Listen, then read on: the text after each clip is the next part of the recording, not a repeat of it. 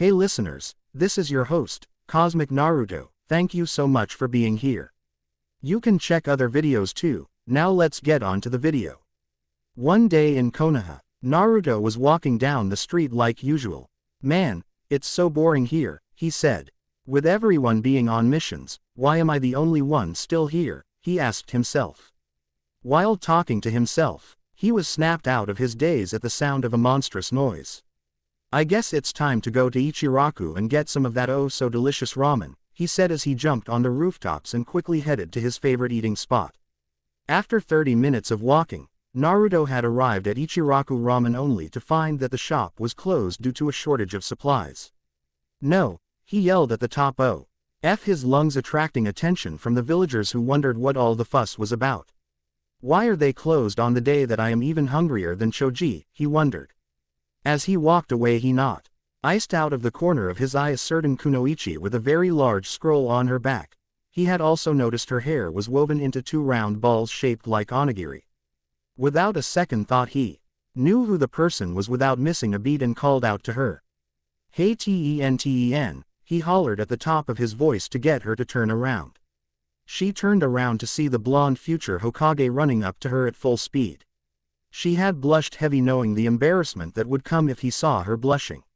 She turned around and started to run away from him. Oh no, if he sees me like this I don't know what will happen to me, she said as she ran away to get as far away from him as possible. Seeing her run from him only made the blonde more ambitious about catching up to her. He ran after her with his pride as a ninja on the line. All across the village he ran after her and she avoided him using whatever weapons or traps to throw him off, but to no avail. Man, he is persistent today, why can't I outrun him? She wondered, trying not to let the boy of her desire see the intense blushes she had on her face. After an hour of sheer running, Tenten started to slow up from exhaustion. She hid behind a tree in the training grounds. Please don't find me, please don't find me, please don't find.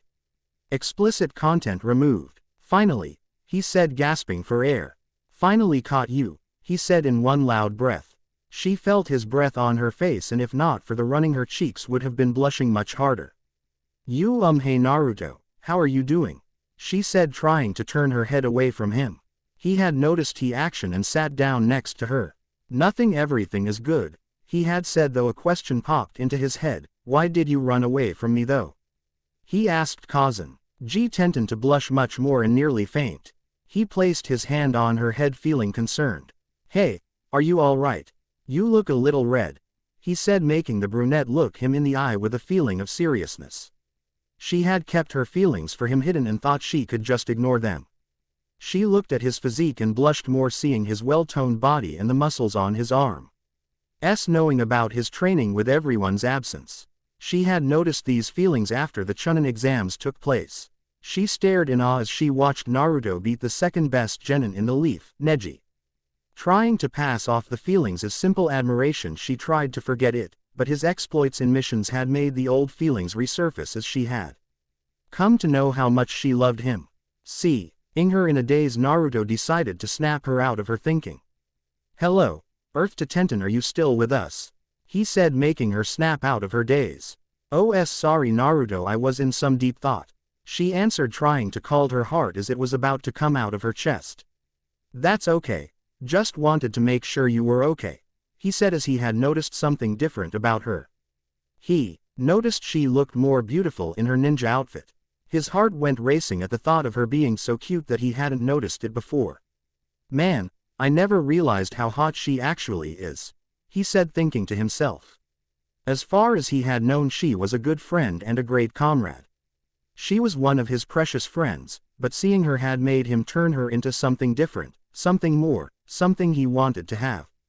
To hold on to share his worries and joys with, to protect with his very life. Seeing her there sitting on the tree in the cool breeze made him say the last thing that neither he nor she could have seen coming. You are so beautiful, Tenten, he said with his voice low and appealing. She was almost shocked at his statement, thinking it was a dream that she didn't want to wake up from. She felt her heart and cheeks blush and beat so much that she thought he was hearing them. She knew she wanted to be with him. She wanted to know everything about him and tell him everything about her. To be his forever and ever, to know how much love she had kept in her heart for him. With blushing face she turned to him. "Do you really think so?" she asked, uncertain of his answer. "Yes you are. I have wanted you in my arms, never leaving my side," he said, sending tears down her face. These tears were the tears of a miracle or hope that she thought was impossible to obtain. Turning to him with tears still down her eyes. "I love you, Naruto-kun, with all my heart," she said next to him, unable to contain the urge to hide her face. Seeing her cover her face, he moved closer to her, touching her hands and removed them, showing her face. With her face exposed, he moved closer to her, staring into her eyes that seemed to set his heart ablaze. She looked into his blue as the sky eyes with tears in her eyes and a blush as red as a rose. His lips moved closer to hers as they stared at each other. She felt something incredible on her lips, something she had wanted for a very long time.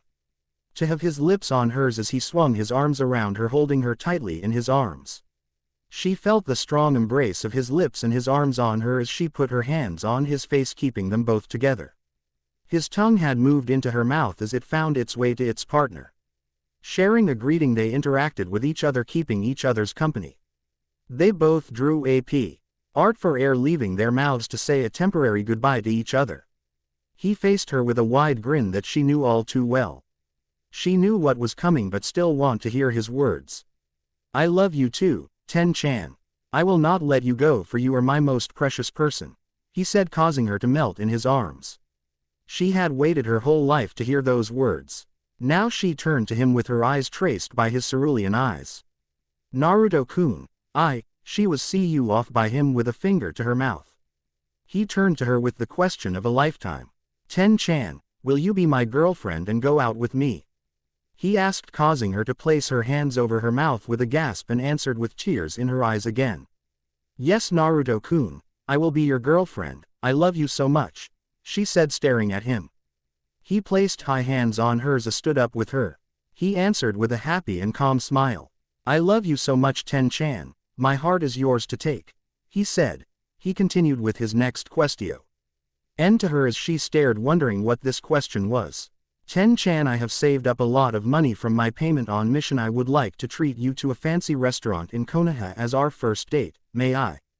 he asked. Seeing the look in his eyes, Tenten knew that he was a keeper and he was hers. She answered with a wide smile that lit up his day. "Yes, of course, Naruto-kun, when will we go?" she asked. "Tomorrow night," he responded. "All right, my love, I will go home and check for a proper dress," she said as she left him with a thrill of excitement in her voice. "All right, my hun, I will go and get my suit also," he answered. Turning away to go home, he turned around and ran after her. She was shocked to be turned around and have her lips placed back onto his lips in deep affection. After the deep kiss, he whispered in her ear. "See you tomorrow, Kanojo," he said, causing her to drop to the ground as he left. Out of her daze, she had answered. "See you tomorrow, Koibito," she said as she got up and left. "Tomorrow will be most exciting. Our first date." Going back to his house, a certain blonde was thinking about what to wear for a certain brunette Kunoichi and their date. He knew that today he was going to make her happy with what he had planned at night for them. He had set the date for 10 o'clock p.m. He wondered what she would be wearing for their date as he came up to his house. "Finally home," he said, putting away all of his ninja tools and scrolls with a grin on his face. Ever since yesterday he could not get Tenten out of his mind. He felt how lucky he was to have such a woman all to himself, to hold her in his arms. To kiss the soft lips she had, to know that she had returned the same affection for him as he did her. He went to his closet looking for a suit when, after all the search, couldn't find one that would feel great to wear. "Man, what am I going to do? Our date is in 4 hours and I don't have a good suit to wear," he said, pacing the floor. He wanted this first date to off well for them both. He checked his wallet and counted how much money he was able to muster up. Let's see, 2,000 yen, he said to himself. He knew what he had to do for his date. He'd old been nearly empty for this stunt, but for her no price was too expensive. He closed the closet door and put on his orange jumpsuit and ran out the door. Jumping from rooftop to rooftop he was at. MPTing to go to the shop to buy a black leather suit for his date. After 45 minutes of running he appeared before the shop and went in. "Hello, is anybody here?" he asked, waiting for a reply. After 5 minutes an old man appeared out of the back room and walked towards the enthusiastic blonde genin. "Hello sir, how may I help you on this fine day?" the old man asked. Naruto looked around the store, at the many different suits they had on clearance. He turned to the old man. "Hello sir, I am here to buy a suit for my date with my girlfriend," said the blonde genin. The old man was surprised and happy that the youth of the village could still find love in a world of chaos. "Oh my sir, please let me show you around my fabulous shop," said the old man. He took Naruto around the shop showing him different types of suits that would be perfect for a date. Naruto was pressured into seeing all of them. He knew though that none of these suits was a good match for him. He turned to see a leather suit with complete white shirt and black tie and black pants in his size. He stared in wonder of the suit. He wondered how much it had costed. "Excuse me sir, but how much is this suit for?" Naruto asked, pointing at the leather suit. The old man lifted his head at the suit. Clearly the blonde had good fashion sense to choose their most expensive suit. This suit was brand new to the shop and had the perfect feeling of elegance that the blonde wanted. "Why sir, you have good taste. This suit cost around 7,000 yen, the old man said. Naruto's jaw dropped to the ground. He didn't have that kind of money on him right now. He knew he was running out of time and looked at his watch. He had exactly 2 hours left until his date with his brunette Kunoichi. Sensing the boy's depression, the old man had Ken pity on him and offered a suggestion. "Sir, if I may say, I can tell that you want this date to go well, do you not?" asked the old man. Naruto nodded, trying to see where the old man was going with his statement. "Sir, because you seem to understand the importance here, I will give you the suit for 1,000 yen, said the old man. Naruto nearly fainted. He couldn't believe that this old man could be so generous to him for his date. He knew with the old price the date would not have gone very well as he would have liked. "Old man, you would really give me this suit for such a cheap price?" asked Naruto, looking like it was too good to be true. The old man turned to him with a happy grin on his face. "Maybe it's my age, or maybe I am a sucker for love, hee," laughed the old man. Naruto accepted the offer with full thanks for the suit. The owner took the suit and packaged it. He gave it to Naruto, who had the biggest grin of appreciation for the old man. As Naruto he ran out the shop with a smiling old man at the register. "Have a very good date, young man," said the old man. Naruto was moving at high speed to get home and get changed for his date. Having been serious for his date, he managed to get home in 25 minutes. He took off his jumpsuit and regular clothes and changed into his new suit.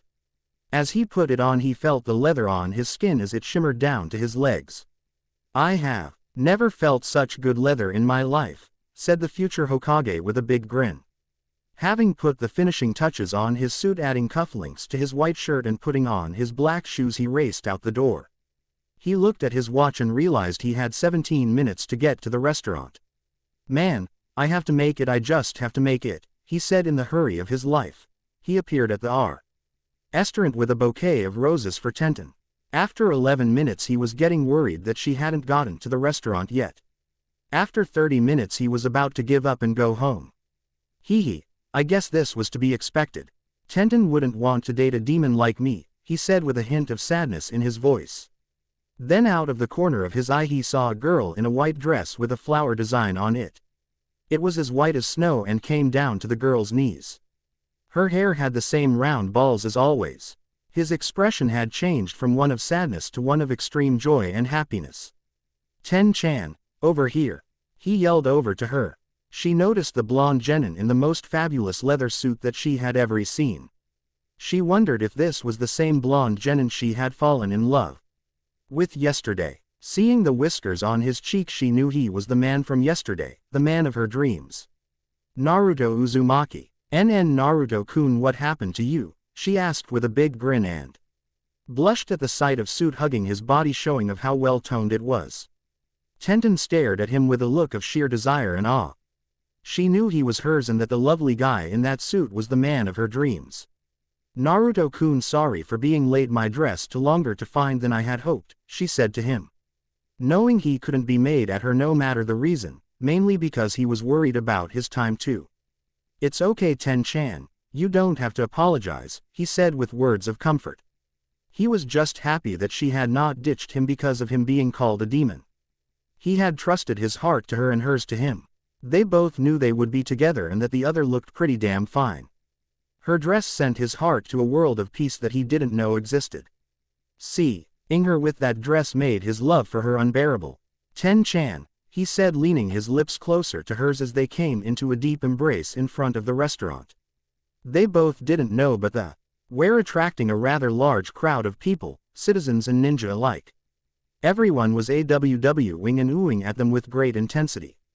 Separating from each other for air, they witnessed the crowd of people and blushed, thinking that they had been seen. Not wanting to wait another second, they went into the restaurant to begin their date. As they seated, they had discussed their daily lives and future dreams. Both realized they had much more in common than they thought. Tenten found out that Naruto was also a big weapons fan and have a massive collection also, though he didn't brag about it. Naruto, on the other, had learned that Tenten also liked the ramen at Ichiraku. Tenten had wondered though about the restaurant. Hey Naruto-kun, how did you manage to get into such a fancy place? She wondered. With a smile on his face, he told the story of how the owner had made a mission request for food supplies from the adjacent villages. He explained how he was chosen by the Godime for the mission. After he had secured the necessary supplies for the owner, he returned and the owner allowed him 5 visits to his restaurant with all the food being at half price. Tenten was shocked to learn this. Her boyfriend had gotten her into one of the most expensive restaurants in Konoha. She realized she was so very lucky to have him. After their meal, Naruto had paid for the food and escorted Tenten out. I had a very nice time, Naruto-kun, she said, causing him to blush. I aim to please my most precious person, he said with a voice that just made her melt into his arms like before. After the meal, they had returned to the training grounds, to the place where he asked her that question. She looked up and into his eyes. She had noticed how the moon had brought out his cerulean eyes, making them seem so majestic and trancing. As if like she was compelled to, she kissed him with all her might, trying to enter his mouth with her forcefulness. Naruto had little time to prepare for the kiss, but he had adapted to the situation and wrapped his strong arms around her, kissing her back with equal intensity. His tongue had met hers again as the last time. They exchanged a warm greeting, hugging each other, but at the same time trying to overpower the other for dominance. Breaking away for a gasp of air, their mouth had left each other with a blissfully goodbye. As she looked into his eyes, she had become mesmerized again. Seeing those eyes as if they could peer into her very soul. He broke the silence, startling her. So Kanojo, how did you enjoy our date? He said seductively. Her heart had started racing again and blushes more intense than the last time. She had trouble speak with him looking as majestic as he did in the moonlight, but she was able to talk. My Koibito, it was the best date I ever had. I would not trade this day for anything in the world, she said with a hot blushing face.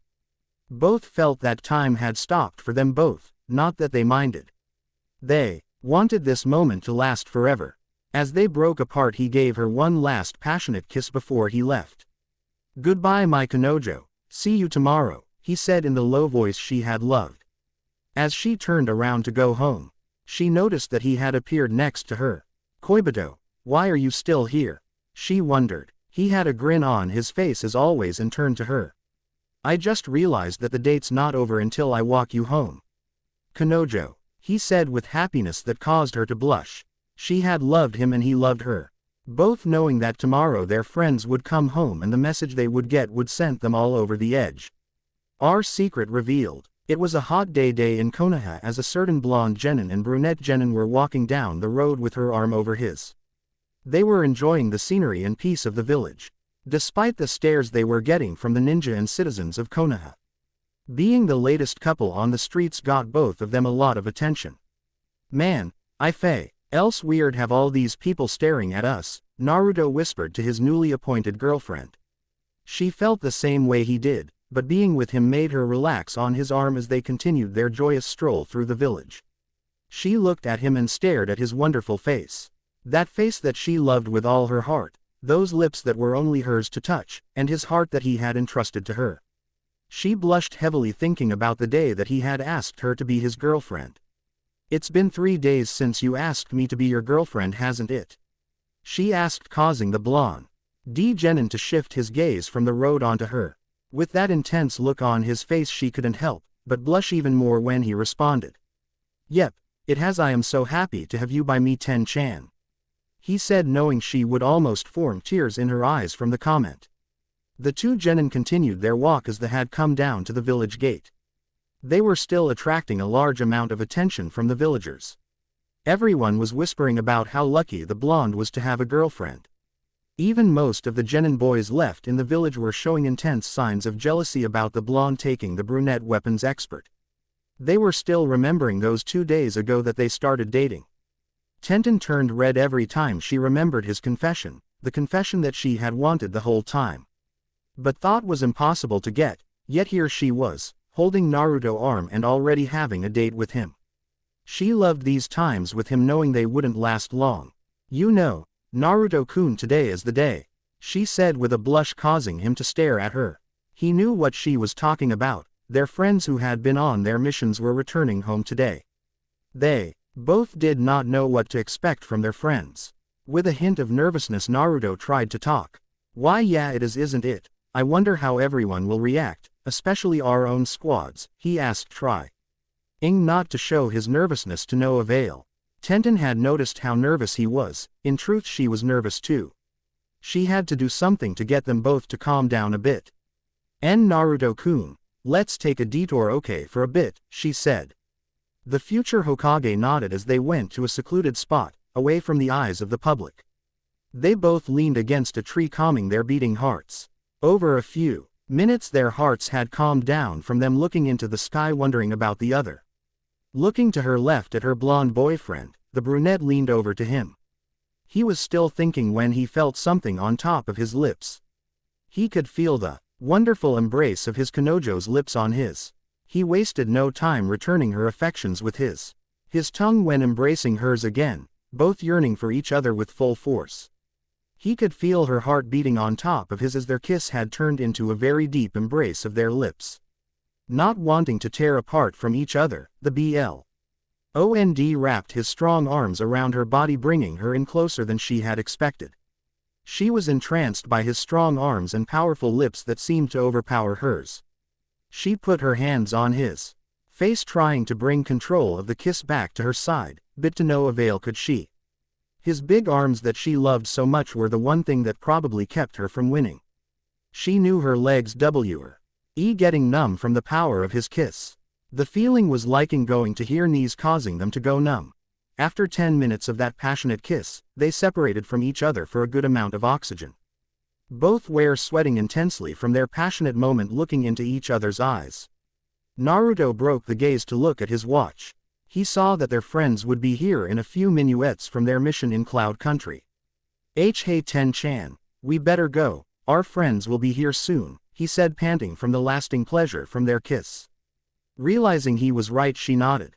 "Why, you're right, Naruto-kun. We had better go. Can't wait to see them," she said with a panting voice matching his, remembering the pleasure that nearly made her heart burst. "Okay, let's go back to the village gate," Naruto suggested. Tenten nodded in agreement as they got up to leave. They had arrived at the village gate mere minutes upon seeing shadows coming from the far distance. "Here they come, Ten-chan," he said with a bit of nervousness. "Why, yeah, let's be prepared, Naruto-kun," she said with equal nervousness, holding her lover hand. As the shadows came closer into view, they had begun to recognize the people coming. One person had a long ponytail with purple shirt and purple shorts, another cane glass and trench coat hiding his mouth, another person appeared with a dog on his head, he wore gray hoodie and black shorts. Another came wearing an all-green jumpsuit from his sensei, another with pink hair and a pink kunoichi dress covering most of her body. All the genin had appeared one by one, along with their senseis, who were overjoyed to be home. Upon seeing two of their friends, everyone waved until they spotted them holding hands. All the genin ran with full force up to the two lovers. Having arrived in about 2 minutes, everyone was dumbfounded at the sight they were seeing. Most were silent. One person broke the silence. "Wow, when did my youthful friends start acting like this, huh?" said the overly eccentric green beast of Konoha. Tenten rolled her eyes as Naruto just had a big grin on his face. Everyone was waiting for an answer from the new couple. "About 3 days ago," the blonde responded. Everyone could barely form a sentence. Everyone had questions but couldn't bring their mouths to ask them. After 30 seconds of silence, someone else talked. "Yahoo! All right Naruto, that's my boy," shouted Kiba with a thumbs up. "Hee, thank you Kiba," Naruto said, still holding Tenten's hand. She was blushing from all the attention they were receiving. She would have gladly faced the villagers than their friends. Someone turned to Tenten. It was her former love that she had been with for a good few months. "So Tenten, I see you have been busy in our absence," said the now third strongest genin, Neji. "That's right. Naruto-kun is my love," she said with a blush. Everyone was taken back by those words. "Naruto-kun," everyone responded. Taken back by their response, the lovers stepped back. Yeah, Ten-chan is mine," he said, causing more of an uproar. "Ten-chan," everyone responded again. After everyone quieted down, another of the group spoke. Well, I am happy for Naruto and Tenten," said the shy Hyuga. She was hiding the fact that she was a little sad. She had loved Naruto-kun also, but she knew now that he was out of her reach. She happily offered him happiness with his new girlfriend. Everyone calmed down after the Hyuga spoke. "Well Naruto, how far did you get in those 3 days?" said a more that curious flower expert. Both genin blushed intensely at the question. They hadn't gone to anything other than passionate kissing, but they had always wondered about it. Another genin spoke, looking at Ino. "Man Ino, you're so troublesome, what kind of question is that?" said the lazy genius. He was taken back by the sight too, but recovered much faster than everyone else. Another genin had responded, assisting Shikamaru. "He's right Ino, you shouldn't ask personal questions like that," said the chubby genin, munching on some potato chips. Appearing out of nowhere, the sensei had caught up to the genin. "Wow, that's the spirit of youth. Nice job Naruto," Tenten said the eternal rival of Kakashi. The genin blushed again, saying their thanks. The other sensei came into the conversation too. So Naruto is a big boy now," said Kakashi with an Ika book in his hands. Well Naruto, Tenten, I never expected this from you too," said the Genjutsu master, Kurenai. "They have reached that all-important stage in life after all, haha, sigh." The sensei, who had a cigarette in his mouth. With everyone's comments, the couple was so happy they got into their relationship. They had the urge to kiss, to give a show, and did, giving each other a big kiss. "Wow, oh my, are they really? How troublesome. Yahoo go Naruto," shouted various comments from the group of genin. Deciding to leave the new couple alone, the sensei had faced their genin. "Okay everyone, let's let the new couple alone, we must report our mission," said the sensei. The genin complied and ran off to the Hokage Tower to finish their mission and come back to the couple later. Everyone left except one genin. "Naruto, Tenten, I hope the both of you will be very happy together," said the pink kunoichi. Giving her their thanks, she ran off to join the group. "Well, that wasn't so bad, was it Ten-chan?"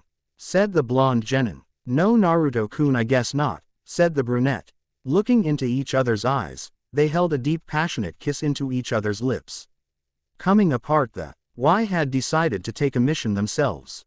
"Well Kanojo, shall we request a mission tomorrow?" said Naruto.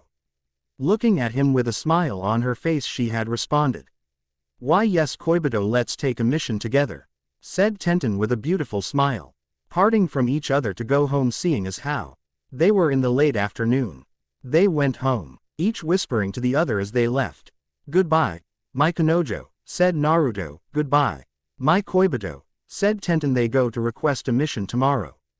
"I missed you." It was a bright and early morning in Konoha as people from the village had just started waking up.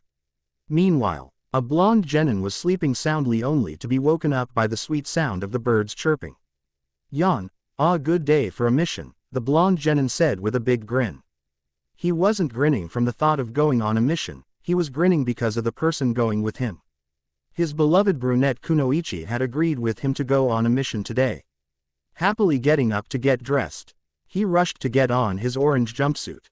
Okay, everything is in place, nothing is missing, Yosha, let's go, he said, running out the door. With a few of the villagers saying their hellos to him, he ran to the Hokage mansion. He was at the entrance greeted by two of the guardian ninjas. They looked at him with big smile on their faces. Knowing what they were thinking, he shot him a nod of agreement and ran upstairs to meet the fifth Hokage about a mission. Good morning, Tsunade Ba-chan, Naruto said, coming in quietly as not to disturb her work. He remembered the last He ran into her office yelling with a big grin on his face. The fifth had a terrible headache that day, and wanting silence, she shot Naruto out of the mansion and into the training fields. It took him about 5 weeks to recover from the attack, even with the Kyuubi's help. So as not to come to that same outcome again, he had been more cautious. Oh, hello Naruto. Good morning to you, Tsunade said with a big grin. Happy that he had come in quietly, knowing his lesson from the last time. She had known about her grandson's little exploit in the village and could only laugh when she heard the news. Glad that he had found someone with whom he could be happy, she continued the conversation. So what brings the lover of Tenten here? She said with a big grin. Naruto now knew that she had known about them for a while. He had not tried to keep it a secret, but he thought at least he would be able to tell her. He was a little disappointed to find out that she already knew. Instead of asking how she knew, he stared at her only to see that she had given him her blessing. He had tried to hide the blush after her snarky comment, but she had long since noticed it. Not intending to take any more of her time, he got straight to the point. So Ba-chan, where is Tenten? She said we would go on a mission later today, he said with a look of confusion, wondering where his lover was. Noticing his look of concern, she had told him that she had assigned Tenten to a mission already and she had left about 45 minutes ago. She told him how Tenten had explained to her that she already had her schedule planned for a mission with Naruto. But it was a mission that she couldn't get out of. Him looking surprised and a bit disappointed, he had his head down. Oh, okay, I see, thank you for telling me, Ba-chan, see you later, he said with a saddened face as he went out the door. He was walking down the stairs to where the two Junin guardians had seen him. Seeing him with a sad face, they wondered what had happened at the Hokage room. They decided to give Naruto his space. Walking down the street sulking, he stopped at Ichiraku. Apparently he had forgotten to eat any breakfast because he was in such a hurry. Ordering the usual, Naruto had his BBQ pork ramen. Itadakimasu, he said with a pained grin on his face. Noticing their favorite customer's expression, the father and daughter ramen makers wanted to know what was wrong. He smiled calmly, telling them he was okay, but was into too much deep thought for once. Eating his bowl of ramen, Naruto paid them for his food and left. He didn't have much an appetite today because of the news he got earlier. Shocked that their favorite customer wasn't eating like he normally was, they couldn't bear to take the money and said it was on the house. Thanking that he left. Okay, since Ten-chan is gone, what will I do with my time? He pondered. Before getting together with Tenten, Naruto had just been doing missions to pass the time for himself. All the missions were taken, so he didn't have anything to do. An ache came to his heart as he thought that Tenten must not have wanted to go on a mission with him, because he was starting to annoy her. He had walked through the village with nothing to do. A certain ninja came across the young blonde and ran up to him. Hey Naruto, how you doing, man? Said the spiky-haired lazy genius. Naruto had noticed that Shikamaru had nothing to do either. Hey Shika, not so good, said the Bond with a sad grin. Seeing the grin, Shikamaru had thought to himself what he was getting into. He pondered for a while and decided that since it was for Naruto he would do it. You wanna talk about it? He asked, trying to get the blonde in a better mood. Looking at Shikamaru, he knew he found a way to pass the time. Okay, thank you Shikamaru, said Naruto with a small smile on his face. Seeing the smile, the genius a little happier. Man, this talk is going to be troublesome, he said, thinking to himself. He had liked to talk much, but he knew he couldn't leave Naruto the way he was, decided to make this an exception. Naruto had told Shikamaru to most shocking suggestion. Okay, let's talk, but I'm bored, mind if Rai some of this shugi that you and Asuma-sensei keep talking about? He asked with a slight happy grin. Shikamaru was shocked. For Naruto to suggest an intellectual game instead of being the big bronze over brains fighter that he was. He calmly replied, sure I don't mind, let's go back to my house, he said, motioning Naruto to follow him. After 45 minutes of walking and talking, Shikamaru began to understand why Naruto was depressed. He now knew that Tenten had promised a mission with Naruto, but she had already gone on one before he got to the Hokage mansion. Is that all you're depressed over? Shikamaru said to Naruto. Shikamaru knew that Naruto loved Tenten, but to be depressed about it was totally new to him. Well, think about it, Shikamaru. I love Tenten just as much if not more than you love Tamari, he said. Shikamaru blushed heavily at the outlandish statement the Naruto had made to him. Be Baka like anyone would miss the deadly wind girl, he said, causing Naruto to smile and roll his eyes. Shikamaru, whatever you say, Naruto smiled. After another 10 minutes they arrived at Shikamaru's house.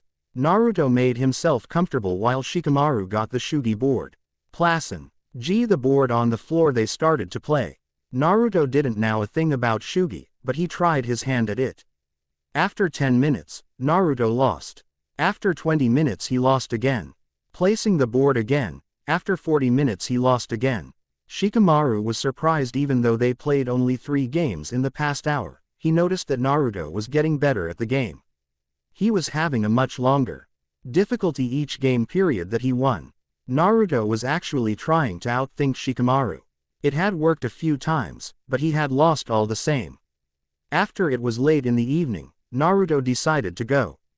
Well, Shikamaru, I am going to go. Looks like you are still the king of Shugi, Naruto said with a smirk. Well, I try anyway later, Naruto. As Naruto left, Shikamaru went over the board. He spotted something incredible. Something he could not have foreseen even with his 200 IQ. He noticed that as they had kept playing, Naruto would have had Shikamaru cornered and he would have lost. Wow, I am so glad he didn't notice that. You really are a troublemaker even for geniuses, he said with a happy grin. Okay, I guess I will go and take a nap, Shikamaru said, going somewhere quiet. Before Naruto knew it was already dark. Tenten had not come back and he decided to go home. Well, I hope you come home tomorrow then, Ten-chan, he said with a slightly sad grin.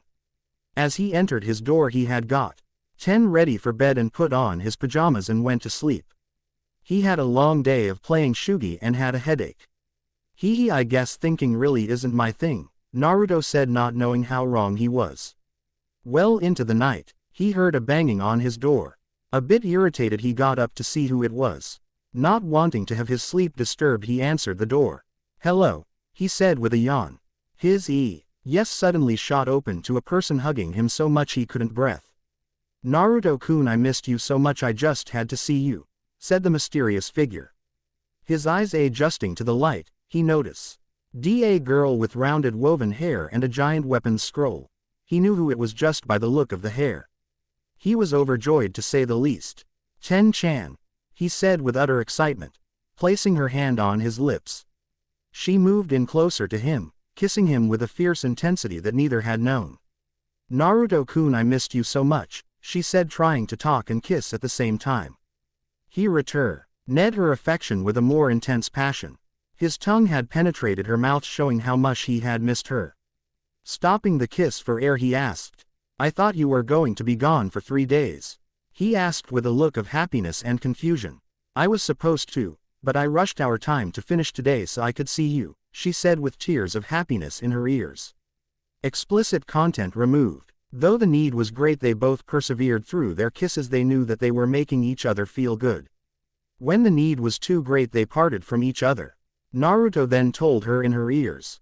There is no way I can stay mad at my Kanojo, he said, causing her to blush with a few tears.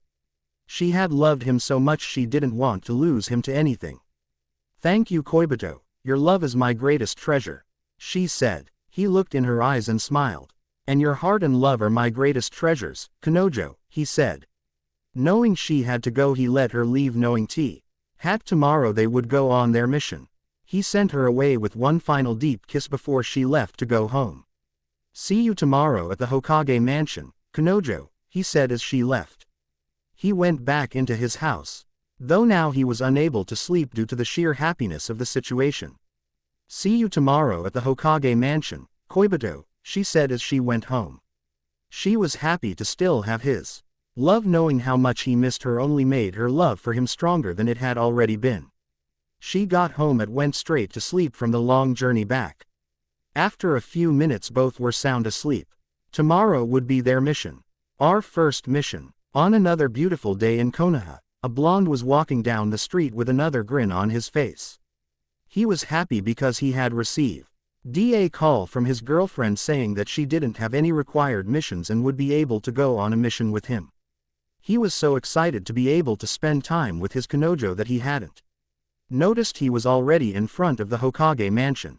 Whoa, man, how time flies when you're thinking about the one you love, he thought. Not wasting any time, he ran upstairs to meet with the Hokage about their first mission together. As he opened the door he spotted his brunette in the corner, happy waiting for him. His heart had sped up at the sight of her. Even though she was in her regular clothes, she had an aura of pure cuteness around her. He couldn't take his eyes off her, until the Hokage had snapped him out of his gaze at her. Naruto, is there something I can do for you in Tenten? She asked with a slightly annoyed look on her face. Naruto had noticed the expression on her face and had a slight bit of fear on his face. He was already on the end of Tsunade's rope of patience, and before she told them to get out, he had continued the conversation. Oh, sorry Ba-chan, Ten-chan and I would like to request a mission from you, he asked with the utmost confidence. Always liking the confidence he had stored inside him, she couldn't resist the urge to say no to his request. She knew that this would be their first mission together and had decided on a good mission for them both. Look at Naruto, then at Tenten and back at Naruto, she gave her reply. I see, okay, I'll give you a mission, she said with a big smile on her face. Leaping for joy, Naruto rushed to Tenten and hugged her with a good amount of passion. Feeling the blush go to her cheeks from his strong embrace, Tenten would have nearly lost her composure if not for the Godime Hokage telling him to quiet down. Wow, that was close, she said, clinging onto her chest. She had known Naruto was getting stronger, but she realized that his strength was enough to make her blush. Whether or not they would have taken the next step was solely on her.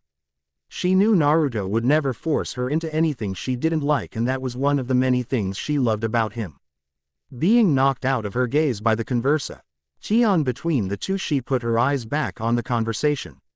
So Ba-chan, what mission are we getting? Naruto as in sheer excitement. Noticing this, the Hokage spent no time telling him the details. You will get an escort mission along with 2 other people, she proclaimed to him. He was happy getting a mission, but a little disappointed that it was just him and Tenten. He put the thought at the back of his head. He realized as long as she was with him, he could care less about whoever was with them. Okay, you have your mission, report to the front gate at 4 o'clock p.m., she stated. Naruto and Tenten knew they had 2 hours to get ready and decided to take their leave.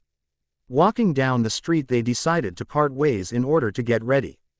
Naruto packed all his necessary scrolls and ninja equipment, while Tenten was sealing weapons into her scrolls. She was able to store vast amounts of weaponry in her scrolls. No one was a bigger weapons fan than her. After an hour of rest the two decide to walk out the door to the front gate. Arriving at the gate last, Naruto noticed the sensei joining them was Asuma and the other genin was the hound boy, Kiba. Hey Kiba, hey Asuma sensei, hey Ten-chan, he said, causing everyone to turn to their blonde teammate. Hey Naruto, said the dog boy with a big grin on his face. Oh, here come the loudest genin, said the bearded Junin while smoking his favorite pack of cigarettes. Oh Whisker boy, you're here, said his brunette lover. He smiled at the new nickname she gave him. Trying to come up with a good name for her, he said the first thing that came to his mind. Oh come on weapons girl, you know I would be here, he said. That nickname sent a blush to her cheeks. She was happy to be given a name associated with weapons and even happier that it came from Naruto. Thank you for the nickname, she said, giving him a quick kiss to the lips. She shocked everyone with her action, including Naruto, not that he was complaining. Oh come on you guys, can't you go one day without that? Kiba said, trying not to feel shaken by the action. Asuma stayed silent. He knew he would get an earful from Tenten if he interfered. After 5 minutes of waiting, their client had arrived. He was a man in his teens, about 2 years from Naruto and a 1 year from Tenten. He looked like a total playboy. He noticed the brunette and ran at a great speed to reach her. Taking her hand, he started a conversation. "Ah, what a lovely woman. Who am I to be in the presence of such beauty?" the playboy said, kissing her hand. Naruto's happy smile had turned into an evil face. He wanted to lay the guy flat on his back for even touching Tenten, but he knew that a ninja must not reveal emotions easily, so he gritted his teeth back and forth and tried to let it go. Feeling disgusted by his actions, Tenten removed her hand and tried to talk politely. Thank you, sir, for your compliment," she said with a smile on her face, hiding the kunai that was behind her. She was using every strain of patience to keep from sending the kunai through his head. After the conversation, Tenten turned to look at her lover. She noticed he had an aura of killing intent around him for touching his lover. She felt happy that her lover had kept his cool, but happy also that he wanted to kill the client just like her. To Tenten's misunderstanding, Naruto not only wanted to kill the client, but completely leave no trace of his existence in the world of the ninjas. Noticing this, Tenten walked up to him and whispered in his ear. "Don't worry, Koibito, I would never betray you for an idiot like that or for anyone else," she said, causing the killing intent in him to lessen a little, but not completely. "I know my Kanojo, but I almost couldn't take that," he whispered in her ear. Knowing that he wanted to protect her such a great length as to endanger the mission, and the client made her heart catch on fire from his passion for her. Knowing he was the one for her, she whispered in his ear the deal of both their lives. "Koibito, if you can keep your patience with this man until the end, I will give you," she whispered in his ear. His cheeks lit up in flames at the suggestion that she had made. He had never done it before, and neither had she. She had decided he would be her first, and hopefully he only. "KKK Kanojo, are you serious?" he asked with his cheeks still fire engine red. "Yep, my Koibito will have me at the end of this mission and the return to the village," she said happily. His mouth had dropped to the ground as all the images ran into his head. The low, okay of an erotic Tenten with him on his bed was more than he could take, and nearly fainted, but was able to keep his composure enough to respond. "Okay, my Kanojo, I will put up with him, I promise," he said happily. After their conversation, the group headed out. During the long journey, the limits of Naruto's patience were coming into play. He had noticed that the playboy had put his hands around Tenten and then later tried to put his hands on her butt. Noticing Naruto's reactions to the sight, Kiba and Asuma motioned for Naruto to help them with the front. Both were trying to get Naruto away from the sight. Come on Naruto. Don't get mad, man, it is okay," Kiba said, trying to cool the rage in Naruto. Asuma attempted to do the same. "Why yeah Naruto, just hang in there," said the Junin. Naruto was trying to calm down, but felt the patience leaving him. "It's okay guys, it's okay, I am under control of myself," Naruto said, shaking from the feeling of anger inside him. His anger went past the boiling point when he turned back and saw the playboy trying to kiss Tenten. His rage had climaxed until he pulled out a kunai and threw it between them. Seeing the kunai, Tenten dodged and at the kunai hit a tree behind them. "Hey kid, what is your problem? Leave me and the cute brunette alone," said the playboy. Naruto was about to react when a Rouge Nina came out of the bushes to attack. Seeing that excuse, Naruto ran behind them to fight the ninja, motioning everyone to go ahead. As Naruto ended the fight easily with the ninja, he had sped up to the group again and back to his post position in the front. He then turned his head to the playboy, letting out a little of the rage that was inside him. "That's why I threw the kunai, you women player," Naruto said, knocking the playboy down a peg. After 16 hours of walking, the ninja had arrived to their destination. The young playboy was greeted by many women for his looks. Personally, Tenten was disgusted by him. She knew Naruto was the only one for her. To have another man touch her body was almost more than she could bear. In truth, if Naruto hadn't thrown that kunai, she would have driven one into the playboy's throat. As they arrived to the destination, they were greeted by some councilmen who thanked them for their services. Appreciating the thanks, the ninjas decided to sleep in the town for the night. The playboy, however, was not through with Tenten. As she was ready to go to sleep, he knocked on her door. Hey pretty lady, mind taking a walk with me, he said with confidence. Knowing Naruto would see, she nodded in agreement and went off with him. As she suspected, Naruto had noticed and followed them. He noticed them sitting behind a tree as they were talking. The boy was talking about his life and asked about her life. Naruto was blinded by anger. But not enough to go just yet. As he left the story, the playboy tried to kiss her again. She had it for the last time and got up to leave. The playboy had forced himself upon her, kissing her all over her body. You know you can't resist me, just give in, you bitch, he said with arrogance. Trying to get him off her, she screamed. Help Naruto-kun, help me, she screamed. As the playboy finally got a kiss on her. As if on cue, Naruto picked the man up off of her and threw him at a tree. The playboy looked up to see a blonde genin with the biggest killing intent he had ever seen. He now knew that he had stepped on the landmine known as Uzumaki Naruto. You dare touch her, kiss her and try to force yourself on her, Naruto said in blinded anger. The playboy got up to apologize. Not really meaning it, knowing that the genin would not hurt him. He was dead wrong. Not on your life am I going to forgive you, Naruto said using some hand signs. Kage Bunshin no Jutsu, he said as 500 clones suddenly appeared. Before he went through with it, he turned to Tenten. Hey Ten-chan, our job of protecting him is done right, he said with a mad grin. Yes Naruto-kun, it is over, she said with a happy grin, knowing what would befall the playboy. Good then, Naruto said as all his clones rushed at the playboy. They all unleashed an infinite number of punches and kicks on the him.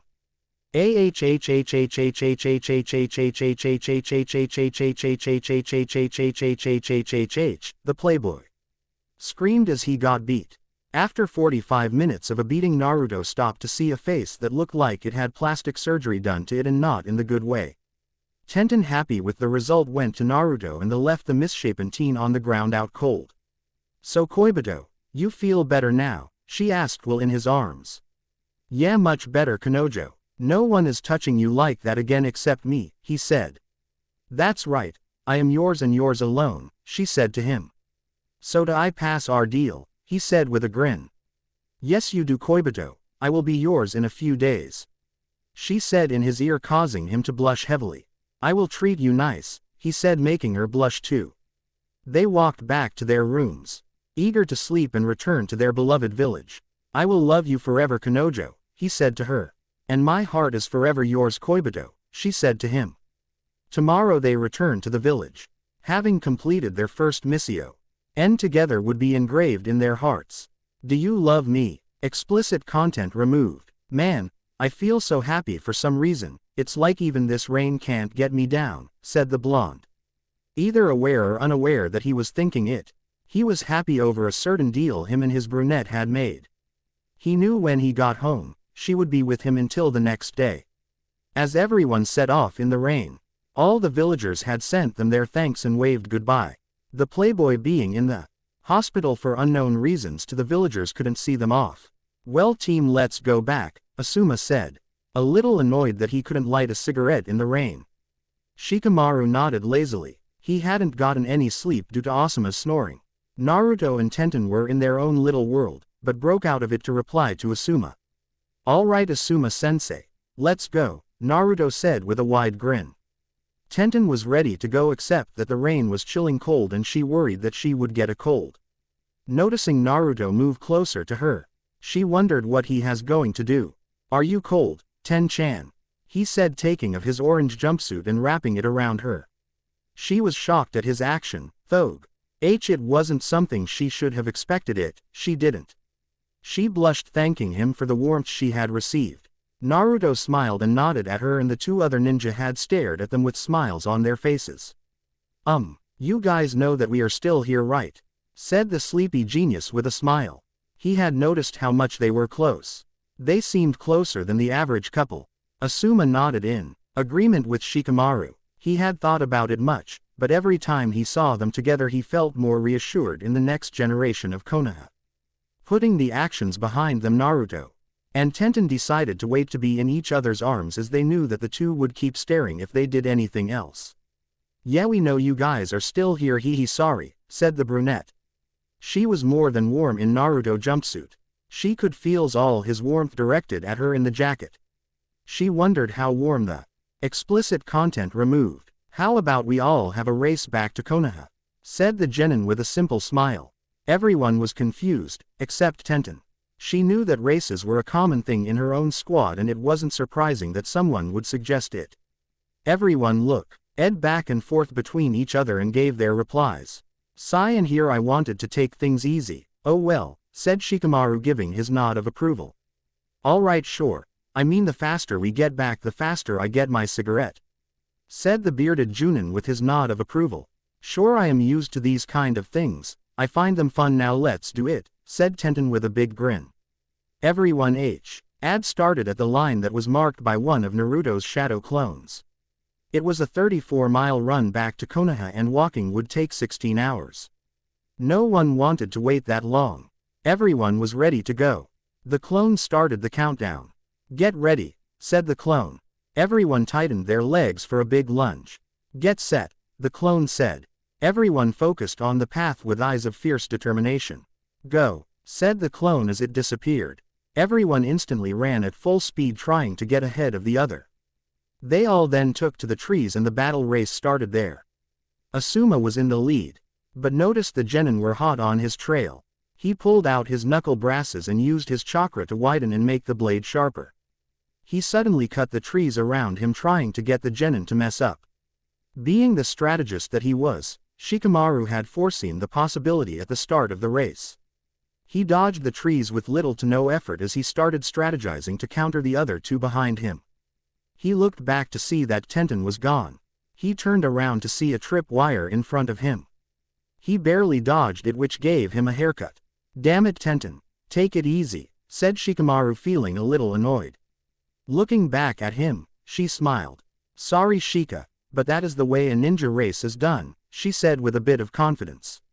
Seeing that everyone was getting serious, Naruto started to get his engines rolling. He summoned a shadow clone. The clone took his arm and flung he across the forest. He shot past Asuma and the rest of the team.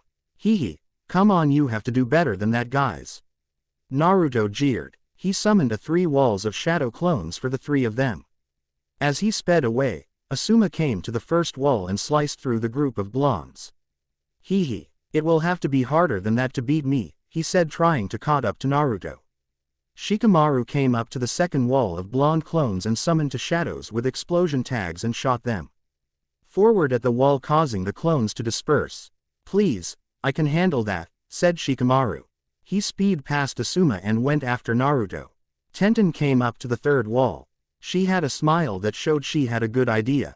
Coming to the wall she gave a sexy reply. Hey, you blonde boys, can you let me through? She said. With hearts in their eyes they let her pass easily. She gave them a wink as she departed and they dispersed. After about 4 hours of running, everyone was getting more into the race as time went by. They had crossed 29 miles of the race and had 5 more miles to go. Tenten was currently tied with Naruto and Shikamaru was busy in the back fending of Asuma. Everyone was having so much fun even though it was raining. Tenten was surprised at Naruto's endurance, though she knew he had a spectacular amount of endurance. Everyone was starting to slow down, except Naruto. She was so shocked that he didn't seem the least bit tired. If he has this much endurance, I wonder if, she thought. Shaking the thought she focused on the race. They were all nearing the gates. Naruto could see them up ahead and channeled more chakra into his feet and ran off. Everyone then unleashed their fastest jutsus to catch up, not wanting to lose to Naruto. Ninja art. Shadow teleportation, said Shikamaru as he went into the shadow, then the shadow ran along the ground at an amazing speed. So, Shikamaru got serious. My turn, said the bearded Junin. Wind style. Blade throw, said the Junin as he swung his brasses and unleashed 2 wind blades. After molding his chakra to match the type of chakra the blades had he jumped on them and started to ride them. He went after Naruto also. Okay. Time to left loose, said the brunette. She traced her blood over a scroll and activate her jutsu. Ninja tools. False teleportation. She said with a kunai in her hand. With kunai she was able to teleport over short distances similarly to the fourth, but it wasn't nearly as good as his Teleporting, she had caught up to everyone. "Well, we are all in a dead heat," said Naruto. "Another 5 minutes and everyone would have reached the gates." After those 5 minutes, everyone rushed at the gates dead tired. After catching their breath, tallied the race. "So, Ten-chan came in first, me in second, Shikamaru in third, and Asuma-sensei in fourth," said Naruto. Despite the resets, everyone had cleared the 34-mile travel in 6 hours. After laughing at the fun, everyone got serious and reported to Lady Tsunade. After clarifying their mission, everyone went home and got some rest. Shikamaru and Asuma were fast asleep and wouldn't wake up for the rest of the day. Naruto had waken up to see it was night time. He got up and ate some ramen. After his full, he was going back to sleep when he heard a knock on his door. He opened it to see Tenten had him his jumpsuit that she had borrowed while in the rain. "Ten-chan, you could have returned it tomorrow," he said. She smiled little, his heart and his eyes with fire. He wasn't sleepy anymore. She asked him a simple, yet complicated question. "Naruto-kun, can I come in?" she asked. Seeing that she came all the way here, he couldn't turn her away, not that he would have anyway. "Why, yeah, sure. Come in, hun," he said with a big grin, inviting her inside. He escorted her to his living room. She scanned his room and saw that it was quite nice and tid. Why, consider how many people talked about him. He sat next to her staring at her eyes. She was wondering how she should do what she was planning. She followed her instincts and got up to face him. "Naruto-kun, do you really love me?" she said with a blush brighter than any previous one. "Of course, Ten-chan, you are mine and I am yours, you are the only one I want," he said. With a few tears off her eyes. She was happy to finally completely know she had his love. She had undressed her clothes to a stunned Naruto. She stripped everything until only her underwear were remaining. She had on black lingerie that seemed to give her Koibito a nosebleed. Snapping him out of the sight, she said what she had always wanted to say. "Take me, Naruto-kun, I love you, so please take me," she said. Now knowing what this was about, he stood up to her. "Ten-chan, I will love you forever, I promise," he said. He leaned in closer to her and kissed her. With tears in her eyes, she submitted to the kiss. Feeling the passion that wasn't there at the start of their relationship, both felt attracted to each other. His kiss had made her legs weak, but she still stood. His tongue had encountered hers again. They swirled around in each other's mouths. They couldn't part from each other even if they want to. Their urge to be with each other overpowered any type of sense that may have come into their minds. Explicit content removed. "Does it feel good, Kanojo?" he said, teasing her. "Oh Koibito, it feels so good, I love you," she said with teary eyes, happy that she was experiencing this with her love. Explicit content removed. Explicit content removed. The way Naruto was pleasuring her, she could tell he was more of the giving type than the receiving. He was solely focused on giving her pleasure, that her give him pleasure. Not being able to stand the feeling anymore, she came out with her statement. Explicit content removed. "Kanojo, are you okay?" he said, wondering if he should take it out. As he moved back, she crossed her legs, not allowing him to leave. Explicit content removed. Explicit content removed. "Koibito, I am about to come," she said as the pleasure from her was about to be released. Me too, Kanojo, I am coming close," he said. Both knowing what the other wanted, they kept going faster and faster, with the pleasure increasing in their lovemaking. As they couldn't take it anymore, they both screamed together. "Koibito, I love you," she said, releasing all her love. "Kanojo, I love you," he said, releasing all his love. Explicit content removed. "Ten-chan, you are mine and I am yours. I will completely love you forever," he said. She turned to him with tears and spoke to him. "Naruto-kun, you are my happiness, my heart is yours, I will completely love you forever," she said. He faced her and both gave the other a long, passionate kiss. They had become a real couple. Neither knew the other would betray them. As she laid in his arms, she dozed off to sleep with a smile on her face. He knew there would be challenges, but he could face them if he had her. He too dozed off to sleep next to his lover. Both slept peacefully. The future looks bright. What do you want? A beautiful morning in Konoha had woken up a certain blonde from his bed. He had gotten up gently as not to disturb the sleep on a certain brunette Kunoichi. After their first time yesterday, Naruto knew she was tired from the pleasure she had received from him. Kissing her on the side of her cheek, he walked out the bedroom to fix his beloved a breakfast. He went into the kitchen and looked to see what he could make. Knowing her the way he did, he was sure she would like something Chinese-like. Nodding over what to make, he started to gather ingredients for his special one. I hope she likes my cooking. I haven't really had anyone to cook for except myself, the blonde said as he started to make breakfast. Still sleeping soundly, the brunette was having pleasant dreams about her loved one. More precisely, their union last night. Tenten was prone to say what was happening in her dreams, and that didn't change even at Naruto's house. Wow, Naruto-kun, you wanna go again? She said aloud in her sleep. The aroma from the kitchen had made its way to the bedroom. Tenten was woken up to the smell of something delicious. She looked over to see that her lover was gone. Judging from the smell, she made the obvious deduction that he was in the kitchen. Getting to her feet, she walked into the kitchen to see what the delicious smell was. Her mouth had nearly dropped to the ground as she saw the meal that Naruto had prepared for her. He had made her fried fish with white rich and miso soup. In addition to that, he pulled out a tray full of Chinese buns and sesame dumplings. The smell of everything was intoxicating. Naruto had broken her gaze of the food onto him. Happy birthday, Ten-chan, he said, giving her a kiss on her cheek. She was shocked at the surprise that Naruto had laid out for her. She was even more surprised that he knew her birthday. She couldn't recall ever telling him about her birthday. She wasn't complaining that he had given her a fantastic opening to her birthday. But she wanted to know how he knew her birthday. Noticing her reaction to him knowing her birthday, he looked at her with a smile on his face. Is it strange for a guy to know his girl's birthday? He said, still smiling. Putting on a confused but happy face, she knew she couldn't argue that, though she still wanted to know, knowing that she would not let the problem go. He gave his answer. If you're wondering how I know, your parents told me, he said with a big grin. Knowing that now she was happy that he wanted to make her happy, especially on her birthday. Accepting the answer she had received, Tenten sat down to the table of delicious-looking food. Naruto served her plate and she gratefully received it. Itadakimasu, she said as she had begun to eat. Eating her food, she had noticed that the Chinese buns he made was not similar to regular stores or shop owners' buns. His tasted much better, as if he had a talent for bun making. The bun was light and fluffy, it seemed to melt in her mouth upon the touch of her lips. Continuing to eat, she noticed Naruto just sitting at the table smiling at her. What is it, Naruto-kun? She said, staring at him. Naruto pondering that question, he decided to ask his own question. He knew he wanted to make her birthday feel right and perfect.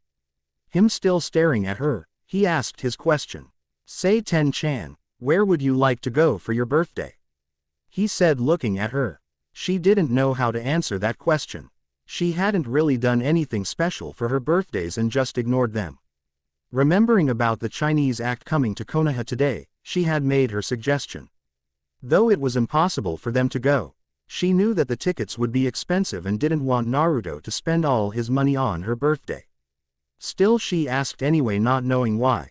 There is a Chinese act coming to Konoha today, do you think we can go to that? She asked, knowing it was impossible for Naruto. She didn't know why she asked, but he was about to ask him to forget it when she saw him smiling. He looked at her with a big grin and decided to tease her a bit. Say, Ten-chan, I think there is an extra Chinese bun in that jar over there. He said, grinning, knowing she couldn't resist the buns from her reaction earlier. She thought he was avoiding her question, but didn't blame him, thinking he couldn't get tickets anyway. As she got up with a saddened look on her face, she approached the jar. Instead of an extra Chinese bun, all she saw was 2 pieces of paper in the jar. As she reached for them and looked at them, her eyes turned from a sad face to an utterly shocked face. What she had in her hands were 2 tickets to the Chinese act that she had wanted to go to. But how did you? She asked, trying to finish the sentence, but failed. Him noticed her confusion, he decided to tell her. I had reserved the act a few weeks ago. I was gonna take you for our second date, but your birthday seemed like a better date, he said, smiling at her. She had clearly underestimated just how much Naruto cared for her. Rushing at him, She gave him one of their deepest kiss ever. She was overjoyed that she would get to see an act that so few people get to go to because of the outrageous prices.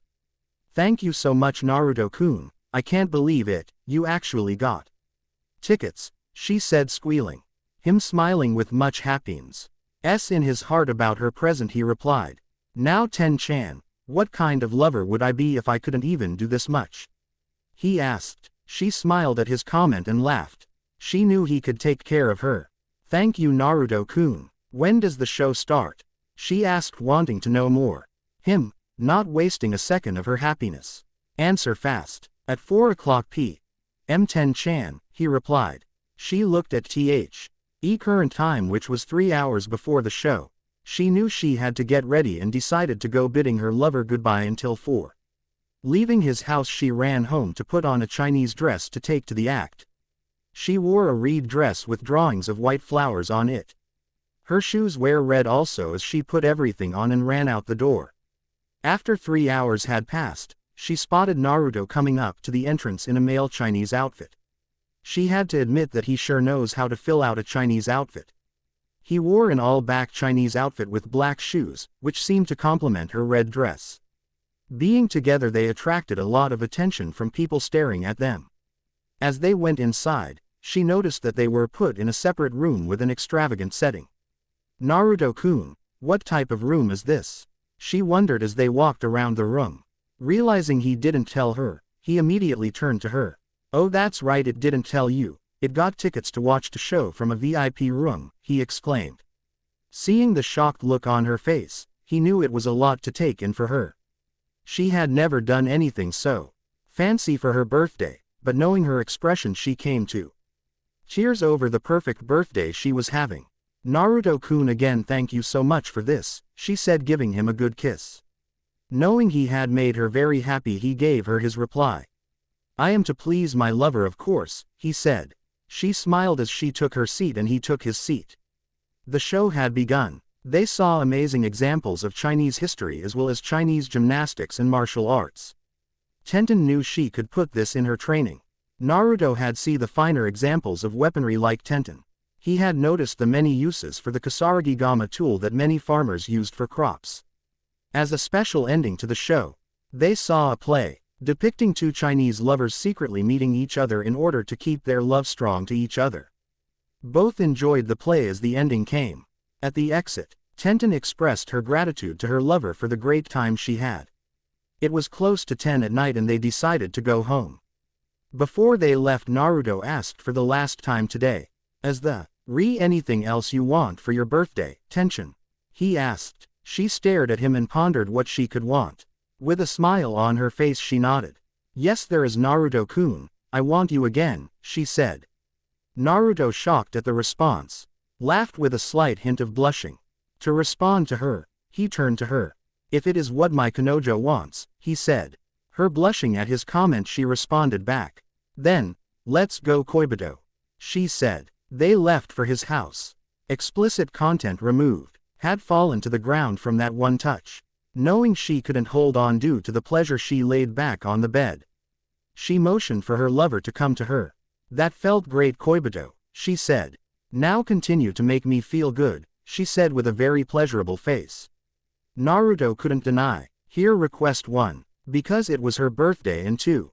He wouldn't even if it wasn't her birthday.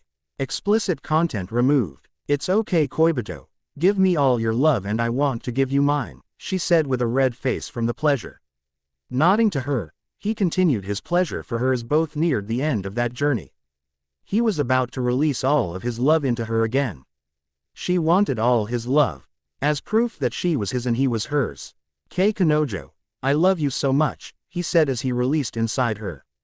Koibito, I love you so much, she said unable to hold the pleasure anymore. Both were dead tired after the act. Tenten came up to rest on Naruto's shoulder. She had enjoyed a wonderful birthday. Naruto-kun thank you for a wonderful birthday, she said giving him a kiss on the cheek. He smiled and replied, I am glad you enjoyed it, I will make your life happy for you forever, he said as they fell asleep in each other's arms. Naruto knew he loved Tenten. He felt confident that he loved her more than anyone loved anyone else. Tenten knew Naruto would always take care of her. He was her life and she now found out that she couldn't bear to be apart from him. Their future is much brighter than before. To improve our skills. On a bright day in Konoha, a certain couple was headed to the Hokage mansion. It had been a month since the brunette's birthday and she was happy with the end result of it. She had felt a closer connection to her blonde lover. She knew she couldn't be apart from him. She loved him too much to leave him alone. While she was uncertain about their future, she knew their present was looking very bright. Why do you think Ba-chan summoned us to the Hokage mansion? The blonde asked. I am not sure why. Maybe it is a mission again like last week, she said holding his arm. His face turned from a happy one to a terrified one as he remembered the last mission they went on.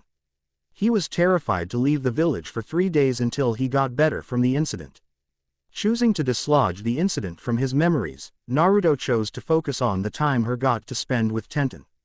Well, let's hurry up and get there on time, Ten-chan, he said as he ran ahead. Nodding her agreement, she ran after him. After a few minutes running they arrived at the Hokage mansion. Both went past the guards and went into the main room. Knocking politely, they both entered the room to notice that along with the Godime Hokage was the proud Toad Sage of the Hidden Leaf. Naruto, being shocked the most of the two, didn't understand the situation. Ero Sennin, he shouted, pointing a finger of accusation at him. The Toad Sage, not liking the name that Naruto had given him, shouted back, trying to earn what little respect he could from the blonde. It's not Ero Sennin, you twit, I am the Toad Sage of the Leaf. Jiraiya, he said with a proud expression.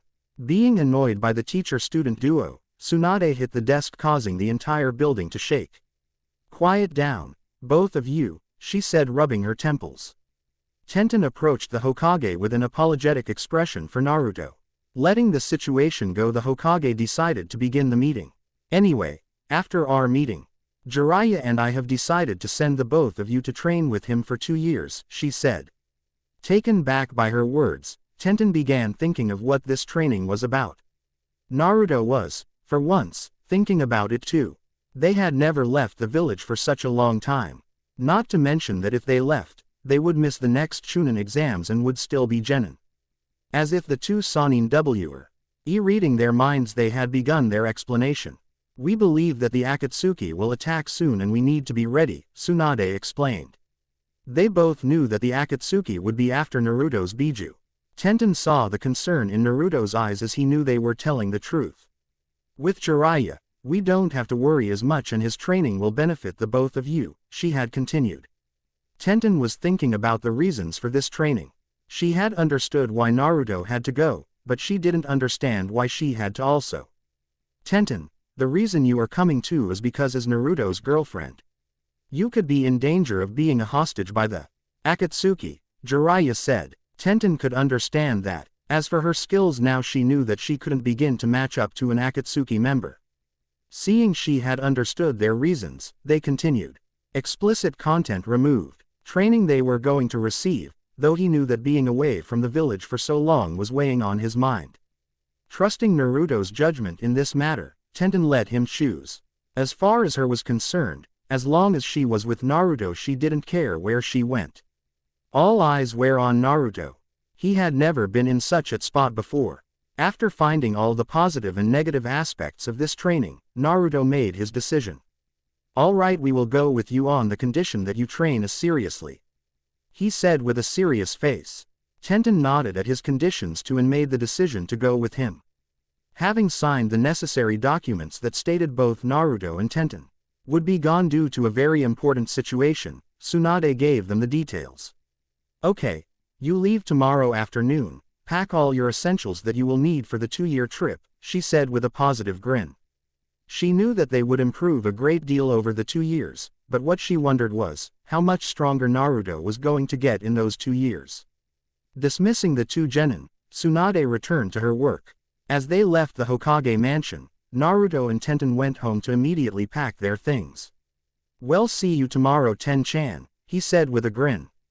See you tomorrow, Naruto-kun, she said with a similar grin. Knowing they would get watched, they chose to do it anyway.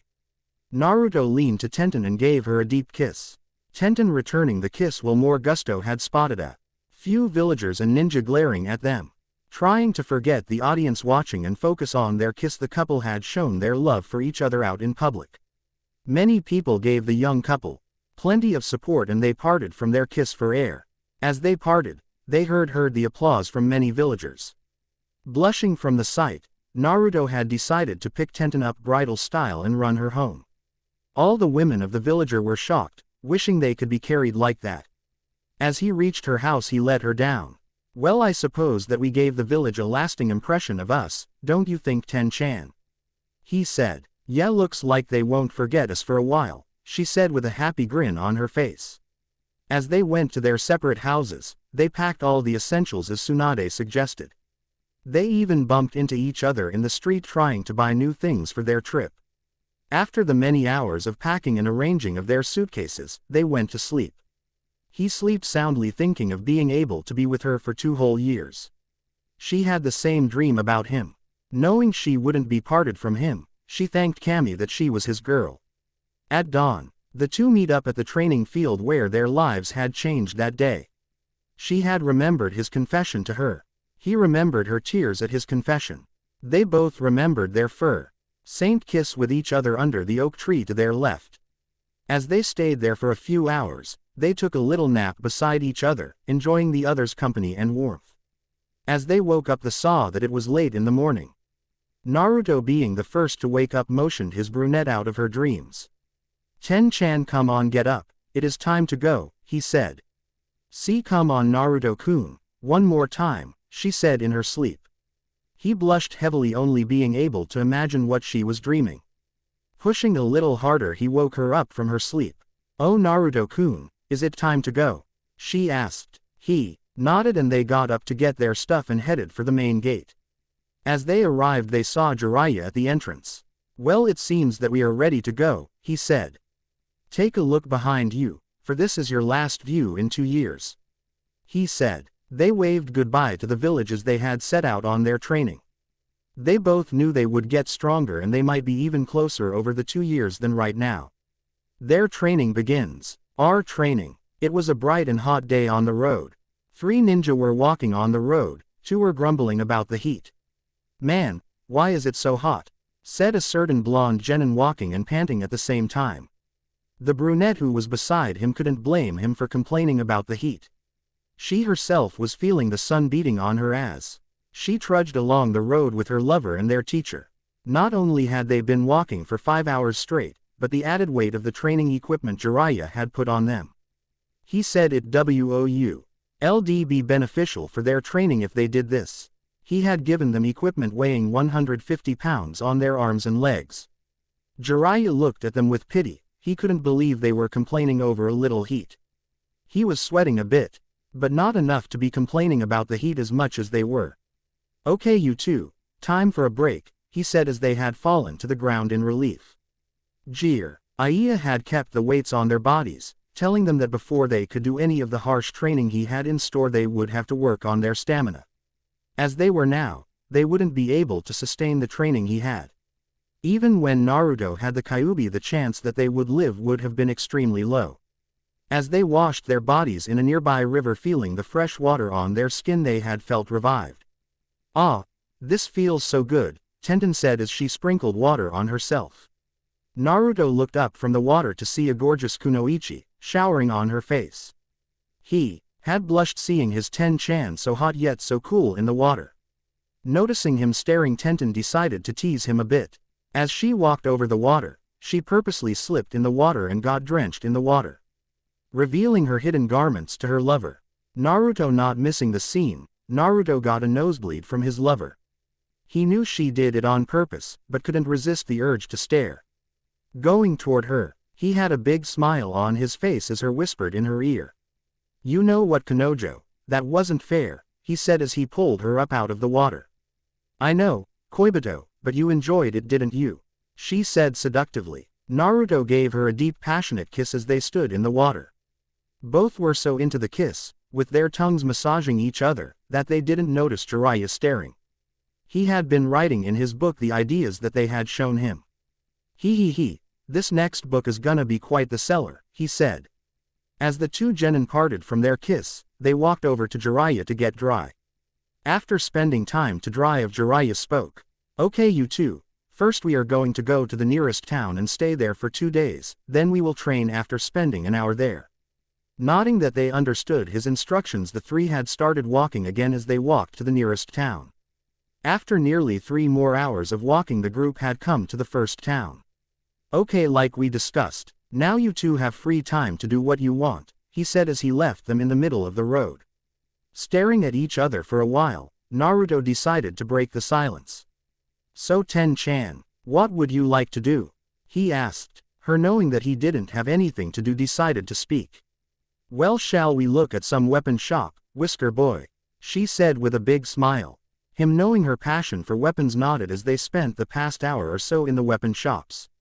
Knowing it was time for training, they had left to rejoin their teacher in the fields outside the town. Oh, you're both here. Good, you're both on time, he said.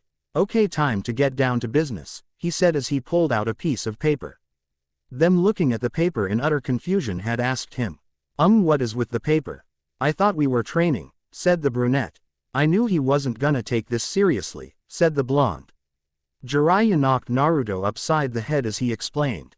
This is chakra paper. It tells us what kind of nature chakra you have, said the toad sage. Both realizing the paper from their time in the academy. The sage continued. You fuse your chakra with the paper and the paper will react to the type of nature your chakra is, he said. Both were excited about the feeling of have a good type of chakra. Naruto volunteered to go first. Jiraiya handed him the paper. He closed his eyes and fused his chakra with the paper. Having finished the act, everyone noticed that the paper had split in two, then burned to a crisp. Jiraiya gasped as Naruto didn't understand what was the problem. Stumbling over his words, Jiraiya spoke to them.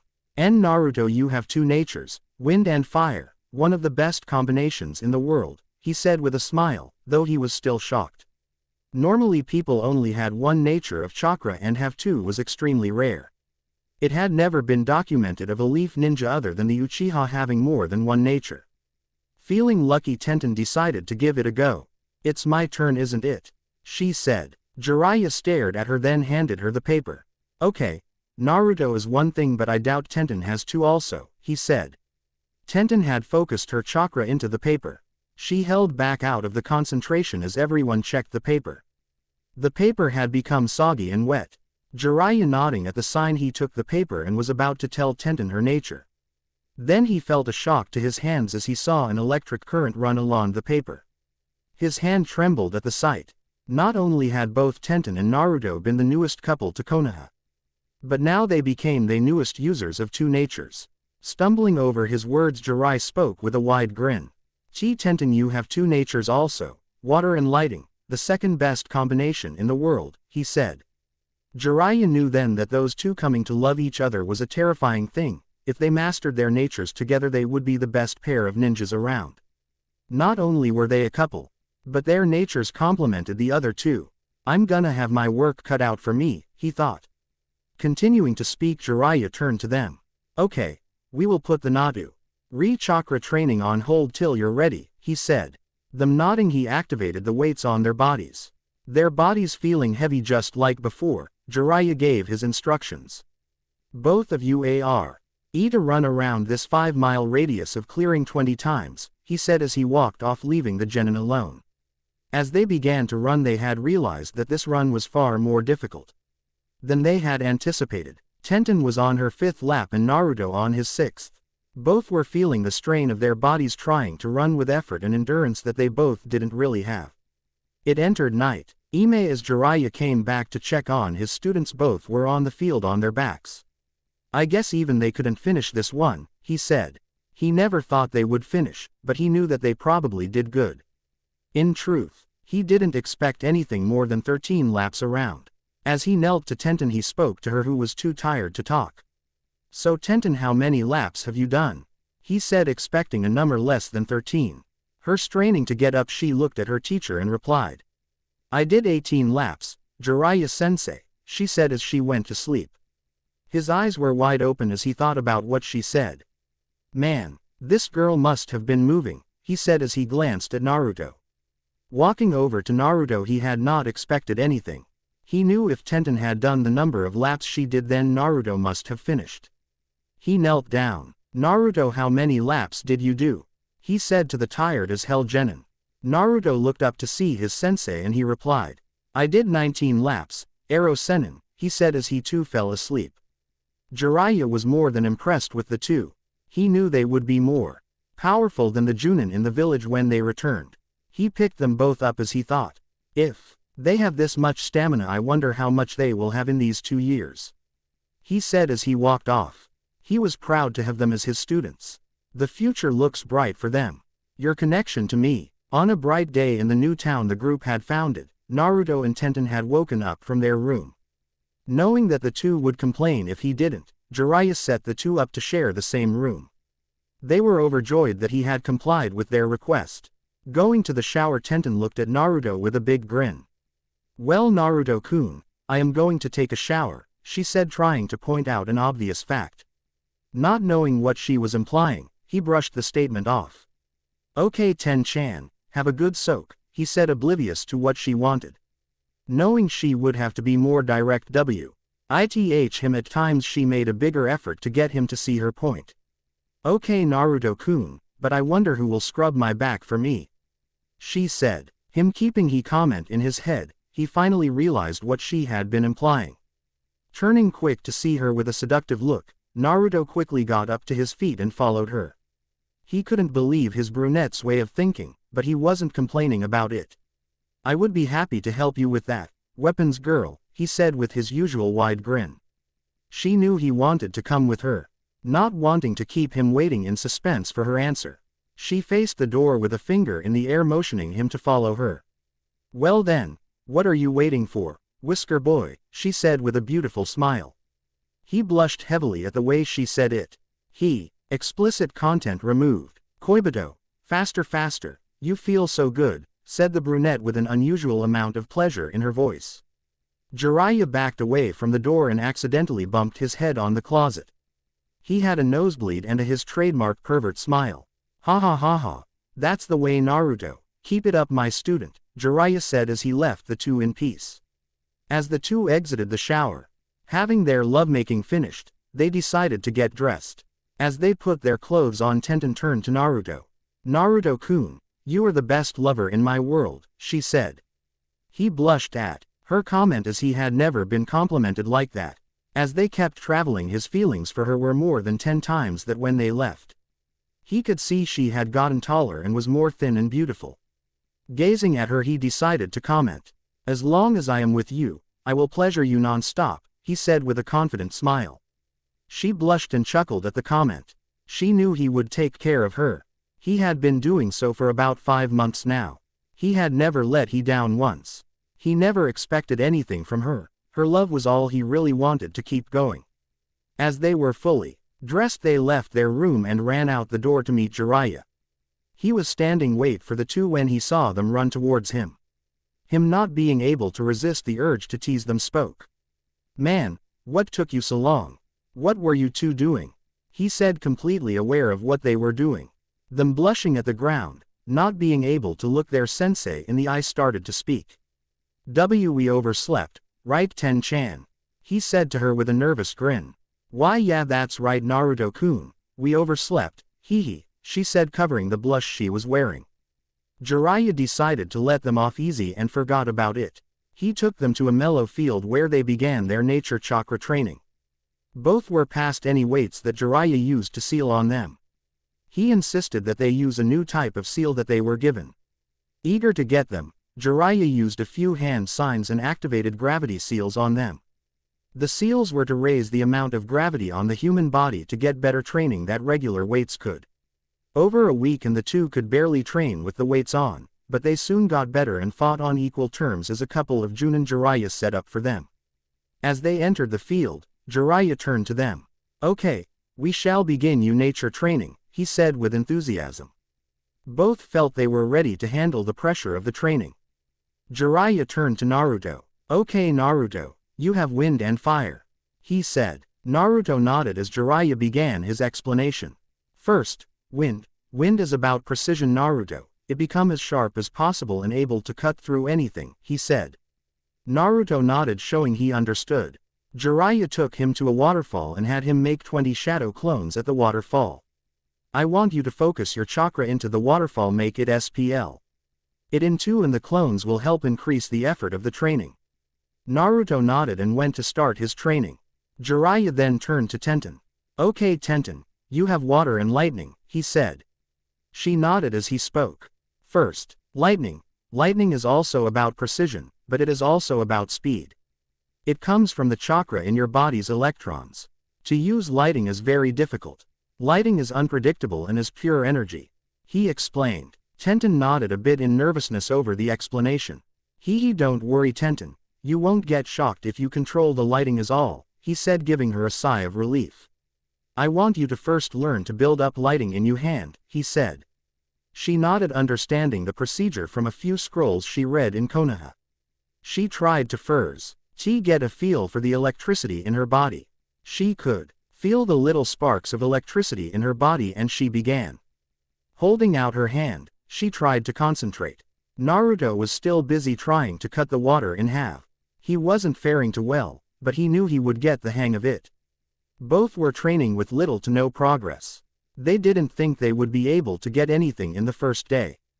Jiraiya noticed a storm was coming and motioned the two to come with him. They both ignored his call and still kept training despite the weather. Their souls had been connected to each oath. Like both were telling the other not to give up.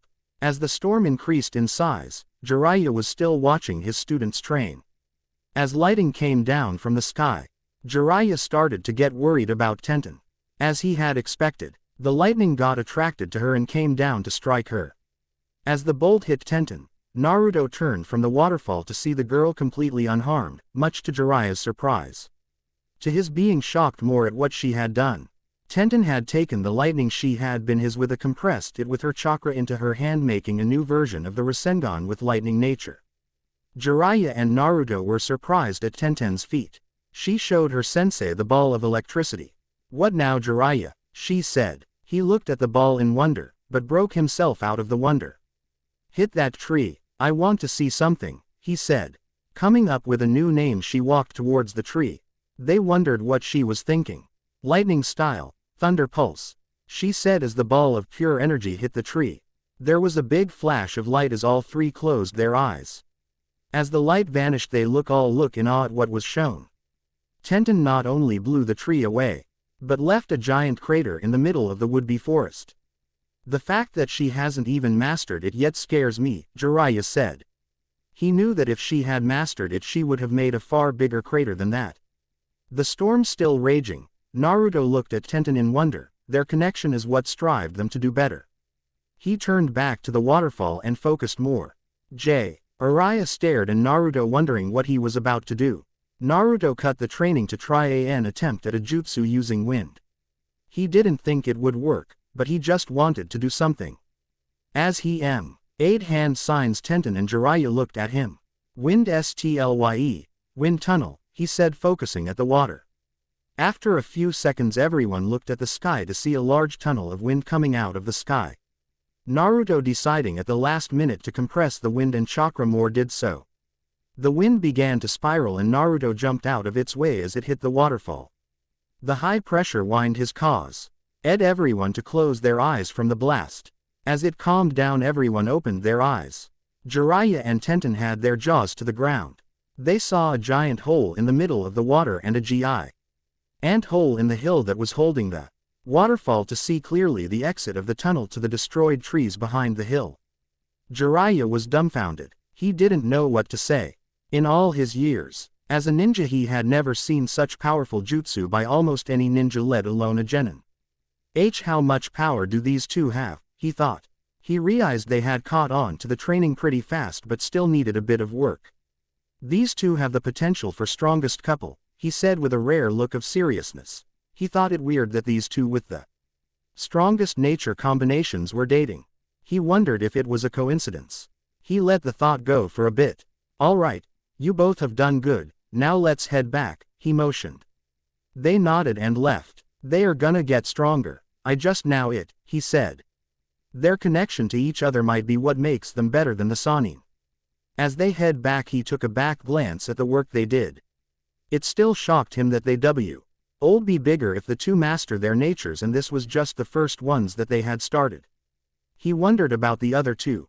Turning back, he put it off and they arrived at the inn. Them going to their room and him to his room. They all had a pleasant sleep. After 2 years, how much will these two grow? Connect through nature. It was another hot day on their journey, as the group of NJA had been to many towns and countries. The blonde and brunette who were under the teachings of the Toad Sage had surpassed the regular limits of most genin and chunin. They had the potential for great things. Over the past 4 months, Naruto and Tenten had been perfecting their first natures. They had put in a considerable amount of effort to learn to harness their nature. Naruto could now form tornadoes of about any size, and Tenten could now cause a lightning dragon to appear in the skies. As they walked, Jiraiya was in more deep thought. These two are extraordinary, they have completely mastered their first natures. He said with a look of confusion and joy. He was proud that his students were getting the hang of their training. Realizing the time, Jiraiya stopped them in the middle of their walking. What is it, Ero Sennin? Naruto said in confusion. Jiraiya knocked him upside the head for the nickname. Continuing for the conversation, he looked at the two. Okay, you two have completely mastered your first natures. Now for the second, he said. They both jumped for joy as they knew he would be giving them a different kind of training. Okay, so what are we waiting for? The brunette ate eagerly, wanting to try some water jutsu. Yeah, let's go, said Naruto as he ran off. Jiraiya decided to train them all day for today. He felt it was compensation for their moments alone so he could get research. Okay, let's get started, he said with a grin of confidence. He took them to another open field. It was about twice as big as the last one they went to. Okay, Naruto, your second nature is fire. Fire comes from your will and drive to get things done. It is normally concentrated in the center of the stomach, he said, explaining to Naruto the nature. As Naruto nodded, Jiraiya gave his next instruction. Okay, fire is shot out of the mouth or at times from the surrounding area. Naruto, I want you to learn the needed hand signs for fire jutsu, he said, handing Naruto a scroll with word on it. Naruto grumbled a little at the scroll. He hadn't liked to study, but he knew it couldn't be avoided. He ran to a secluded spot and started to read. Jiraiya then turned to face Tenten. Alright Tenten, your second nature is water. Water is focused by emotion. The stronger the emotion, the stronger the jutsu. However, water symbolizes calmness, so you must have a calm emotion to use the power effectively, he explained to her. She nodded that she understood. He gave her a scroll too and told her to go over the hand signs for water jutsu. She went next to Naruto and started to read. Jiraiya went off to the next town for supplies, leaving the two genin to their reading. After 4 hours of pure reading, both were starting to understand the process of using their second nature. Around tea time they finished. Jiraiya returned to see that the two had put the scroll away and were running laps to warm up for their training. So you guys read the scrolls over, he said with a big grin, ready to start their training. Yeah, we are ready to start our nature training, Naruto stated as Jiraiya put the supplies on the ground. Okay, first Tenten, water is found everywhere, even in the ground. You are to learn to draw that water out of the ground and water the plants in the surrounding area, he stated to her. She nodded and sat down and looked at the pile of plants. She placed her hand on top of the pile to try to bring the water to the surface. As she was doing that, Jiraiya turned to Naruto. Now Naruto, I know you don't like heat, but to master this nature you must become accustomed to it, he said to the blonde as he made his instructions known. You are to focus the heat around you and let it envelop your body and try to bring it to the center of your stomach. As a result, our stomach will feel warmer and hot from containing the hot chakra, and it will then mold the chakra into fire for you to use, he explained to Naruto, who had nodded that he agreed, which was a good thing that he was more attentive. Standing a few feet from Tenten, Naruto began his training. Jiraiya chuckled at the sight. He noticed that the two couldn't be apart from each other even when training. Haha, that is youth for you, he said as he sat down under a tree in the shade watching his students. In 10 hours, night had claimed the sky. The two genin were getting the hang of doing the training. Tenten managed to make a small fountain of water appear over the plants. Naruto drawing in the heat around him and was able to bring it to the center of his stomach, but would stop because of the burning his stomach was feeling. Yeah, Naruto, the stomach has to get adjusted to the heat, he thought to himself. Having seen enough of what they could do, he was surprised to see that they didn't learn a giant jutsu like with their first natures. They all went back to get some rest from the training. As Naruto and Tenten went to their room, they had thought about what to do with their new training. Both puzzled over the issue before sleep had claimed them both. They laid in each other's arms that night. Morning came and they had gotten up earlier than Jiraiya. They went back into the fields to work on their nature training. They had gotten much better at the training.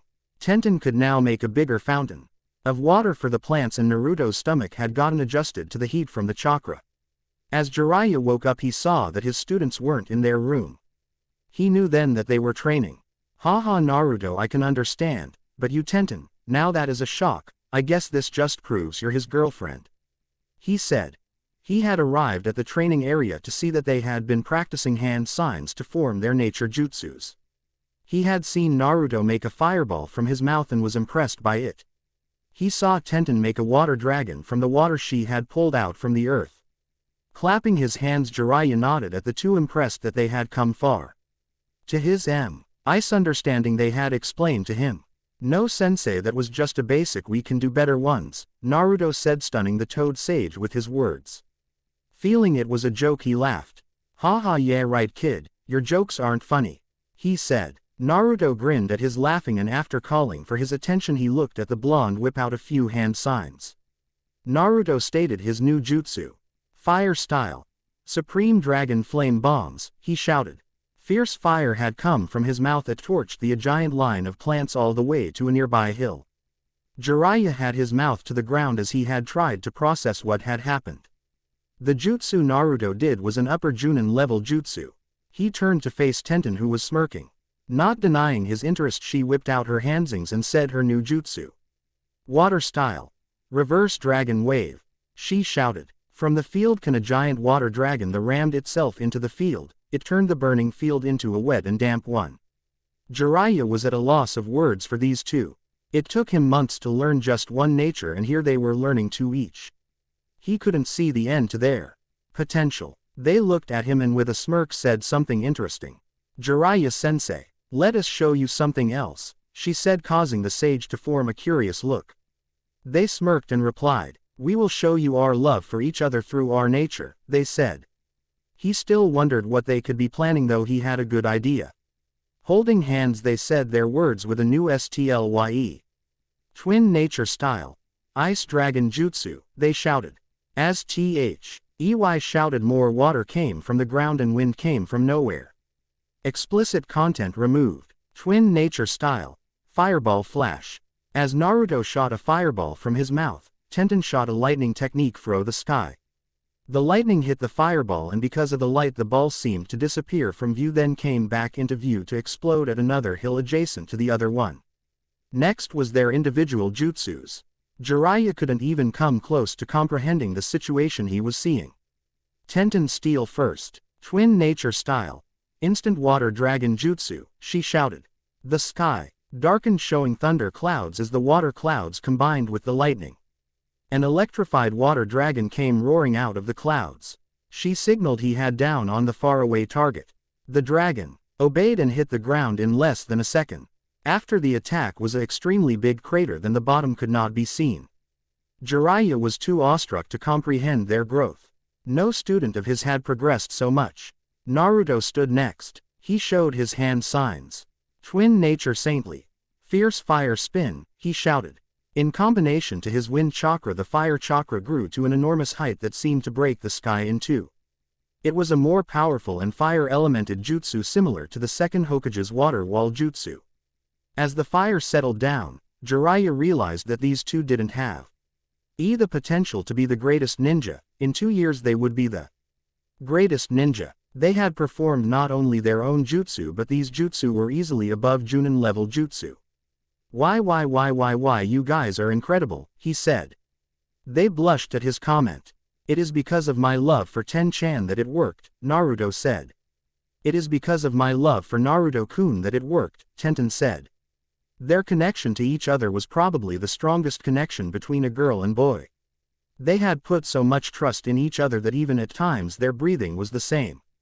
They could tell what the other was thinking without talking to each other, not that they didn't enjoy talking to each other, but their connection was at a new high. Nothing could break this trust. They had trusted 100 of their lives to the other, knowing the other would not betray them. Naruto-kun, the brunette said. Yes, Ten-chan, he said to her. Explicit content removed. Anymore. Jiraiya was awestruck still about the jutsu. He knew that in 2 years, not even the Sannin could beat them together. The 2 years will be an amazing change. Our return. 2 years later. It was a hot day in Konoha. Everyone was going about their business as usual. The marketing and shops were all open and people were happily living out their lives. A chunin wearing all pink had come down to the market to check on progress. Okay, everything seems to be in order here, the PNK Kunoichi said as she walked down the road. The chunin exams were held last year for the genin again. She and the rest of the 9 rookies made chunin. With the exception of the male Hyuga who made junin. Walking down remembering the past, Sakura had bumped into 2 of her friends who were on a casual walk. Hey Hinata, hey Neji, she shouted at them. It was a rarity to see the 2 Hyuga together. Neji had been much kinder to Hinata after his realization after the chunin exam with Naruto. Oh hello Sakura, how do you do? Said the 2 Hyugas, as she ran up towards them. They all were thinking about the different missions that they would be going on in a few weeks. They all had been requesting to be put on missions for so long that Tsunade's patience was wearing thin. As the 3 were chatting, they soon saw the rest of their teammates. Wow, everyone is here. Why is everyone here at this time? Sakura asked in confusion. Everyone was shocked to know that Sakura had forgotten what day it was. Everyone looked at her with a disappointed face. Wow Sakura, that is cold, said Lee. I can't believe you don't know what today is, Kiba s. Aid with a bark from his no longer small dog, Akamaru. Or even capable of compassion. Shino stated much to her dismay. This is why women's minds are so troublesome, the lazy genius stated. Even I remember what today is. The rival of the pink Kunoichi stated. Having a growing rage at the barrage of insults that kept coming at her, Sakura was nearing the end of her rope. She really didn't know what was so special about today. It seemed just like any other day. She had noticed that everyone had walked past her in disappointment. Running after them, she stopped them with an angry smile that everyone knew meant trouble. Will you just tell me what today is? She shouted, causing everyone to jump back in fright. Everyone was too scared to answer her. They knew she was a student of the 5th. And as such she had a very powerful left hook, though she wasn't leaf-handed. Snapping out of the fright that startled them, Shikamaru stepped forward to answer as everyone except Neji and Shino hid behind Shikamaru. Man, how troublesome. You really don't know what today is? He asked, still shocked she didn't. Almost losing all her patience, she mustered up a pretty but deadly smile. No Shika, I don't know, now tell me. She asked with a hint of demon in her voice. Shikamaru was still scared by her, but persevered as everyone took a giant step back, leaving him all alone. Sigh, that is a shame Sakura. We are going to the front gate to meet Naruto and Tenten, he said. Sakura was at a loss for words. She couldn't believe she forgot the day they were coming back. Feeling depressed she curled up into a corner and poked at some weeds. What is wrong with me? How could I forget that? Of all things, how could that be forgotten? She said with too much depression in her voice. Everyone came back to where Shikamaru was standing. He gave them all a questionable grin. Thank you for having my back, guys, he said with a groan. Feeling embarrassed over what happened, they apologized, only and to live long enough to see Naruto and Tenten. Sakura, still in her corner, was consoled by Hinata into getting up to go see them. They all got up and left.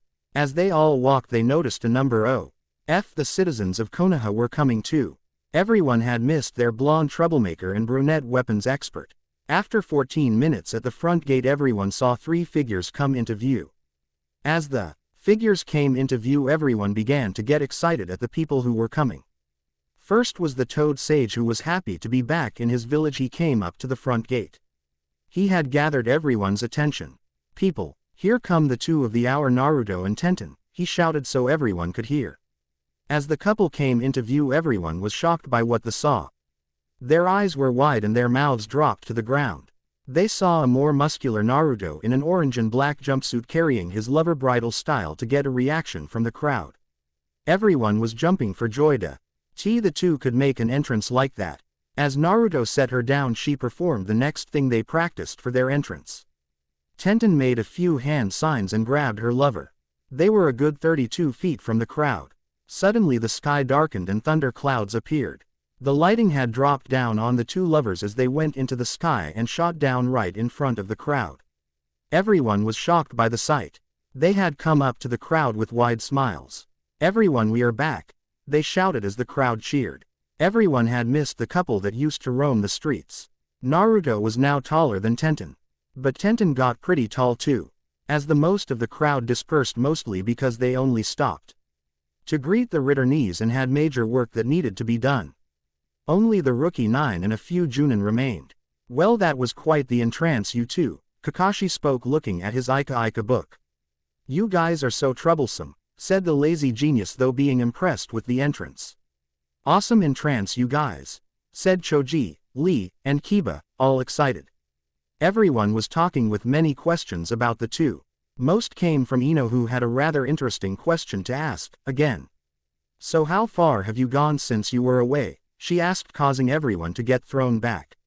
"You have seen them for 2 years and you had to ask that," Shikamaru said, groaning at the question. Kurenai looked at Ino. "Now Ino, that is a private. We went all the way and I loved it," Tenten said, interrupting the Genjutsu Junin as everyone hit the ground.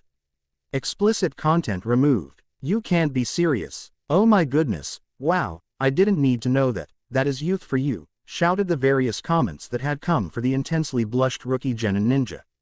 Tenten continued to shock them. "That's right, he was great," she said, sending more chills up their spines. "Ah, no more images," they all protested. Knowing she shocked them enough, she did one last thing to them. "And Naruto-kun is mine, so everyone is to back off him," she said, wrapping her hands around him and giving him a kiss on the cheek. Everyone totally lost in a variety of nosebleeds. Even Neji couldn't keep his composure. Deciding the torment was enough, they both smirked and stopped to start a regular conversation. "So how is everyone?" Naruto asked. Everyone got up to answer, wiping their noses of the blood that came out. "We are all good here, man, although Sakura was the one who forgot you guys were returning," Kiba announced. Feeling depressed, Sakura drew back into a corner, nudging at some weeds. "I'm sorry," she said in a depressed tone. Seeing that the conversation would have to continue at a later time, Tsunade made her announcement. "Okay, Eveon, these two need to come with us," she said. Everyone was a little depressed they had to go, but everyone would continue their talk later. Naruto and Tenten went with Tsunade back to the Hokage mansion. "So did you guys get any stronger?" she asked with a grin. Feeling insulted, they replied in unison. "Of course we got stronger, we weren't playing around," they said. Feeling she set off a landmine, she tried to continue. "I would like to test out this power of yours, show me how much you have improved," she said. Both feeling excited to have a match again, they quickly agreed. "So who is the opponent?" Tenten asked. "That would be me," said the copy ninja. "Wow, now that will be fun to do," Naruto said with enthusiasm. Kakashi stopped him before he got too hyper. "We will do this in the evening, I want you to be prepared," he said as he ran off. Dismissing themselves, the couple left with Tenten in Naruto's arms. This left only Tsunade and Jiraiya in the room. "So honestly tell me, Jiraiya, how strong are these two?" she asked with a serious look. He looked at her with a grin as he headed for the door. "You will have to see this evening," he said, making her groan in disappointment. He turned to her before leaving. "Though I will say, you should probably appoint them to Junin after this," he said with a grin as he left. Tsunade puzzled over his words, not understanding what he meant. As she looked at the mountain of paperwork she had, she could only smile. "This evening will be most interesting," she said as she turned to her paperwork. "The match with Kakashi is sure to draw a good amount of attention from the Leafs Ninja and the Rookie 9. Our showdown." Reaching late evening in Konoha, the blonde and brunette couple strolled down the Konoha road, seeing familiar shops and St. Or owners who had been waving to the couple. Blushing the attention, they turned to other places that they missed. Naruto took Tenten near the fancy restaurant that they had gone to on their first date. "You remember this place, Ten-chan?" he said with a smile as he faced her. She turned to him, remembering their first date that had turned into a true relationship for them both. "How could I forget our first date?" she said to her blonde lover. "Yeah, you loved the food here," he said. He knew that he could never do better than her. She was his foundation in times of doubt or trouble. He just couldn't live without her. She turned to him, staring at the eyes that seemed to draw her in, similar to her first experience with the Sharingan. Naruto's eyes were so powerful to her. His eyes were one of her weak points. Tenten felt that if she had looked into those eyes, nothing would get past him. She never kept secrets from Naruto. She trusted him with all her love and heart. She didn't even trust her own squad this much. As she gazed at him, he turned to her to ask her a question that shook her out here days. "Tenten, you know I love you, right? I can't bear to stay away from you," he sighed, with a look that suggested he was trying to make point. She stared at him in utter shock. Of course she loved him, and she knew he loved her. For him to ask was a surprising thing. She started to reply to his statement as he gave her a serious look. "Of course I know you love me, and I love you completely, Naruto-kun," she said with a concerned look on her face. Much to her surprise, his serious look turned into a happy one as he got down on one knee. She thought he was insane to do this. He wasn't gonna back out of what he was gonna say to her. "Ten-chan, I love you so much, I want you to come live with me," he said as he stared at her. She had never been offered such a statement. She knew she loved him too much. She loved him so much that it pained her to be away from him. She knew he felt the same way about her. As she thought over what they were getting into, she couldn't help but smile with a few tears in her eyes. Explicit content removed. "Well, we have 3 hours before we have to fight Kakashi. Let's get you settled in weapons, girl," he said as he ran. She could only blush. Every time she was in his arms, she felt that she was being protected by God. She could feel all the warmth in his body. A warmth that had been directed at her. Being the most powerful couple in Konoha felt good for them, though that was a secret until the fight. As he arrived at her house, he left her down. "Just give me a minute, Whisker Boy," she said as her disappeared behind the door. After 15 minutes in her house, she came out with a giant scroll. Naruto wondered where her stuff was until it hit him. She had sealed the stuff into the scroll. He picked up her scroll and turned to her. "Well, we have 2 hours to settle all of your stuff," he said. They took to the rooftops and ran to their new house. She opened the door to see the still clean room had been refurbished by some of the ninjas while they were gone. The place looked 3 times as big as when they left, which was good, considering they would be living together. Really, what concerned Naruto about the move into his house was the space, but that wasn't an issue anymore. Unsealing her stuff on the floor, Tenten turned to Naruto, who made 3 clones to help with the moving. Sharing the same room, Naruto put all his clothes to one side and Tenten's clothes to the other side. As they put everything to the necessary spaces, the room was looking more like a woman-man living arrangement. Even though they weren't married, they both felt it was close enough until they were sure about it. After cleaning, Naruto looked at the time. Their showdown would start in 35 minutes. It was dark, so each ninja had a good element for surprise. Before they ran out the door, Naruto stopped Tenten and faced her. She wondered if she forgot something. He put his right hand on top of her left as he left. She stared at what he had given her. It was a copy key to the house that he had. She was now officially moved into her lover's house. "Thank you, Naruto-kun," she said in her thoughts as they left to face their sensei at the training grounds. 24 minutes later, they arrived at the training ground to see Kakashi there before them. Naruto was shocked, because he was always super late whenever it came to anything. "Wow, you're early for once, Kakashi-sensei," Naruto said, a little happy. Kakashi laughed a little, knowing why Naruto had said that. "Even I can take things seriously," he said, putting away his Ika book. The 3 noticed that a significant number of ninja had come to watch. Everyone was excited to see how much the 2 had grown, not knowing that Kakashi was totally outclassed. As Jiraiya and Tsunade came, they got started. Jiraiya shouted to Kakashi, "Don't underestimate them, Kakashi. You will get hurt if you do, he shouted. Kakashi took it as a joke.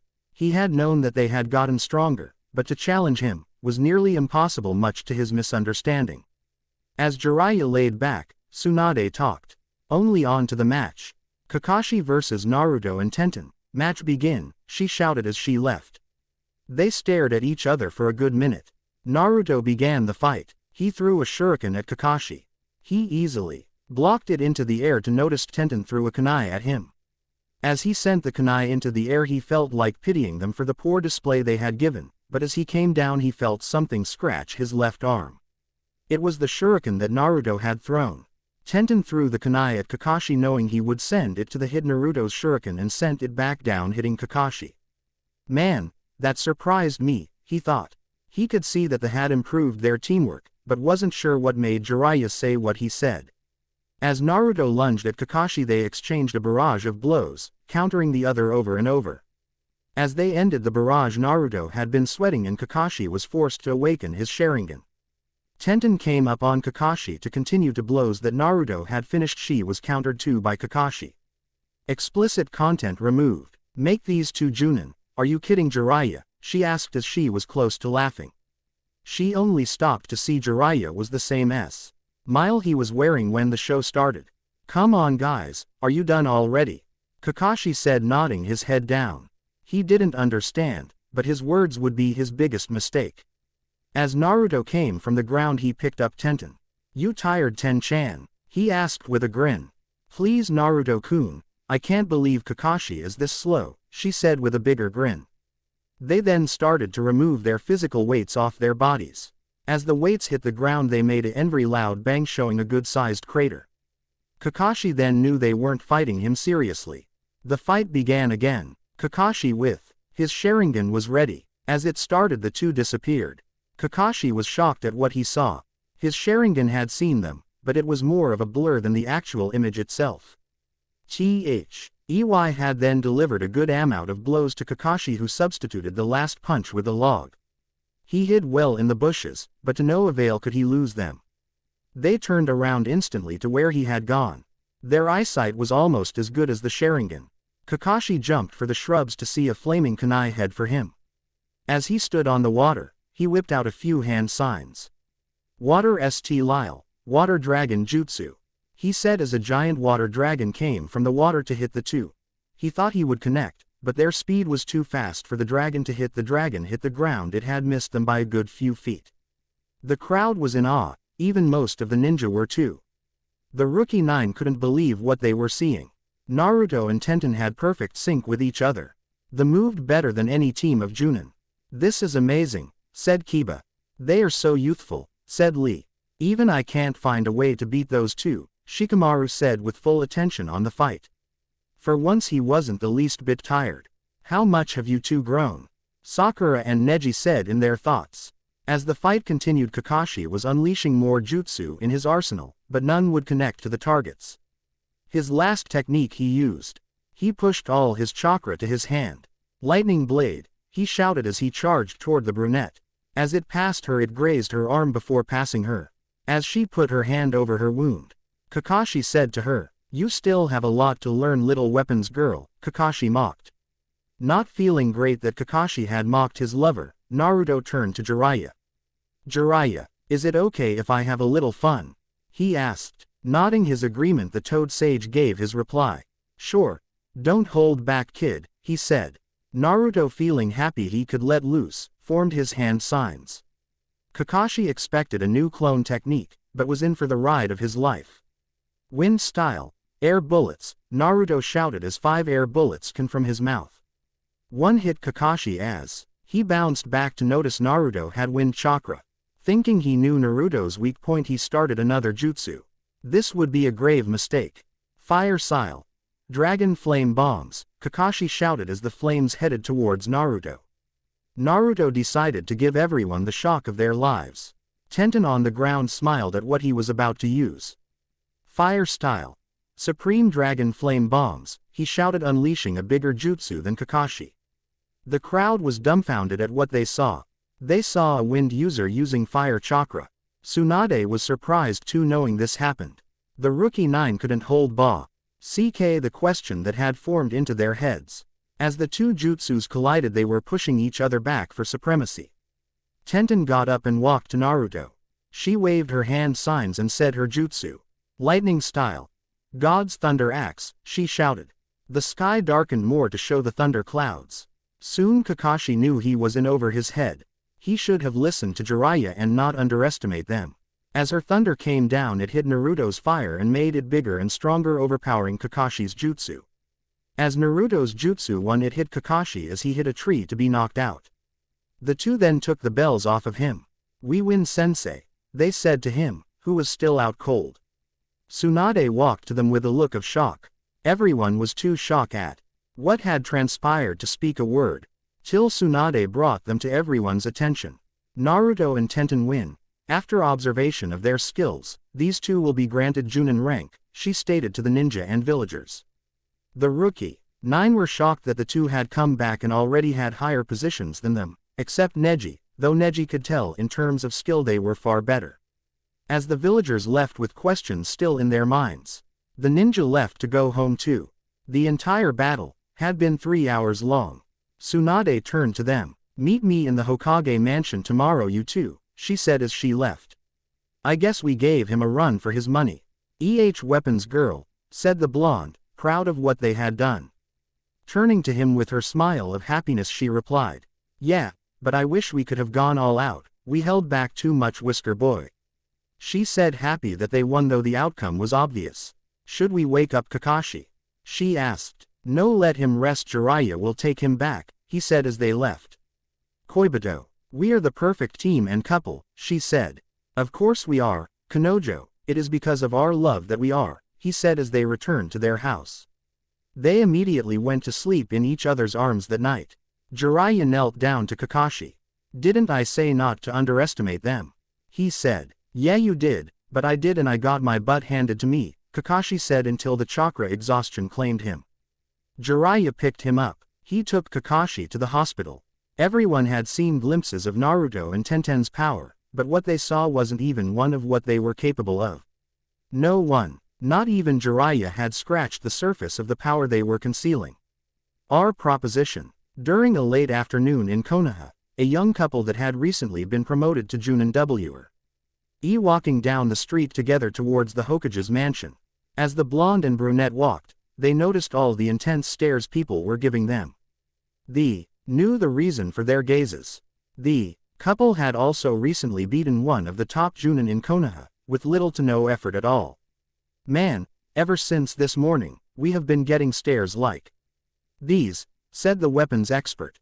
She felt weird that everyone would be whispering about them. "Just ignore it, Ten-chan. Besides, Jiraiya told Kakashi not to underestimate us, but he did," said the blonde. Both knew it was Kakashi's fault for not taking such information seriously. "Yeah, maybe we shook him up too much," she said as she and her lover got to the Hokage mansion. As they climbed up the stairs, they spotted 3 figures behind the door to the mission room. "Oh, Naruto, Tenten, come in," said the Godime Hokage. She was trying to hide most of her shock from last night, still not being able to get over it. As they came in, they noticed Jiraiya standing next to Tsunade, and Kakashi was in a corner depressed that he lost in front of everyone. He could feel the stares of pity and laughter at him as he strolled towards the Hokage mansion earlier. He knew it was his fault that he lost, but still couldn't believe the amount of trust and teamwork the two lovers had gained. Snapping himself out of his gaze to get ready for the meeting, he sat up. "Okay, now that everyone is here, we shall begin," said Tsunade as everyone's carefree face turned into a serious one. "As we all know about yesterday, you two have surpassed almost any Junin in the village," Tsunade stated. Feeling the blood rush to their heads, they tried to stay cool from the compliments. "We just put our trust in each other and we watch the others back," they stated, which offered them a grin from Tsunade. "I am sure you two are better than the Anbu in the village," Kakashi said, reading his Ika Ika book. "Yeah, I guess if we beat a former Anbu Black Op," said Naruto, attempting to lighten the mood. Feeling more depressed, the Junin regressed back to his corner in shame as Jiraiya and Tsunade laughed. "Haha, okay, but on a more serious note," she said with a look of utter seriousness. She had wanted to ask this question before, but feeling it was late enough she didn't. She now had the opportunity to ask her question. "How strong do you two think you are?" she said, waiting for their reply to her question. After thinking over the sudden question, they gave their reply. "We aren't sure, but we are sure we can take at least 2 Akatsuki members down each," Naruto said. Tenten nodded, reconfirming their answer. If they think that, then they are just a little below Hokage level, she thought, forming an idea in her head as she turned to them. "Then I have a proposition for you two," she said, piquing their interest along with the Toad Sage and the Gloomy Copy Ninjas. She continued, "If both of you can beat me and my clone separately, then I will let you lead your own group of Chunin," she said. Feeling a bit confused, Tenten let Naruto do the talking for them. "So we're going to take 2 Chunin with us to lead on missions?" he asked. "Yeah, that is the point. I want to see your power against the Hokage," she said. "Tsunade-sama, with all due respect, these 2 may be good, but to beat the Hokage is nearly impossible," Kakashi stated. He didn't know how strong they were, but he thought that not even they could beat her. "Kakashi, I have made my decision," she said with a deadly smile. Kakashi backed up to not be on the receiving end of her anger. Thinking over the proposition, the 2 lovers were excited. They would be a permanent set and would be able to lead Chunin. The pay fabulous also. They gave their replies. "I will go with what Naruto wants. I will follow my lover forever," Tenten stated as she turned to Naruto. Naruto could only blush as she made her comment. He could always feel the kindling fire of his love. For her burned hotter with each day they were together. He thought some more and decided. "All right, Ba-chan, we accept your proposition on one condition," he said. With a confused look, she wondered what sort of condition he could have. Even Tenten was a little confused. She didn't see what kind of condition that he wanted. "All right, what is your condition?" she asked, expecting the worst. "When we win, we get to pick the Chunin we take," he said to the Hokage. Chuckling at his conditions, she nodded in agreement. "Oh, okay, of course you can pick," she said. She checked some documents. As everyone left, she gave her final instructions. 9 o'clock p.m. at the Chunin exam stadium. "All right," she stated to everyone. Kakashi nodded and ran to tell ninja and villagers about the fight. Jiraiya left to join Kakashi. Naruto and Tenten nodded and left. As they left, Tenten grumbled a little. "Man, why is this always at nighttime?" she said. "It is one thing you can never tell with her," Naruto said to get his lover to calm down. Thinking aloud with knowing, Tenten said, "What a surprise for Naruto at that time. Man, and here I bought some new sexy lingerie for Naruto-kun," she thought aloud. Naruto formed a nosebleed at the thought of what she had bought. His mind was now filled with various images that came into play of a sexy and lustful Tenten. "Why tonight? Of all nights, why tonight?" he screamed in his thoughts. "Now I have to wait God knows how long for that view of her," he grumbled in his thoughts. As they got home, they got ready once again for another big-time fight. Thought they weren't sure if the match with Kakashi could have been considered big-time. 4 hours later, the couple noticed that it was getting dark and ran through their items for a final check. "Okay, everything is in order for us, let's go," Naruto stated. Looking at her lover, Tenten nodded as they left the house. Reaching the stadium at 8:55, they saw the place crowded again with even more people than before. Their hearing was good, so they could hear the snarky comments from some people. "Man, just cause they beat Kakashi, they think they can beat a Hokage," said one man. "Yeah, they need to know their place," said another.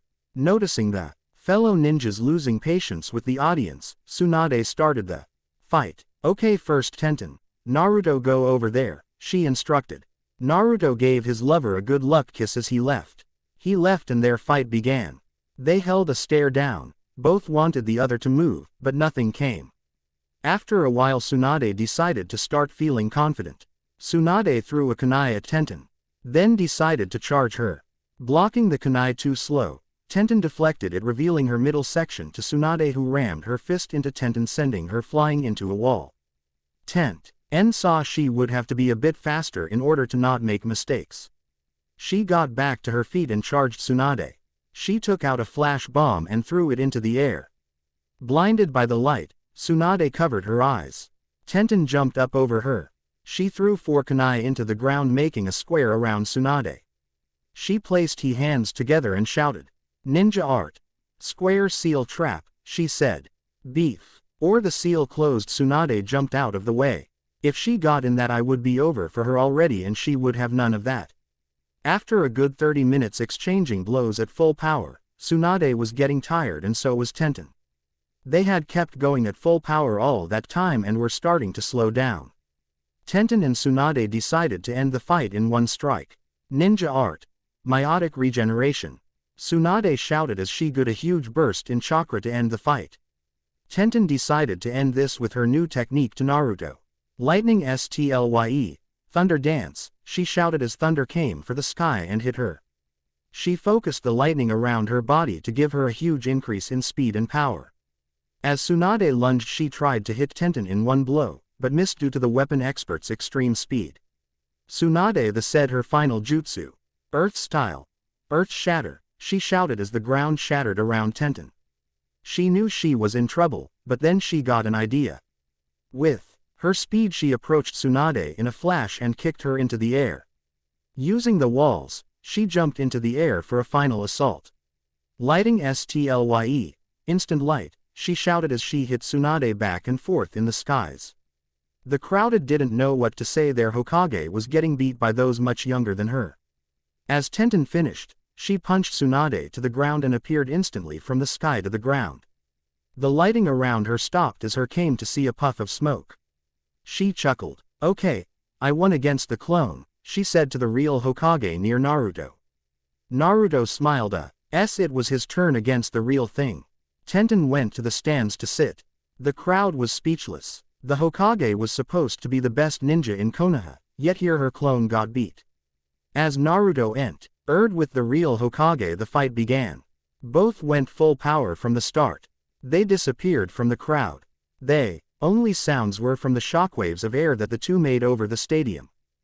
Ey continued with the full assault on each other, both enjoying the thrill of the fight. The show ended with Naruto being blown to the wall. As he got up, he chuckled. "I guess a clone is different for the real thing," he said. "That's right, Naruto. Now stop holding back and fight," Tsunade said to him as she resumed the fight. After 30 minutes of swapping the positions of defense and offense, they too were also getting tired. They were well into the fight. 2 hours had passed with no clear sign of a winner. Tsunade decided to end everything. Tenten, almost tired of Naruto's playing around, gave her reply. "Naruto-kun, end it or I can't do what I have planned," she said to him. The crowd didn't know what she meant, but Naruto did and decided to end it here too. Tsunade took a giant chunk of the earth and jumped into the air with it. As a way of playing, she named it into a jutsu. "Earth Style. Giant Bomb Shell," she said, chuckling at the name. Naruto, wanting to hear, said the Hokage, "All good things must come to an end. Except me and Ten-chan," he said to her, waving hand signs. Tenten blushed at his statement. He did his jutsu. "Twin Nature Style. Sever Fire Tornado," he shouted as a tornado of pure fire came out of the sky to the amazement of the crew and the Hokage. The tornado hit her only because the rock she had was already targeted and she couldn't turn it. As the fire tore, Nato plowed her into the ground. The jutsu settled. Tsunade had been fine except for a few burns from a last-minute substitution. Okay, I give, you two win," she said, dead tired. The entire fight took over 5 hours. "Meet me tomorrow for your choice of members," she said to them. They nodded, then picked her up. After the congrats to them, the villagers left, still awestruck as well as the ninja. As everyone left, Naruto and Tenten raced home to take care of a sudden urge Tenten had watching Naruto. They would be even more tired in the morning. Jiraiya sat next to Tsunade on the ground. He sat in silence, then she spoke. "I know my candidate for Hokage," she said to the Toad Sage. He chuckled at her. "You have my full support," he said to her as they two left. Tomorrow would be a very interesting day for the two lovers, who were still too loud in their room. How bright can their future get? Our team. It was very late in the night. The moon was in full bloom over the village of Konoha. Ing home on the urge that certain brunette was having towards her blonde lover, they couple took to the rooftops to get home faster. As they ran, they remembered the events that had transpired over a few minutes ago. They had beaten the leader of Konoha, the Hokage.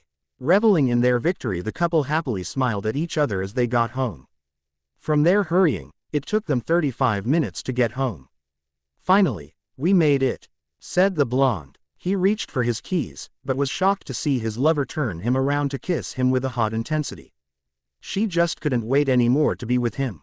She had to have him now. Tenten-chan, I need to open the door, he said to her. She pouted a little as he took out his keys and opened the door. As he instantly opened the door, Tenten pounced on him as they hit the floor. She continued to kiss him, causing him to lose control of his senses. After seeing her lover fight the way he did with the Hokage, she couldn't help but get turned on by him. His agile body and glorious muscles. In addition to that, his sweat from the match had glistened down his body. She was becoming intoxicated by his smell as she kissed him with all her strength. He was about to give in to her, but then he realized that he didn't lock the door, separating her from him. He explained why he did. I know, I'll hurry, let me close the door, he said as he locked it. As getting impatient as he performed some handsings and activated some soundproof seals. After he realized he was done, she grabbed him and dragged him to the bedroom. Now there is nothing that needs taking care of, is there? She asked seductively. Naruto stuttered to answer her because of the lustfulness she was showing him. No, there isn't, Kanojo. Now let me, he said, being interrupted by her with a finger to his lips. She got up and did a strip tease for him, revealing her new lingerie to him. She had worn a dark red pair that seemed to nearly cause him to faint. Sorry, Koibito, but this time you will be the one to experience pleasure, she said to him. He didn't have the voice to argue with her. During their little sessions, he would be the one giving pleasure. She had prepared this night for him to experience her. As she took off his clothes, leaving him nude, she knelt down to see him excited in a certain spot between his legs. Explicit content removed. Hee. Feeling good, Koibito, she said to him. Kanojo, stop the teasing, I need you now, he said to her. She stopped sucking to reply to him. Sorry, no can do, Koibito, this is your pleasure session, she said as she resumed her technique. He didn't have any room or breath to complain to her. It felt too good in her throat to say anything. As she sucked him faster, she could feel him getting harder and hotter. She knew what was coming. She looked up at him and gave a pleasant smile. Come on, Koibito, I need your milk, I'm thirsty, he said seductively. That last comment sent him over the edge as he released all that he had in her mouth. She had swallowed the whole thing and gave her reply. Thank you for the meal, Koibito, she said to him. Him not being able to resist her anymore, he grabbed her and pinned her to the bed. Kanojo, I can't take it, I really want you now, he said with a look of eagerness. Knowing she couldn't resist him, she gave in to his strong embrace and replied. Explicit content removed. Come on, Koibito, what happened to that amazing stamina of yours, she asked, a little disappointed. He knew he was dead tired for the match and her libido wasn't helping, but He was notorious for his stamina for a reason. He wasn't going to lose until she was completely satisfied. Come on, Kanojo, you know I can go much more than that, he said as he started again. I am glad you can, 'cause I really need it, she admitted to him. As they began again, they ended in each other's arms that night. They had spent 2 hours in their love session. In truth, they could have gone longer, but needed to conserve some stamina for tomorrow. As they went to sleep, the both had pleasant dreams about the other. 9 o'clock in the morning.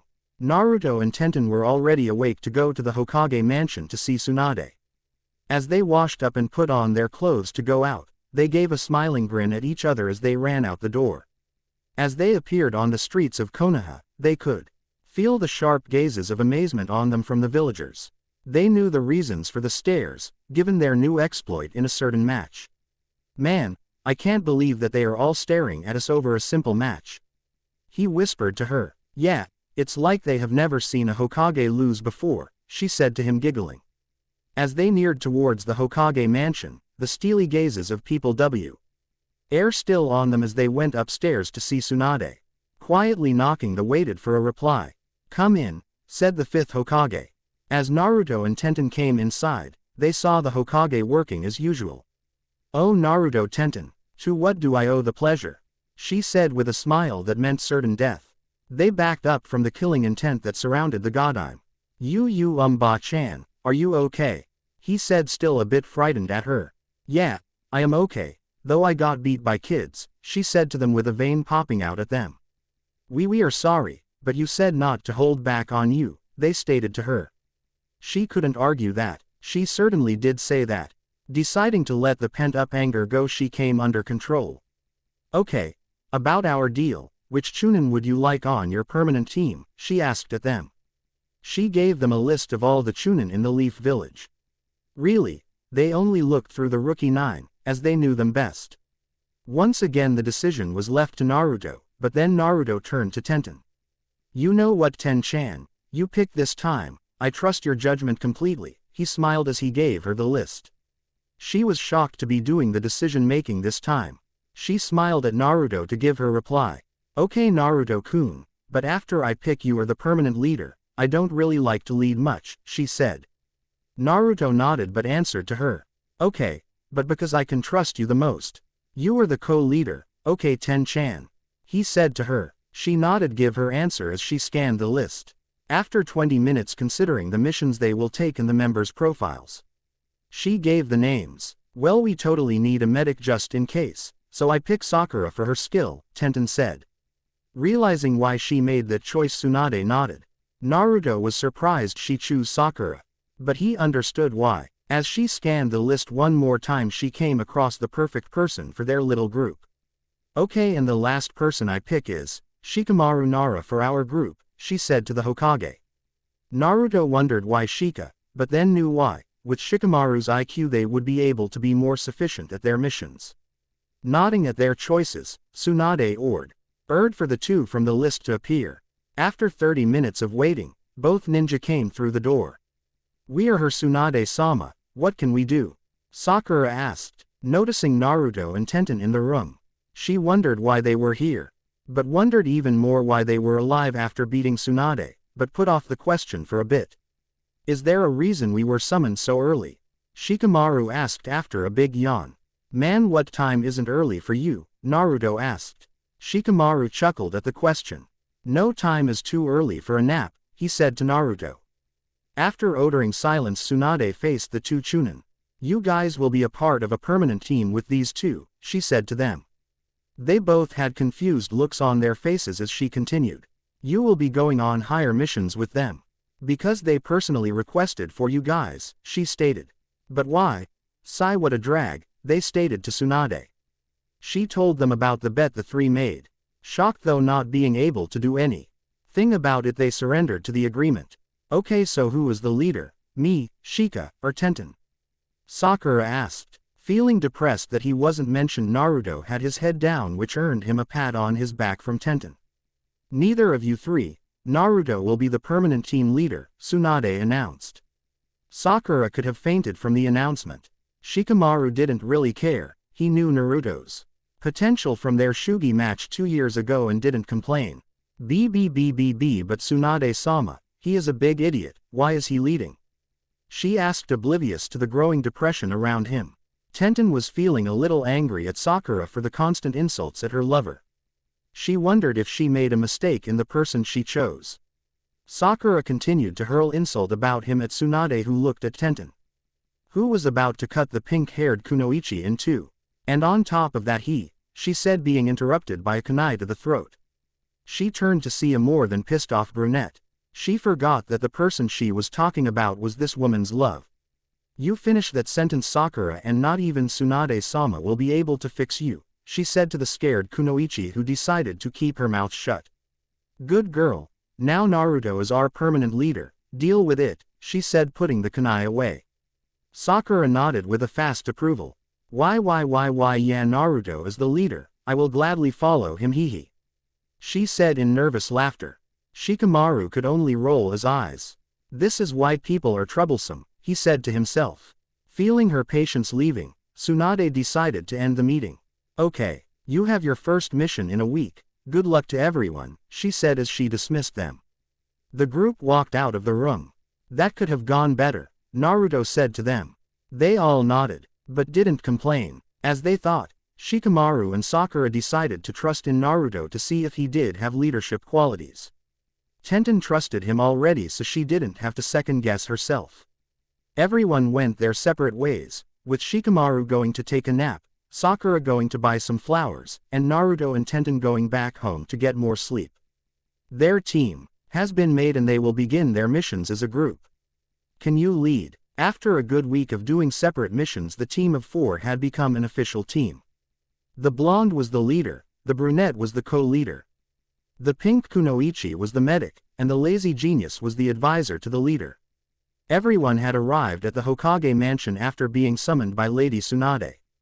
Well, I wonder our Hokage could want, said the brunette wrapped around her lover's arms. He looked at her, then the street. He had wondered about that also. I don't know, but let's hurry to find out, he said to her. She nodded and they ran off to get to the building. After 35 minutes they made it to the meeting room where Sakura and Shikamaru were waiting. "Ah, good morning everyone," Naruto said with his trademark grin.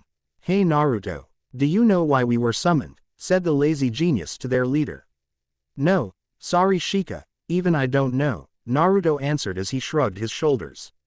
After 15 minutes of waiting for their Hokage, Tsunade came through the door. "Ah, everyone is here, let me get straight to the point," Tsunade said as she sat in her chair. She held out a piece of paper that contained mission details. "This is your first mission as a permanent group," she exclaimed to them. They all read over the course of the mission. Their mission was an infiltration mission into Wind Country, and still some blueprints that could prove dangerous to Konoha. "I want you to do this mission for us. You leave at 2 p.m., she said to the 4. As everyone nodded, she dismissed them, wishing them good luck. As everyone went their separate was to pack for their mission. They had 4 hours before their mission. "So what shall we do until the mission?" Naruto asked, staring at his lover.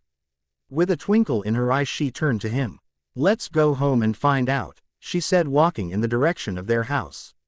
Naruto nearly fell to the ground at the suggestion. "SSSS, shouldn't we conserve our stamina for the mission?" he said to her. She turned around and smiled. "You have nearly an infinite supply of stamina, and I have 3 hours to recover stamina. We will be okay," she said as she turned around. Naruto, not wanting to waste any time, ran to her and picked her up and ran home. After the 4 hours had passed, everyone gathered at the entrance. Shikamaru noticed Tenten was a little sluggish. "Something wrong, Tenten? You are moving a little slow," he asked with a hint of concern. Tenten turned to Naruto, who could only smile. She turned back to Shikamaru. I was having a little workout time," she said as she ran to the gate. Naruto smiled as he knew she was blushing from the response she had given. Realizing the time, Naruto motioned his team. "Okay everyone, this is our first mission. Let us work effectively and get the job done," he said to them. Everyone gave their acceptance of the statement as Sakura asked a question. "But Naruto, what about?" she asked as she was interrupted by Naruto. "We will travel in a diamond formation," Naruto stated to the group. Sakura was shocked to see Naruto answered her question without thinking about it. She had wondered about the formation the would use if he had one. Knowing now that he did, Sakura kept her mouth closed as Naruto continued.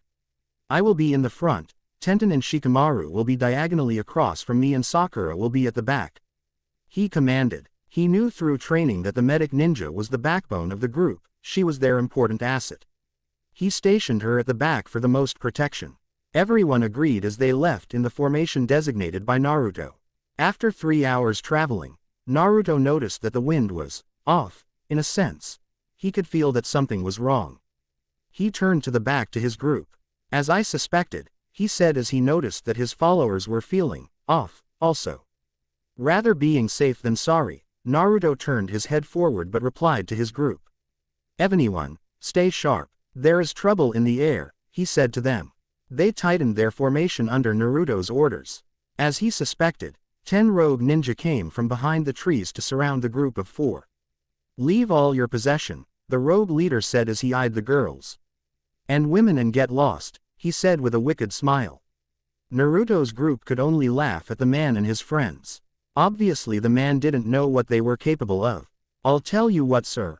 I will not take that choice, and you will get lost before that face gets rearranged, Tenten shouted. Naruto Sue, LD only smile at the sheer aggressiveness she was showing. I would take that offer, it's better than the latter guys, Naruto said to them. Pissed, the man charged at them. You won't be acting tough when you're dead, he shouted at them. He rushed at Naruto to end up seeing the sky, realizing he had been countered without his notice. His head hit the ground as he came crashing down. Tenten went forward and charged at the other 9. Ending the fight easily, she returned to the group. Not bad for a workout, she said to her team. Naruto motioned for them to proceed. After 10 more hours, the Gro P made it to the complex that they were designated to. Alright, let's go. Sakura and Shikamaru, you come with me, Tenten you stay here, he told the group. Though she felt a bit disappointed, she knew why he said for her to stay. He trusted her the most to get them out if they got captured. She nodded as the 3 went inside. 3 ninja guarded the lookout tower. The 3 hid behind a wall. Naruto motioned to Shikamaru. Shikamaru used his shadow possession jutsu. As the shadow crept up the wall, it headed for the guard. The guard was unsuspectingly caught by Shikamaru. As the shadow crept up it crushed his throat as he fell to the ground dead. Naruto motioned the move. He ordered Shikamaru to follow a different route but keep to the shadows and not make any unneeded moves. Shikamaru nodded as he left. Naruto was acting like a true leader. He was thinking and anticipating for the mission. He had surprised Sakura and Shikamaru, but mostly Sakura. I wonder how much you have changed, she thought as she followed Naruto. They entered the tower, causing as little a ruckus as possible. As they entered the room with the scroll, Naruto motioned for Sakura to stay back. He went for tea. He scrolled only to see it was a DC as a steel cage came down on him. He turned to see a fat man in his chair eating his food as the guards of the tower surrounded Naruto. You didn't really think you could sneak in here and leave alive, did you? He smiled, looking at the trapped blonde. Well, yeah, I thought I could. Well, missions don't go as well as one plans, Naruto said as he sat down in his cage. He turned to the corner where he left Sakura as she watched Naruto get captured. Man, you are such an idiot, Naruto, why would you? She stopped as she saw Naruto's hand. His thumb pointed down and punched his fist into his palm. Sakura, understanding the message, seeing she understood, he looked back at the fat man. So where is the scroll, huh? Naruto asked with a smile. The man laughed at him, and seeing as how the leaf ninja couldn't get away, he replied. Ha ha ha ha, there never was a scroll. Our country just used that little ruse to rile you, leaf ninja, and look where you are now, he smiled as he took another bite of food. Oh man, that means that I came here for nothing, Naruto said with a fake expression of depression. Not knowing he was faking, the man smiled. Not to worry, boy, you will be free from the world soon.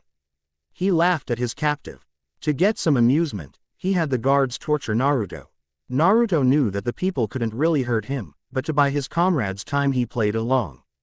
He went through 45 minutes of brutal or not brutal, depending on him, of torture. He was still faking but begged the man, seeing as how he thought that it was time. Please, one jutsu to the heavens. Allow me to let my mother know I am coming to her, Naruto begged with a smile hidden beneath his jacket. Laughing at the pathetic state, the man motioned for the guards to stop as Naruto formed a Kaden no jutsu. Fire style. Grand fireball, he shouted as a giant ball of fire went towards the skies and disappeared. Thank you, I am done, he said to the man. Then you shall die, he said to the blowand as the guard were going to deliver the final blow. Suddenly the tower began to shake, it was trembling violently, causing everyone to miss Naruto and the fat man to fall from his chair. Naruto could only smile as everyone was trying to get up. WWW, what is happening here? He shouted at the guards.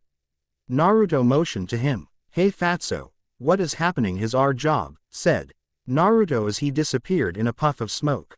A shadow clone, he tricked me, said the man as he fell to the ground some more. Naruto ran through the building laughing. He knew why the tower was shaking. He recalled the thumbs down and punch to the palm he gave Sakura. As expected of one who has trained under Ba-chan, he said. Sakura was at the bottom of the building, breaking all the support beams to the tower.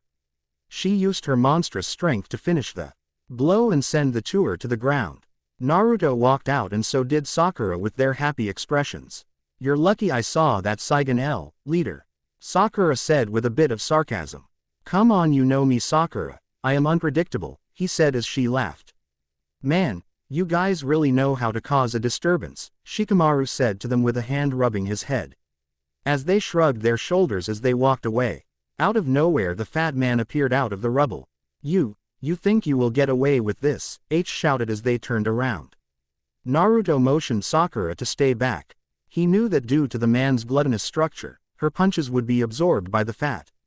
He signaled Shikamaru. Shikamaru did his shadow possession and held the fat man in place. So what do we do with him? I can't hold people for very long, Shikamaru asked Naruto as he pondered.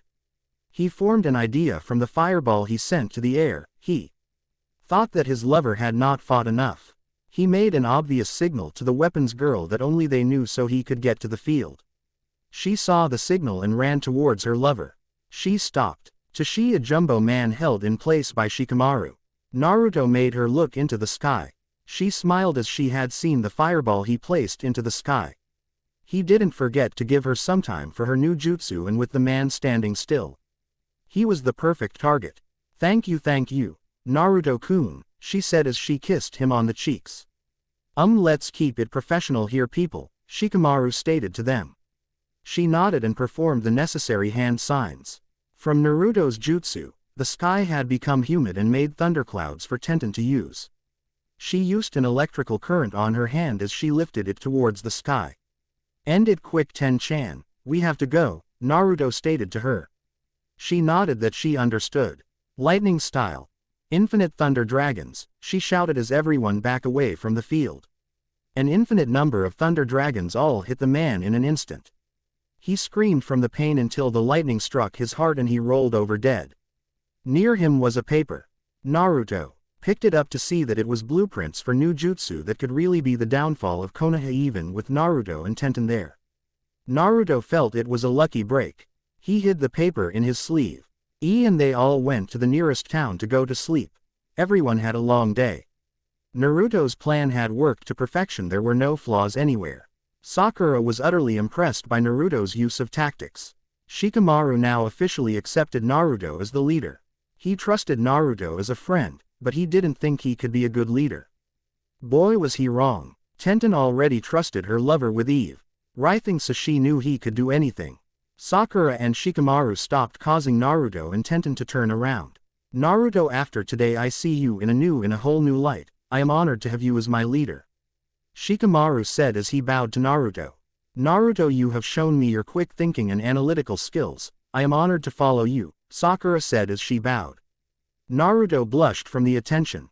In addition to Tenten, he now had the trust of Shikamaru and Sakura. Naruto motioned to his team. Well, thanks you guys. As a way of congrats on our mission, I will pay for everyone's dinner tonight, he said. Everyone smiled at him. They didn't turn down his offer as they walked back to the nearest town. Naruto now has the respect and trust of the village's one genius and third best medical ninja. His skills as the leader were excellent. He acted more like an adult and he had his team and all their trust right behind him. My final question. After their mission in Wind Country, Team Uzumaki went to a nearby town to celebrate their first successful mission together. Naruto had offered to treat everyone to dinner. Everyone didn't object to his offer as they went into a restaurant. Sakura sat down next to Tenten and Shikamaru sat next to Naruto. Everyone had placed their orders and their separate drinks arrived. Naruto stood up holding his glass one hand. Everyone, our first mission was a success. May we have many more in the future. Cheers, he shouted. Smiling at his celebratory cheer, everyone gave their cheers as they sat down. Their individual foods had arrived to be served. Tenten ordered some miso soup with Chinese-style buns. Sakura ordered takoyaki balls with some noodles. Shikamaru ordered some mackerel cooked with miso soup and some sukonbu vinegar-flavored kelp. Naruto decided this was everyone's celebration, so he didn't eat anything. Seeing that late fat man eat his food made the team leader lose his appetite. These buns are fantastic, though not as good as Naruto-kun's, Tenten said as she put another in her mouth. Man, it's got to be takoyaki after a mission like that, Sakura said, adding soy sauce to her food. She had a passion for these balls. But she didn't like to express it. This sukonbu is excellent, Shikamaru said as he looked to his left to see Naruto not eating. It wasn't like Naruto to not eat on special occasions like this. What's the matter, Naruto? You're not eating, Shikamaru said. Naruto didn't hear Shikamaru. He was in too much thought to hear him. He had a question that he needed to ask, but felt too nervous to ever bring it up. Noticing Naruto didn't respond, Shikamaru yelled a bit louder to him, causing Sakura and Tenten to look up from their meals. Huh, what is it, Shikamaru? Naruto asked, snapping out of his daze. Everyone faced Naruto with looks of concern. Shikamaru started to ask questions. Why aren't you eating? Is something on your mind? He asked, worried about his new leader. Naruto looking around at his teammates. He realized he concerned them. He smiled, though behind the smile was a lot of thinking. Yeah, I am fine, Shikamaru, I just need to think. Excuse me, he said as he got up and left. Everyone looked shocked and worried about their new leader. Turning to Tenten, who was more concerned than the other two, Sakura and Shikamaru questioned her. Do you know anything, Tenten? They asked as she looked out the window. No, he was fine a few hours ago, I don't know what's wrong with him, she said, wondering if it was something she did. Shikamaru got up from his table to go talk to Naruto. Be right back with him, you two, he said as he left. Sakura and Tenten continued their meal, though felt a bit sad with the mood the way it was. Shikamaru walked out to see Naruto on top of a hill. He walked towards Naruto, who was gathering his thoughts.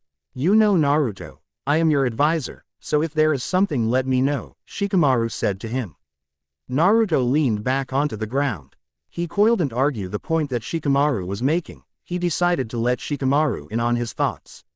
Hee, you sure can get into people's heads, Naruto said as he turned to Shikamaru. He put his hand into his pocket and threw a 20k diamond ring at Shikamaru. Shikamaru grabbed it and looked at its beauty. After examining the rock, he turned to Naruto. Why do you have this, Naruto? He asked, clueless. Naruto was a little surprised. Wow, even you as a genius can't figure this out, he smiled. Shikamaru pondered the ring more. After 2 minutes of thinking he came to the conclusion. No way, are you serious, Naruto? He asked with a lot of excitement in his voice. Seeing that Shika had cracked the mystery. That's right, Shika, I am serious, I just haven't asked her yet, Naruto smiled. Shikamaru was amazed that Naruto was considering something life-changing. Why the hell not, man? You have to ask her, otherwise it will turn into a drag, he said, settling down. I know, but the way to go about it is difficult. Naruto said. He turned to Shikamaru and grabbed the ring. Please, Shika, don't tell those two about this conversation, he pleaded. Shikamaru nodded as they both got up to go back. Suddenly a giant explosion came from the restaurant. Naruto and Shikamaru ran towards the burning building. He went inside and pulled out Sakura. He went back inside to find Tenten, but she was nowhere to be found. He left the building to see a lighting shinobi onto of a house holding a fainted Tenten. He looked at the group of leaf ninja. We will trade this girl for the blueprints you stole, said the ninja as he ran off, leaving an injured Sakura, confused Shikamaru, and furious Naruto behind. As Sakura woke up, she treated her wounds. She noticed Naruto with a look of pure terror.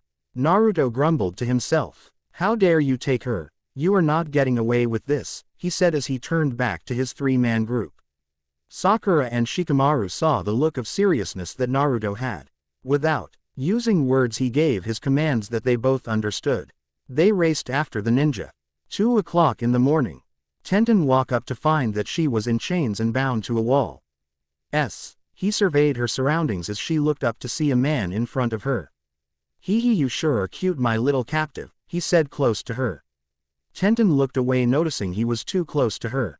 She remembered teachings in the academy about being captured by enemy ninja. She heard that kunoichi were sometimes raped by their enemies and became their victims. She struggled to get out of the chains, but to no avail. The man continued to torment her. You're a feisty one, let me have a taste, he said as he leaned in and pressed his lips against hers. She cried at the thought of someone else other than Naruto on her body. When the man stuck his tongue inside her mouth, She hit her mouth on top of his tongue, causing her teeth to strike his tongue. Ouch, you little bitch, he said as he slapped her. No one I coming to save you. You will rot here or be my bitch, he said as he left. She knew he was wrong. She knew her lover was coming to save her. She was gonna tell Naruto what had happened to her. She sat in the dark thinking of a way to escape, but stopped and left it to her lover. She waited patiently, near the mystery man's base in the earth. Naruto was trying to suppress the marks of the 9 tails that were coming over him. He couldn't believe he allowed his company leader and lover to get kidnapped. He halted for Shikamaru and Sakura to stop. Why aren't we moving, Naruto? We have to save Tenten. Sakura shouted at Naruto, who tried to keep his cool. Naruto wanted to save Tenten, but as the leader he couldn't be stupid either. I know we do, but I want me and Shika to go. Sakura, you stay near the entrance. Naruto had the scroll in his hand as he and Shikamaru entered the cave. Sakura waited patiently. As they went further into the cave, they noticed signs of a secret underground hideout. Man, are these guys planning a coup d'etat? Shikamaru wondered. Probably that is why they need this scroll, Naruto mentioned to Shikamaru. As they moved further, they came to the Ma. En, who had an army of ninja backing him up. He had Tenten in his hand and Naruto had the scroll. Toss me the scroll, the man ordered. You give us back our comrade, Naruto said in a very angry manner. The man pointed a kunai at Tenten's throat. You want this girl to die, the man said in a rage. Not willing to risk the safety of Tenten, Naruto threw the scroll to the man. Now give me Tenten, Naruto ordered. Ha ha ha ha, for a ninja leader, you are so gullible. I am keeping this girl, she will be worth a hefty sum, he said as his ninjas faced the two.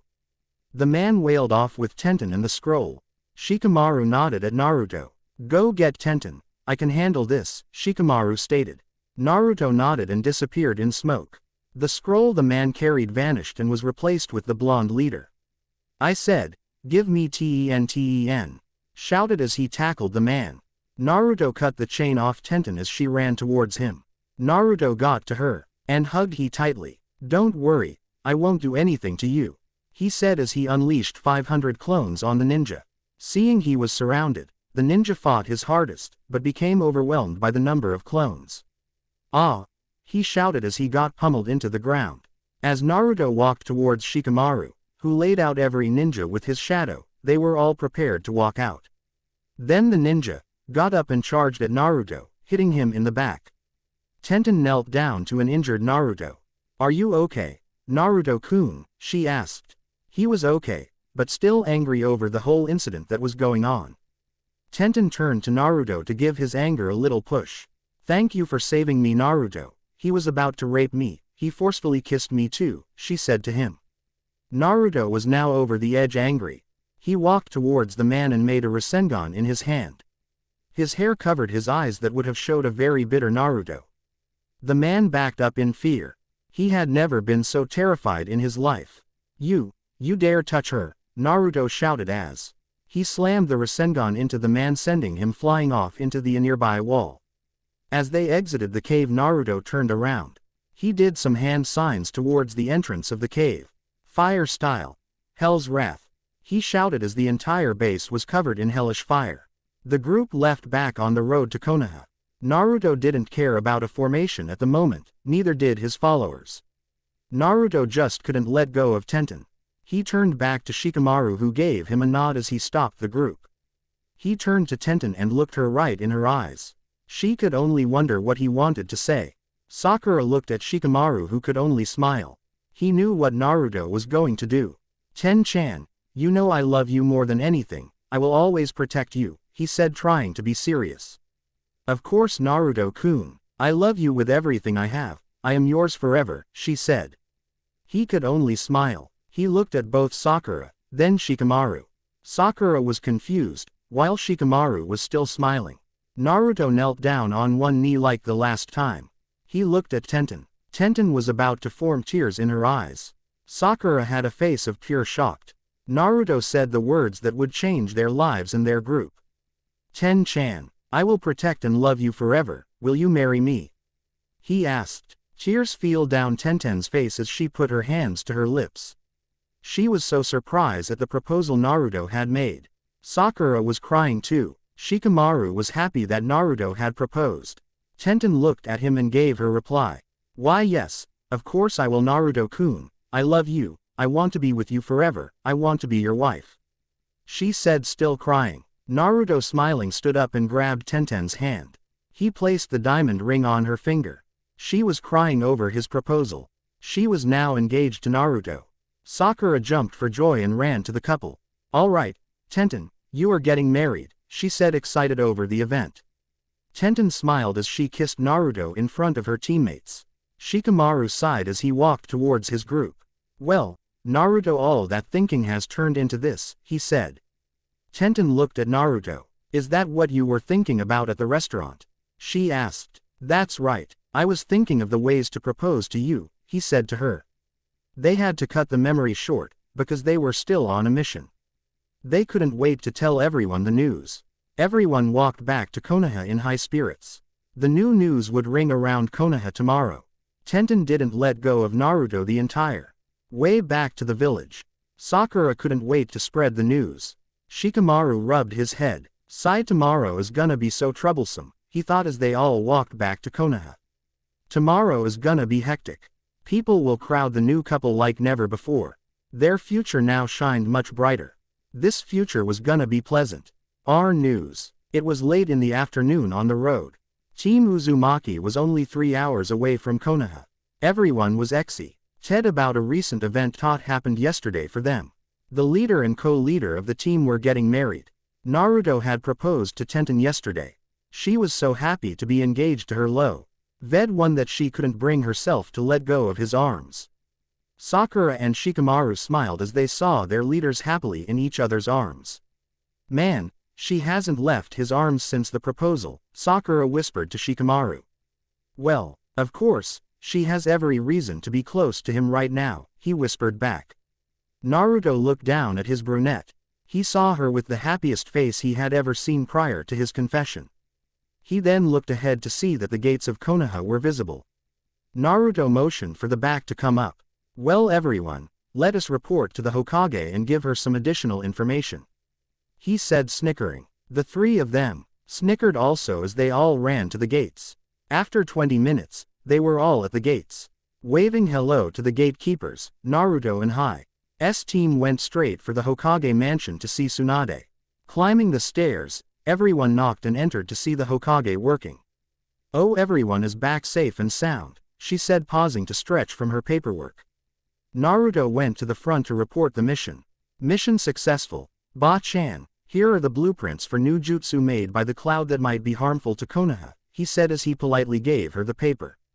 She scanned the paper, then gave it to a Junin who ran out the door to scan the paper over. Good work everyone, you are dismissed, she said, returning to her paperwork. She looked up to see everyone still there smiling. Tsunade wondered what was important to be laughing. What is so funny? She asked, curious to know. Naruto took Tenten's hand and spun her around into his arms. Tsunade looked a little shocked. She had no idea what was going on. Sakura and Shikamaru tried to contain their smiles, but just couldn't. Naruto took Tenten to the front as they looked at Tsunade. Naruto gave her the announcement. Ba-chan, as of today Tenten and I are engaged, he said with a smile of pure joy. Tsunade thought she was deaf. She couldn't believe what she had just heard. Confirming what she heard, Naruto spoke. That's right, Ba-chan, we are getting married, Naruto said to her. Tsunade immediately got up and shouted enough to shake the whole building. What? She shouted. Shizune came through the door to see what all the commotion was about. She saw Tsunade hugging the two Junin with a happy smile on her face. Shizune turned to Sakura and Shikamaru. What is going on here, guys? She asked the two Chunin. Sakura and Shikamaru smirked as they replied to her. Naruto and Tenten are getting married, Sakura said to Shizune with a shining smile. Shizune dropped her pad and ran out the door. She ran to every available ninja in Konoha and told them the good news. She was so happy for a moment like this. She told Kakashi, Kurenai, Asuma, Guy, and so on. Even the rookie 9 dropped to the ground from the information. Everyone couldn't believe the rumors that were going around about the marriage of Tenten and Naruto. As the group left the Hokage in a good mood, They went outside to tell people about their marriage, but the word had already gotten around as members of the Rookie Nine were charging the Hokage mansion for an answer. Ino was the first to arrive to the newly engaged couple. "Oh my gosh, I can't believe it, you guys, are you really engaged?" she asked as the other rookies came charging in. Naruto whispered to Tenten. "So much for us being able to tell them," he said to her. "Yeah, I know, but it would have caused this reaction anyway," she said to him. Turning back to the crowd, Tenten replied to them. She stuck out her finger to how the diamond ring that Naruto had given her. "Yeah, we are now engaged," she said to the group. Everyone stared at the expensive-looking rock with admiration. "Oh my goodness, I can't believe this, how youthful, Yahoo all right. Naruto," shouted the various comments from everyone in the group. The couple could only blush over all the attention they were receiving. They didn't get this much attention since the time they started dating. After 15 minutes of an intense conversation, the Junin started to join in after hearing the miraculous news. Well, it seems that Shizune wasn't kidding, you guys really did tie the knot," Kakashi said with a happy grin as he read his perverted book. "Tenten, you have found yourself a good man, I am happy for you," Kurenai said, unable to contain the joy in her body. Guy rushed up to hug Naruto and Tenten. He could feel the youthfulness in their actions. Asuma, lighting a smoke, continued the conversation. "Well, Naruto, you are the man now, don't let us or Tenten down," he said with a smile. Everyone gave their congrats to the two as Naruto picked Tenten up bridal style and left to go home. The girls blushed and the guys gave them a thumbs up. "Wow, in a few months, he will be carrying her like that again," Kakashi said to the group of ninja as everyone left. As Naruto put Tenten down, they could see how much of the village knew about their marriage. Which was the whole village. Everyone was whispering and giving their support to the young couple. They couldn't believe that their information had spread so fast. It hadn't even been 45 minutes yet. "If anything, this proves how fast rumors start," Tenten said to her partner. "No kidding, didn't expect this so fast," Naruto said to her. As they got home, they could see the gifts that they were given by civilians and ninja alike. As they rested through the day from their mission, they got dressed as Naruto took Tenten out for dinner again. Tenten wore a silver Chinese-designed dress that came down to her ankles, and Naruto wore navy blue suit that seemed to show his figure as night approached. In the moonlight, the couple walked through Konoha. Citizens were shocked at how they looked. Their presence was almost godlike as they were reflected by the moonlight. As Naruto took her to the most expensive place he knew, they came up to the man at the door. The man looked up at who it was and got shocked. Oh my Sir Naruto and Lady Tenten, please right this way," the man said as he seated them to the table. As they had dinner, they talked about all their moments that led up to this point. To think it all started because of a little chase, Tenten smiled as she talked. Naruto looked at her as if she was the most beautiful thing in his world, which she absolutely was. "That's right, it did happen that way," he said. As they were served their food, they ate and had a pleasant time together as always. After finishing their meals, Naruto was about to pay for the bill when the waiter took it. "Sorry, no can do, sir. This is on the house, have a good life with your wife-to-be," he said, smiling. Naruto thanked the man for his generosity as they exited. They could tell tomorrow was gonna be just as hectic. Earlier in the Hokage mansion. "I can't believe it, Naruto is going to get married," Tsunade said, drinking her beer in honor of the two. Even Shizune couldn't resist drinking on a day like this. They were happy that Naruto had finally gotten his love. He would forever be happy. Tsunade sent a messenger hawk to Suna with news of the event. Even Gaara was going to know about it. As Naruto and Tenten changed into their regular clothes, they went back outside for a walk. They had noticed all the decorations that had been laid out for them. The entire village had turned their marriage into a festival. "Wow, everyone is really going all out, aren't they?" Naruto said in awe at the celebration. Tenten was also in awe but snapped out of her daze to answer. "It sure seems that way," Tenten said as she looked at the spectacular lights. As people turned to see the couple cross the streets, they shouted, "Here they are, folks, the couple of the hour, Naruto and Tenten," one man shouted. He triggered the crowd of people to applaud the new couple. Naruto even saw a few fireworks go off. He was amazed the villagers were going so far for them. Tenten was also surprised, but she loved the appreciation. To get a good reaction from the crowd, Naruto leaned towards Tenten and kissed her. She returned his kiss with an even deeper one. Crowd of people cheered as they saw the two kiss. Iruka and Konohamaru appeared from the crowd of people. "Alright Ni-san, you got yourself a girl," Konohamaru said with a thumbs up. He heard about the rumor that had been going around, and came to see for himself. He was happy for his rival. Naruto looked down at Konohamaru. "Haha, thank you Konohamaru," he said with his trademark grin. Iruka joined in the conversation too. "So Naruto is now that man, huh?" he said with a smirk. "That's right Iruka, and he is my man," Tenten said to him. Iruka was shocked to hear Tenten reply, but it caused him a OT of joy to hear. "Well Naruto, follow your own path and I am sure you will do great with yourself and Tenten," Iruka said to them. He remembered when Naruto was considered a demon and dead last of all the ninja. Now he was one of He topped Junin in the village and he was getting married. He left the young couple alone to enjoy the festival. 2 days later, Suna. "Lord Kazekage, we have a messenger bird from Konoha," Baki said as he knelt before Gaara. Gaara responded, "Hand me the message, also summon Kankuro and Temari, I need to talk to them," he said to Baki. "Understood Lord Kazekage," he said as he gave Gaara the message and went to get Kankuro and Temari. Gaara had the letter in his hand and scanned the contents. His eyes widened as he read the bottom of the letter. Well Naruto Uzumaki, you sure are unpredictable," he said with a rare smile on his face. As Kankuro and Temari came into the room, the smile from Gaara couldn't fade. His siblings were shocked to see him smiling. "You called Gaara," Kankuro said to the Kazekage of sand.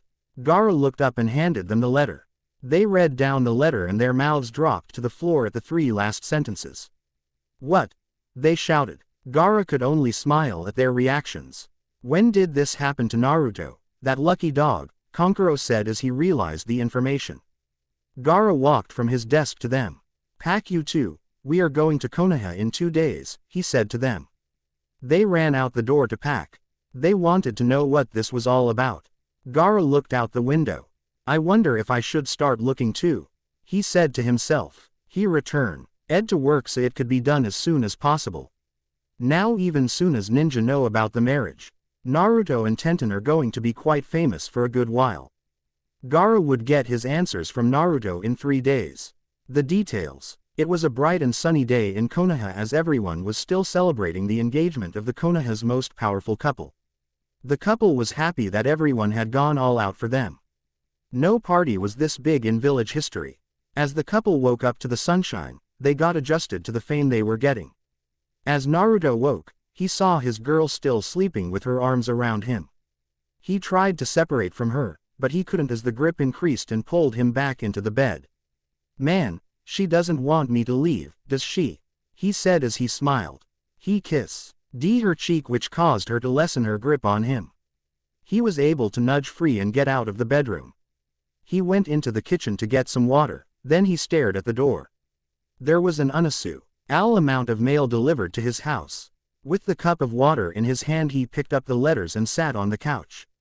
He read to himself through the letters. "Dear Naruto and Tenten, may you both have a good life together. I can't tell you how happy I am to know that you two will be getting married. I am happy of you both. I wish you both happiness. With luck, Hinata." "Wow Hinata, I will have to thank you for the letter," he said as he scanned the rest. "Naruto, you have always been youthful, now you are shining more brightly than ever. Keep up the good work and keep loving Tenten, your youthful friend, Lee." "Man again with the youthful mess, but thank you Lee," Naruto said as he read one more. "Naruto, you won someone's heart. I can't believe it. I know you will make her happy. Continue on this road and you will share both good and bad times together." From the Junin. The senseis are so weird, but I will thank them all for this letter," he nodded as he noticed Tenten come from the bedroom. "Hey Ten-chan, you are up," he said as she shifted her gaze at him. "Hey Naruto-kun, what is that in your hand?" she asked as he handed her the letters. "They are a few letters from our friends," he said with a smirk. He went into the shower as she read the letters. After 20 minutes or so, the two were getting their clothes on to go out. As they had prepared everything for their day. Naruto closed the door behind them. They walked on the street as they felt the happy stares of the citizens on them. "Man, this is a little uncomfortable," she said to him as they walked. "Yeah, but it isn't unexpected, I guess," he answered as they walked down to Sakura's house. After 15 minutes, they arrived and knocked on her door. After a minute, Sakura answered the door and saw the famous couple in at her door. "Naruto, Tenten, what can I do for my newly engaged leaders?" she asked as Naruto turned to Tenten. "Well, Ten-chan, like we planned, I will take my leave now," he said to her. She turned to look at him and smiled. "Okay, Naruto-kun, see you later," she replied as a confused Sakura who was still at the door.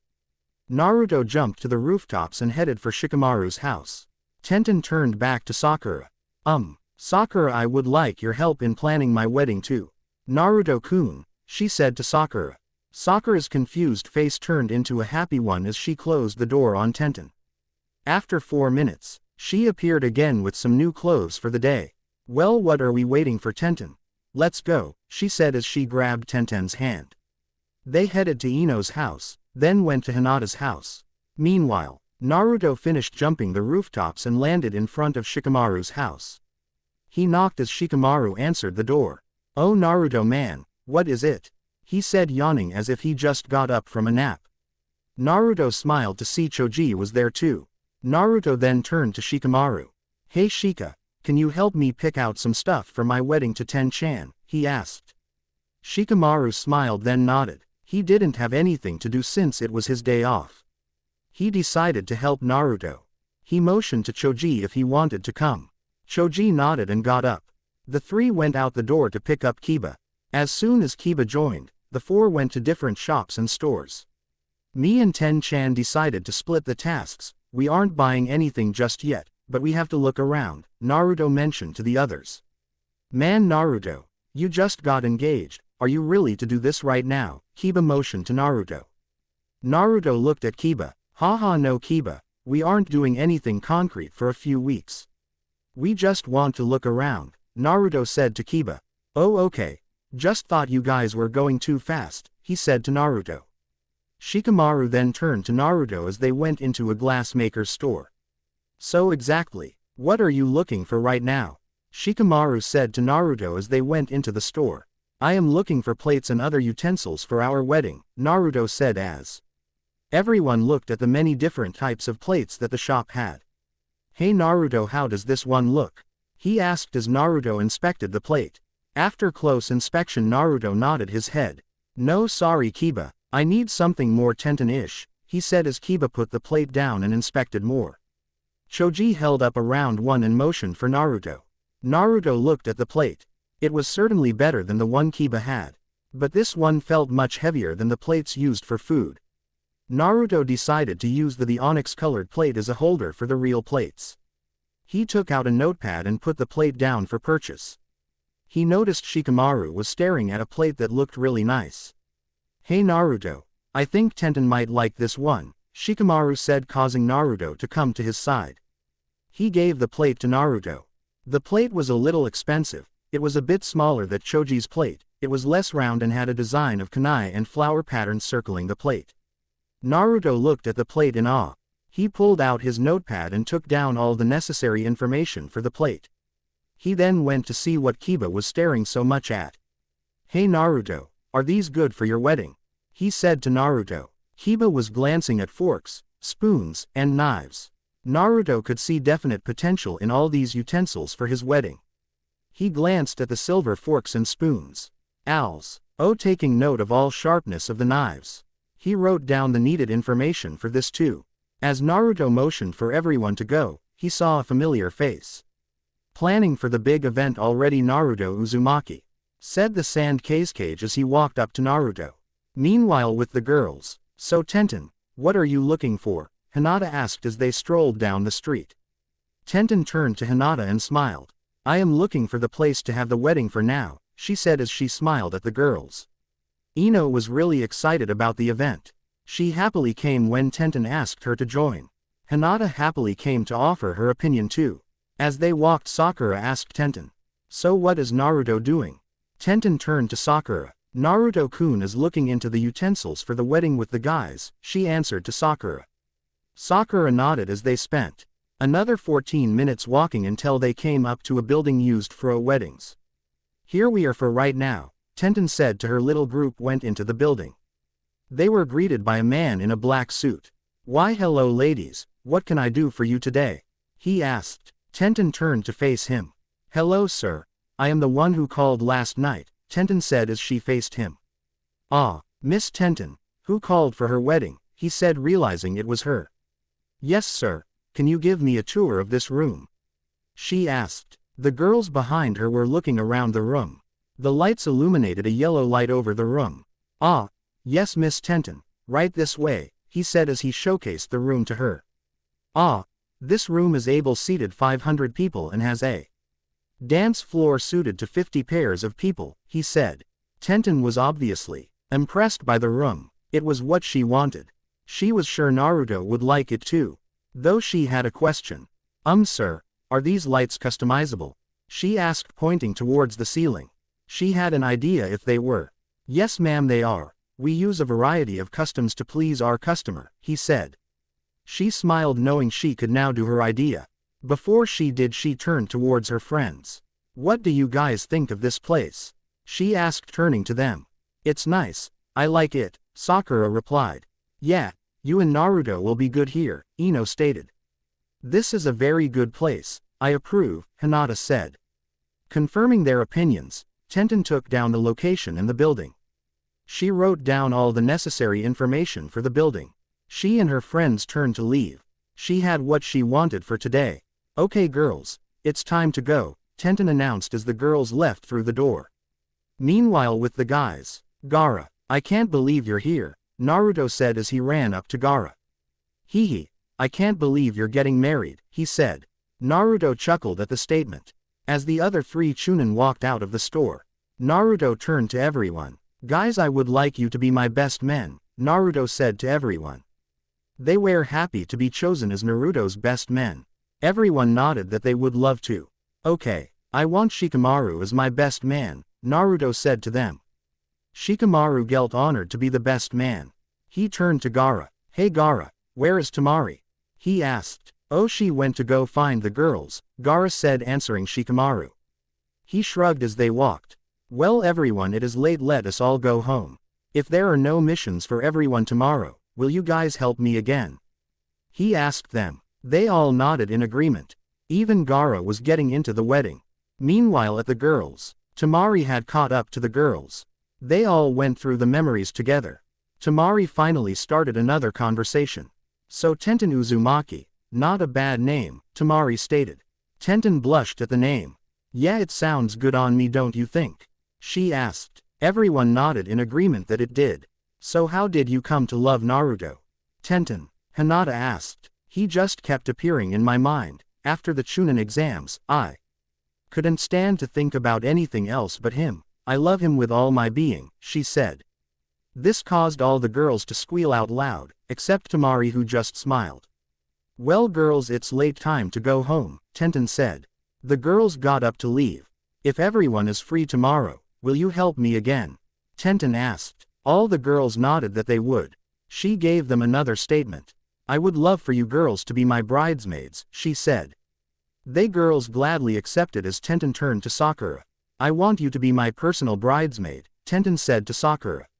Sakura jumped for joy as they all left to go home. Tenten met up with Naruto and the guys. Everyone looked at the two for their final question.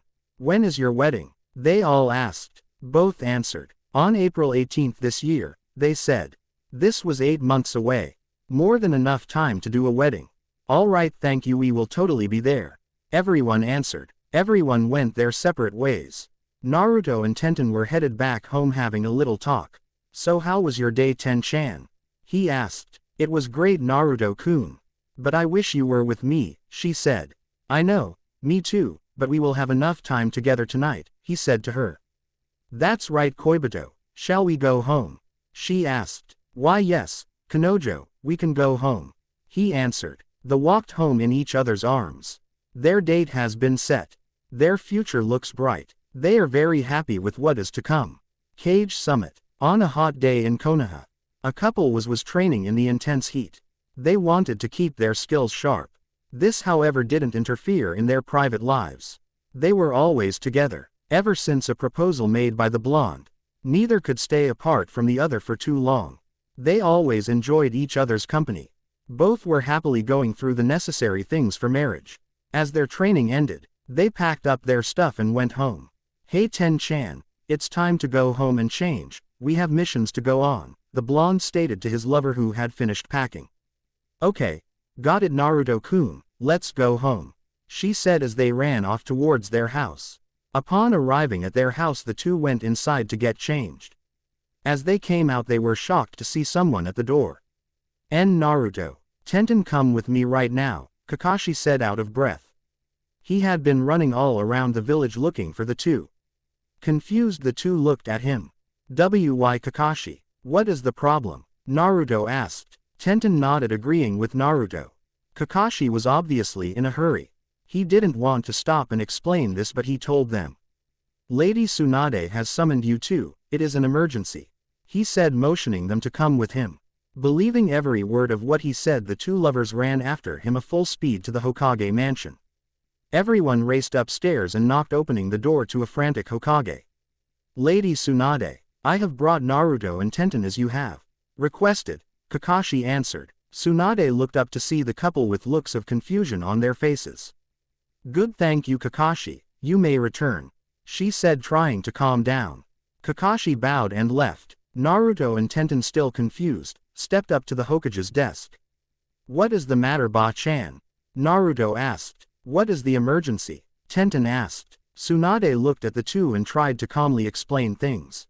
She didn't know if this would put a cramp into their marriage plans, but she didn't have a choice.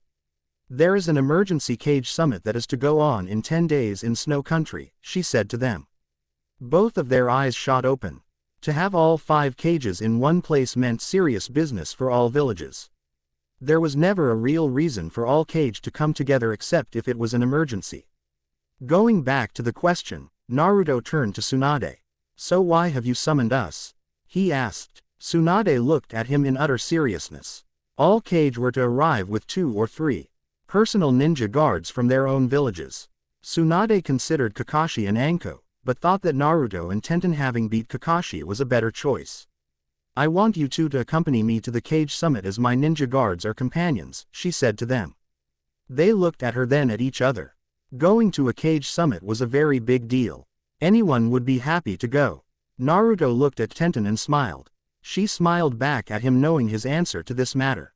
"We accept Ba-chan, we will be your ninja guards," Naruto stated to the Hokage. Tenten nodded in agreement with Naruto. Tsunade got up from her desk and walked towards the two. "Thank you, I really needed you guys on this trip," she said with a smile. Both nodded their heads. They were always happy to help their Hokage with whatever troubled her. "So when do we leave?" Tenten asked. Naruto turned from Tsunade to Tenten and back.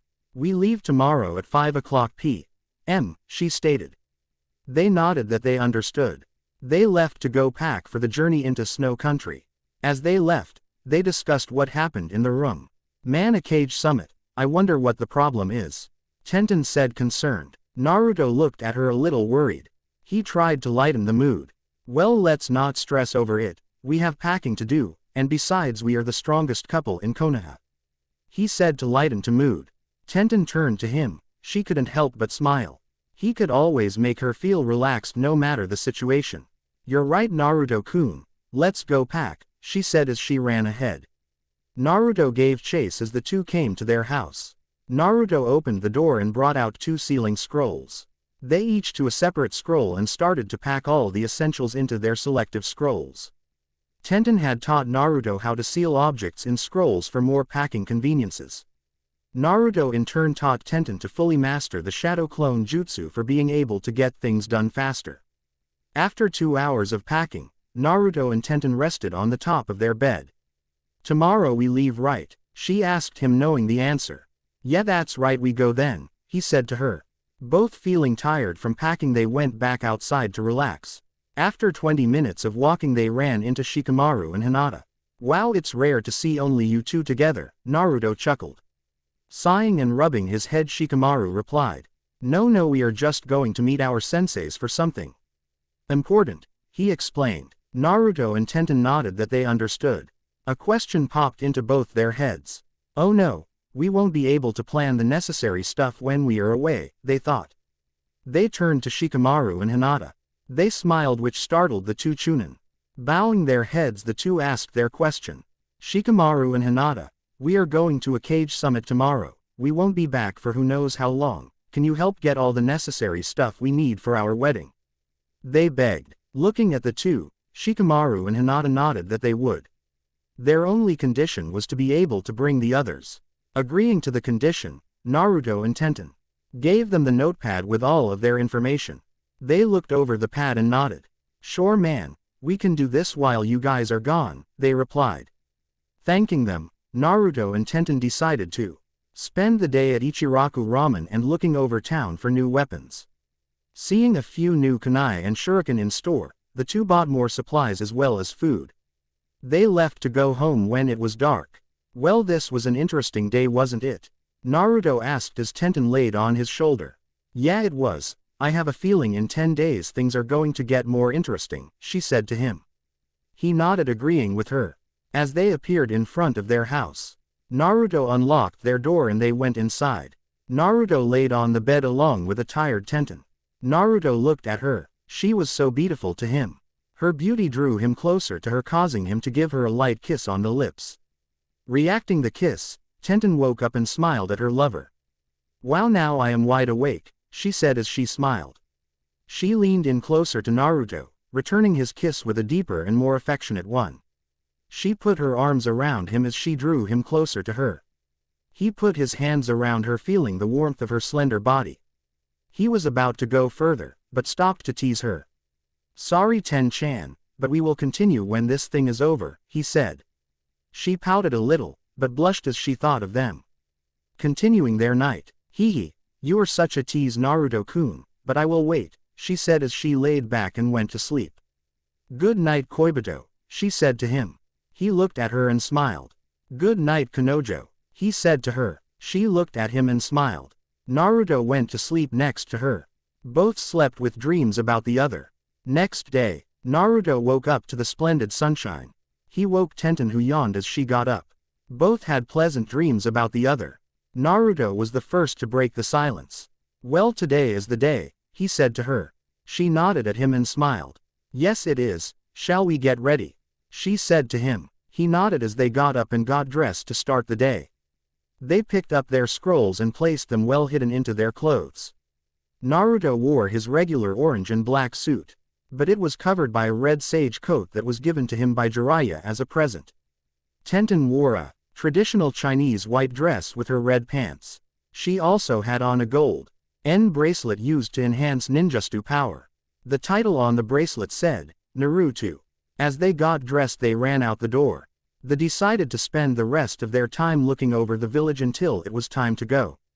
4 hours later, knowing it was time to go, Naruto and Tenten made their way to the front gates of Konoha. As they arrived, they said their hellos to the gatekeepers. Waiting 15 minutes, the Hokage showed up. She saw them waiting for her. Are you two ready to go? She said to them. Nodding that they were, the three headed out. The three turned back to see the village, then kept walking. As they walked, they all engaged in a great conversation. So how are the plans coming for your wedding? Tsunade asked the couple. They looked at each other and smiled. It's coming along great. We are starting to buy and order things, they said to her. Tsunade laughed as their conversation continued for 5 hours. After the 5 hours, they entered into Wave Country and decided to take a break. As Tsunade rested, Naruto went and got them a drink for the local vendor. Aw, thanks Naruto. Thank you Naruto-kun, they said as they took sips of the cold drink.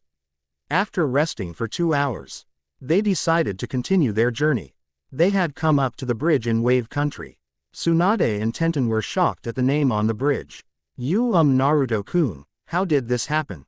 Tenten asked. Started at the title of the bridge.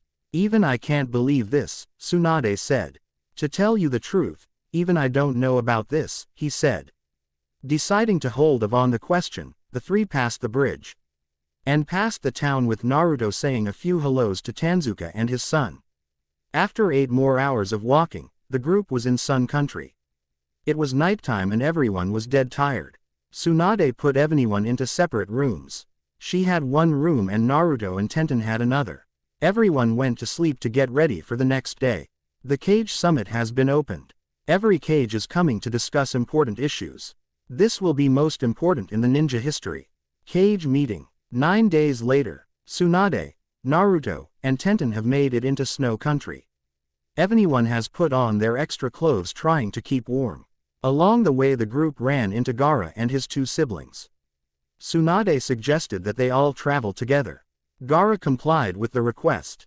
Even was close to the Cage Summit. A particular couple was staying extra close to each other. "Man, I feel so warm next you Ten-chan," Naruto said as she blushed. Everyone couldn't help staring at the couple. Gaara was obviously staring the most. He may have been the cage, but even he didn't have a girl yet. Tenten looked at Naruto and smiled at him. "I feel warm next to you too, Naruto-kun," she said as they cuddled some more. After 2 more hours of walking everyone saw a large building in the distance. They had arrived at the summit. Naruto and Tenten decided to part from each other to both of their displeasure, but they had to look presentable as ninja. Everyone came up to the council guard as the cage stated their names and ranks. "Name and rank and associates," the guard demanded. Gaara came up first. Name: Gaara. Rank: Cage of Sand. Associates: Konkuro and Tamari, he stated. The guard bowed as he let the sand ninja through. Gaara and his group waved goodbye to Tsunade's group as they went ahead. The guard turned to Tsunade demanding the same information.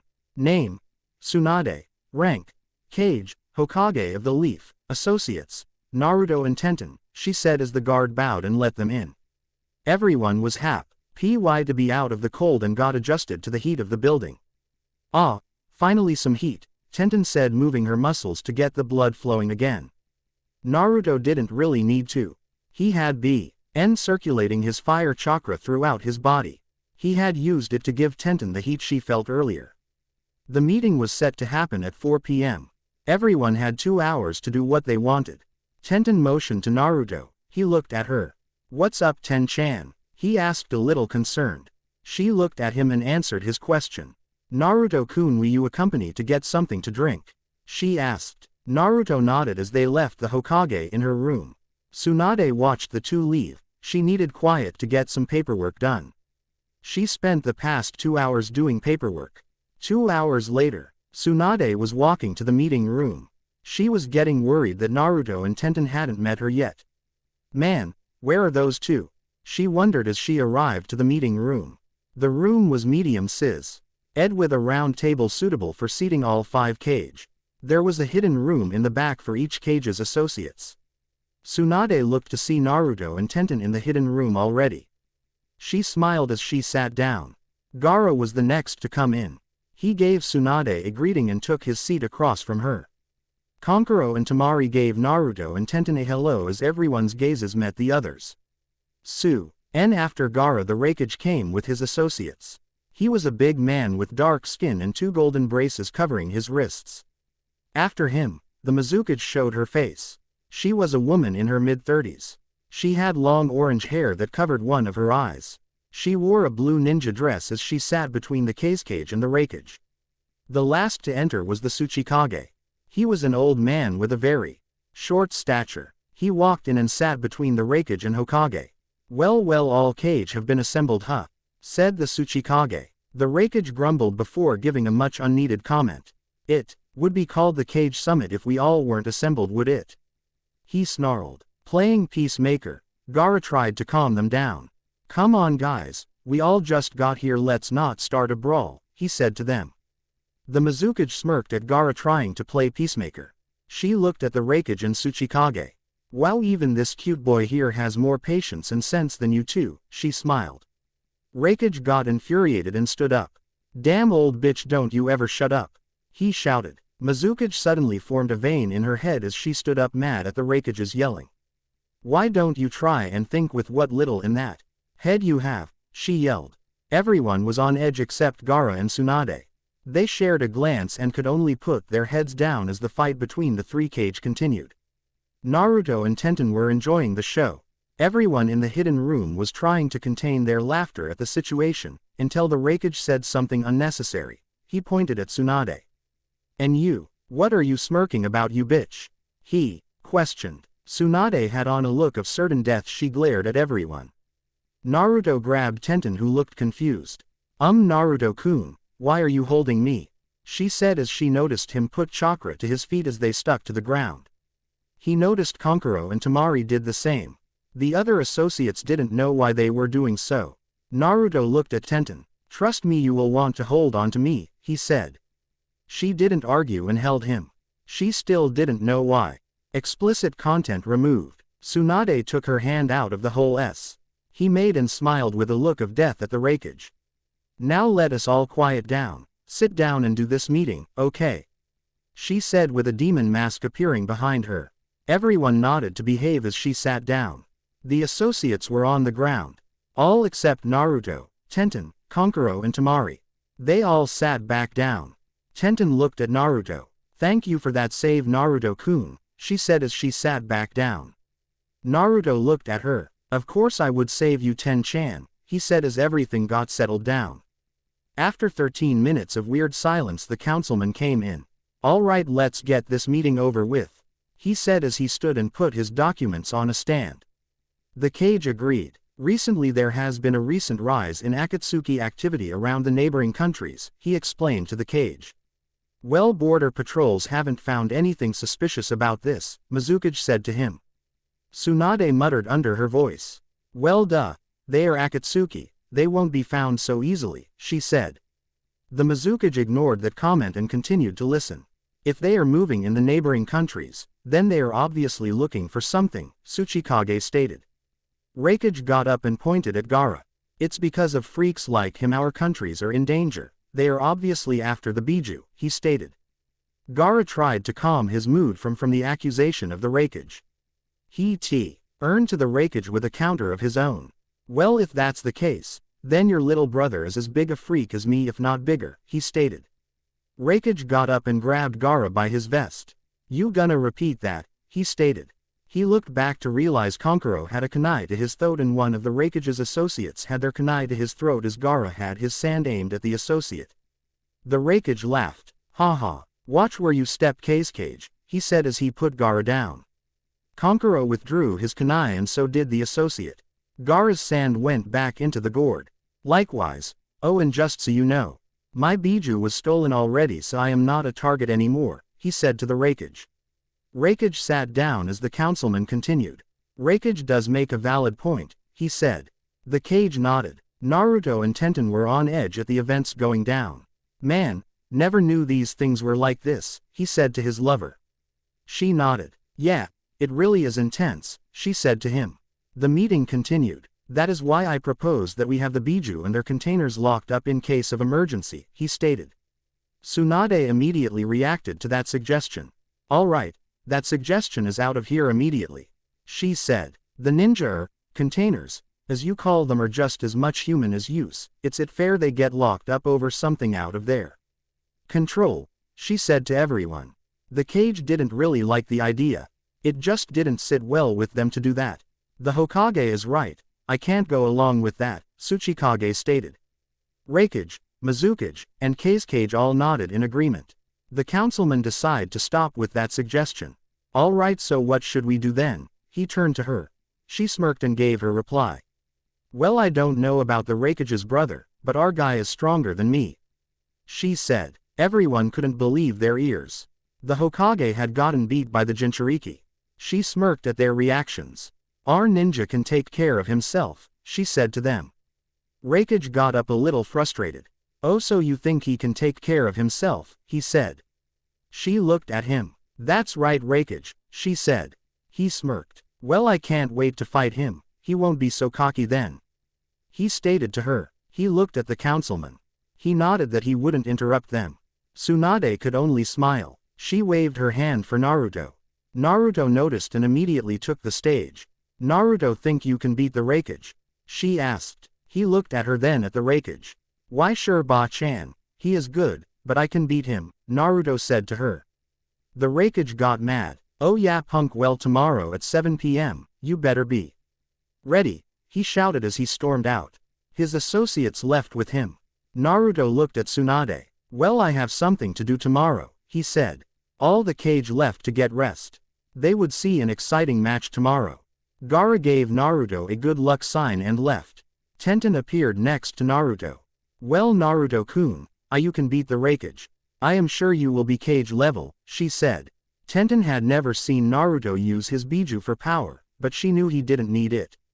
She and Tsunade knew that Naruto was now above cage level, but the other cage didn't know that. Well, go prove to them why you are qualified to be Hokage, Naruto, Tsunade said to him. He chuckled then nodded as they left. Tomorrow will be epic. Wind fire versus lightning. As day approached the cage summit, Naruto woke up to the beautiful sight of his brunette sleeping next to him. He kissed her on the cheek. Feeling his kiss, the brunette smiled in her sleep as she dreamt. Naruto chuckled as he got up and walked towards the window. He opened the curtains. He saw it was still snowing. He really didn't know whether it was day or night. The snow covered the sun, so he wasn't even sure what time it was. Man, today is gonna be a real drag, he said as he chuckled at what he said. Man, for me to quote Shikamaru is surprising, he said as he closed the curtains. Naruto headed for the showers to wash up. After Naruto left for the showers, Tenten woke up to see that Naruto was gone. She looked around worried only to hear the shower running. Oh, I guess Naruto-kun is in the shower, she said as she got up to get some water. Tenten sat at the table with her cup of water. She had been thinking about Naruto's match. I know Naruto can beat the Raikage, but I wonder how strong the Raikage is. She muttered to herself. She didn't realize that the shower stopped and Naruto had walked over to her. She still kept talking to herself. Oh, what am I saying? Naruto is gonna win and that's it. He is the best, she said and stood at the same time to see Naruto looking at her smiling. Naruto-kun, how long have you been there? She said, feeling embarrassed as he pondered. Naruto replied to her question. Oh, I came in at around. Naruto is gonna win and that's it, he said as she blushed. He decided to tease her a bit. Well, I guess I can't lose, can I? He said to her. She smiled at his question. She decided to stop pondering over the match and just decided to cheer for him. She decided to head for the showers too. As she left, Tsunade knocked at the door and came in. She spotted Naruto with his clothes on. She looked around, but couldn't find Tenten. Hey Naruto, where is Tenten? She wondered. Naruto smiled then pointed at the showers. She is taking a soak, Ba-chan, he said as he walked up to her. Hey Ba-chan, what time is it? He asked. Tsunade was shocked that he didn't know the time. She looked him in the eye. Naruto, it is 6:45 p.m, she said. Naruto's jaw dropped to the floor. He had 25 minutes to make it to the outside battle between him and the Raikage. What? It's that late, he said as he rushed out, not waiting for a response. Tsunade was about to call him back before he turned around and went back into the room. He went into the fridge and pulled out a roll. He bit the roll as he sat on the bed. Can't forget breakfast or Tenten, he said. Tsunade had her head down and smiled. Even when things are serious, Naruto is still Naruto, she chuckled as Tenten came out of the shower. Tenten turned to see Tsunade in the room. Hey Tsunade-sama, when is Naruto-kun's match? She asked. Tsunade looked at the time. In about 6 minutes, she replied. Tenten hit the floor. She wondered why Naruto didn't leave yet. Yaren, Tiyugan Naruto-kun, she shouted as he finished his roll. I couldn't forget breakfast nor you could I. He chuckled. She smiled and blushed, happy that he had stayed behind her. She gave him a hug as she hurried to get dressed. Putting on her clothes, everyone rushed out the door and ran through the hall. They made it to the arena with 1 minute to spare. Raikage looked at Naruto. Well, it's about time you came, he shouted. Naruto looked down at the Raikage. Well, I am happy you waited for me, he said as he jumped down and landed across from the Raikage. Well then, let's get started, he said as all the cage focused on the two. Tsunade joined the rest of the cage. So who do you guys think is going to win? She asked them. Raikage, said Tsuchikage. Raikage, said Mizukage. Naruto, said Gaara aka Kazekage. Naruto, said Tsunade. Me, said the confident Raikage. His associates smiled at each other. They believed no one could match their Raikage, let alone beat him. As the two gave their final comments, Tenten appeared between the two. Okay, we will begin this match. Naruto versus Raikage, she said. She wanted to say Kun for Naruto, but resisted to show professionalism. Her hand came into the air. Naruto and the Raikage looked at each other's eyes. Tenten's hand came down as she signaled for the fight to begin. Naruto and the Raikage disappeared from view. The shock waves of sound were easily distinguishable to all the ninja. The two were moving at very high speed. The snow falling didn't make seeing any easier. Both appeared across for the other, sliding from the snow. They both adjusted themselves as they went back at each other. Naruto sped to the Raikage and attempted a roundhouse kick at the Raikage. Raikage chuckled as he grabbed Naruto's foot and flung him across the plains. Hee come on brat, you gotta be better than that, he mocked. Naruto landed back on his feet. What Raikage, don't you know warm-ups are essential when fighting? He smiled. Raikage grumbled at the other cage, laughing at him. He made some hand signs and Anusta jutsu. Lighting release, thunder armor, he said as lighting appeared around him and covered his body. The cage stopped laughing as the Raikage disappeared and appeared behind Naruto. He kicked Naruto square in the back. Naruto was launched all the way into some nearby trees as everyone heard a crash. Raikage smiled as he waited for the blonde to emerge. His associates laughed. Wow, this guy is no match at all, he is just plain weak, they said. Tenten had the urge to slit their throats, but repressed the urge thanks to Tsunade. She decided to wait so she could mock. Naruto emerged for the trees, undamaged by the power of the Raikage. This kid might be a bit tough, he said as he increased his speed. He disappeared in front of Naruto and tried to hit him again, but was stopped by Naruto palms. Naruto looked up at the Raikage. Okay, that was good, my turn, he said. As he kicked the Raikage back a few feet, he put his hands together and focused. Tenten and Tsunade knew what he was doing. He was releasing his gravity seals. None of the other cage or associates knew about this. Raikage chuckled as marks appeared around Naruto then disappeared. So you made yourself lighter. That doesn't give you the, he said as he realized he was kicked far from the group. He looked up to see Naruto was right next to him. Naruto then kicked him into the air. As the Raikage entered the air, Naruto jumped up and disappeared. Everyone on the ground was shocked at what they were seeing. Naruto was equal if not stronger than the Raikage. Naruto appeared next to Raikage and punched him to the side then disappeared. He appeared again and hit the Raikage down.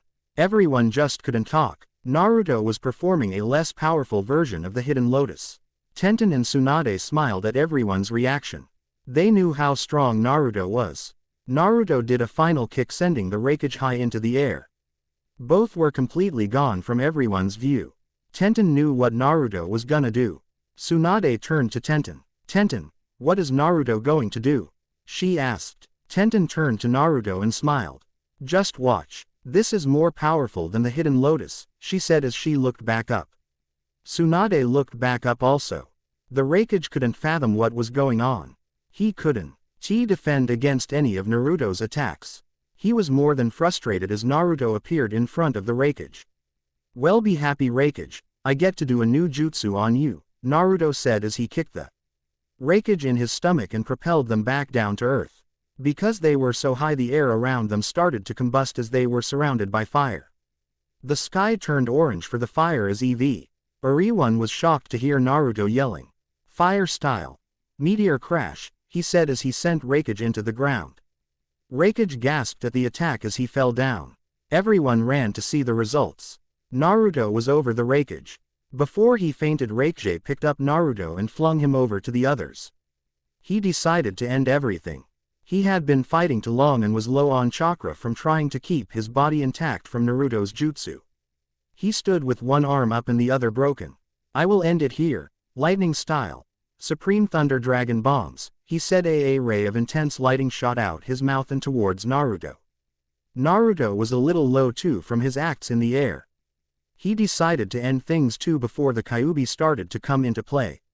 He formed his hand signs. Fine, let's end it here. Fire style. Supreme fire dragon bombs, he shouted as intense fire came for his mouth. The two jutsus collied and battled it out for supremacy. Both were low on chakra, but were pushing their limits in the clash. Everyone was nearly blinded by the light from the blasts. Tsunade looked worried. This battle has gone on for 4 hours now. This clash will be the end to everything, she said as she continued to watch the beams battle. The Raikage was being to push Naruto's fire back and his lightning became bigger. Naruto could feel he was losing, he was being pushed back by the force. Man, if I don't end it now, I will lose, he said as he formed a just you with on hand. His arm began to vibrate as he shouted his final jutsu. The added cold was lowering his flames and he had to hurry. Wind saintly. Crescent wind blade. He shouted as he threw his arm forward, sending a blade of wind resembling the crescent moon appeared and enhanced the fire enough to push back the Raikage's lightning until his flames knocked the Raikage back. He ended his jutsu and looked at the Raikage, who was out cold. Hee I win, Lord Raikage, he said as he sat down. Everyone was shocked. Naruto had beaten 2Kage with his power. He didn't even need the Kyuubi for this. Tenten ran to Naruto and hugged him. You did it, you won Naruto-kun, she said as she hugged him. Nice work Naruto, Tsunade said as she walked towards him. He smiled as he looked at the others. Gaara was smirking at the results. Mizukage couldn't speak. Tsuchikage fainted. Tsunade turned to the group. Well, now that we know who is stronger, shall we head back? She said, getting nods from the still shocked audience. Everyone went back to the building. Raikage woke up in the snow. He chuckled at himself. Well, that kid I had a good time. We will fight again Naruto Uzumaki, he said as he got up and went back to the building with his associates. Naruto has beaten another Kage. Naruto's power is incredible. How good is Tenten? Next fight. As the snow continued to fall in Snow Country, everyone had gone back inside after the fight between Naruto and the Raikage. Everyone was surprised at the spectacular turn of events. Naruto had beaten 2 out of the 5 Kage. To Tsunade, Naruto probably beat 3 out of 5 counting Gaara, but this was before he was Kage so she didn't know. As everyone settled down to a warm fire trying to keep warm, they all went over the match. Man, I still can't believe that Naruto beat the Raikage, Kankuro said sipping his tea. Temari nodded next to him. She was more shocked than Kankuro at the match. No kidding, Naruto doesn't play, does he? She said looking at Naruto. She knew Naruto was an excellent fighter, but to match a Kage, let alone beat one, has rarely occurred. Well, in any case I believe Naruto has made my point to the Raikage, Tsunade said chuckling. She turned to see Naruto fall asleep on Tenten's lap. He had really exhausted himself from the match with the Raikage. Naruto Uzumaki is always an interesting one, Gaara said. Everyone nodded as they looked at the time. It was 12 o'clock a.m. for everyone. They all yawned as Tenten woke Naruto. Yawn, what's up Ten-chan? He asked as his eyes got adjusted to the light. Naruto-kun, we are all going to bed. Since you're tired you should come too, she implied as he nodded agreeing with her. After one more yawn, he got up and walked with the rest of the group. Everyone went to their designated rooms. Naruto and Tenten went into their room and quietly went to sleep. Tsunade went to her private room and slept. Temari went to sleep also. Kankuro and Gaara laid in their separate beds. Gaara was actually feeling tired for once. He had never had sleep before, but without the Shukaku inside him he could now sleep without fear of transforming. So this is what sleep feels like, he said as he drifted off. 10 o'clock in the morning. Tenten woke up to see Naruto still sleeping beside her. She smiled as she knew how tired he must have been from yesterday. She gave him a kiss on the cheek as she went to the washroom. She got dressed and took a breath of air. She knew it was still snowing, but she ignored it. Man, Naruto-kun's match yesterday was amazing, she said to herself, and she went to the cabinet and took out a packet and heated up some coffee. She sat at the table as she took a sip of the warm drink. Smelling the coffee, Naruto woke up to see Tenten at the table. Ah, good morning Ten-chan, wait, it is morning this time, right? He asked. She laughed as she turned to him. He always knew how to put a smile on her face. Yes Naruto-kun, it is morning, she said as she took another sip of coffee. Naruto got up off the bed and went to the washroom. Tenten heard the shower running as she imagined her lover's body. As she sipped her coffee, Tsunade bursted into the room with a lot of excitement. "Where is Naruto?" she asked up close to Tenten. Tenten was startled by the entrance and moved back a bit. Naruto-kun is in the shower," she replied. Tsunade grumbled as they waited for Naruto to get out. The silence was awkward around as Tenten took a final sip of her coffee. Tenten decided to break the silence. "So why do you need to see Naruto?" she asked as Tsunade turned to her. Tsunade looked her. "He is needed in the cage meeting room," she said, frantic. Tenten's eyes shot open at the statement. She didn't realize that the match yesterday left a big impression on all the people who watched. Naruto exited the shower to see Tenten and Tsunade talking. He put on his clothes as he came back into the room. "Hey Ba-chan, what's up?" he asked. Tsunade turned to him and grabbed his arm. She pulled him out of the room and ran down the hallway with Tenten right behind her. "No time for hellos, Naruto. You have to come with me now," she said as they entered the cage meeting room. Naruto saw bright lights and a chair in the middle of the room. He sat down on the chair as he felt the intense stares on him. Tenten entered the hidden room and joined the other associates. "What is going on?" she asked. The others shrugged their shoulders, showing that they didn't know either. As Tenten sat down, the cage began to speak. "Well, judging from yesterday, I would say that Raikage has no complaints about his power," Tsunade said to a grumbling Raikage. Everyone smirked at the Raikage who had his head down. "He got lucky," Raikage boasted, but to no avail could he get them to believe him. He didn't believe it either. He knew Naruto was stronger than him. "Well, the way he tossed you around like a toy in the sky says that he has more than luck," Mizukage said as they continued. Gaara started. "Well, in any case, Naruto totally won't lose to any Akatsuki member," Gaara stated. Everyone nodded as Naruto looked at them in confusion. He felt like he was being cross-examined for a crime. "Well, the boy certainly has more than enough potential to be a powerful asset," Tsuchikage said to them. Gaara looked concerned and turned to Tsunade. "Tsunade, it probably isn't my place to ask this, but how strong is his girlfriend?" Gaara asked as Tsunade turned to him. She could see where Gaara was going with this. But the others didn't. "What does the kid's relationship have to do with this conversation?" Raikage asked, a little frustrated. Gaara turned to the Raikage. "Well, I have no doubt that Naruto can beat an Akatsuki member, but what if she is captured and they use her for leverage?" He aided to the Raikage. Everyone nodded now, seeing where Gaara was going. If Tenten was captured by the Akatsuki, then all the power in the world couldn't help Naruto. Tsunade motioned for Tenten. Tenten showed up next to Naruto. "Well, this girl here is Naruto's girlfriend and she had also beaten me," Tsunade said. Raikage slammed the desk, which caused everyone to look up.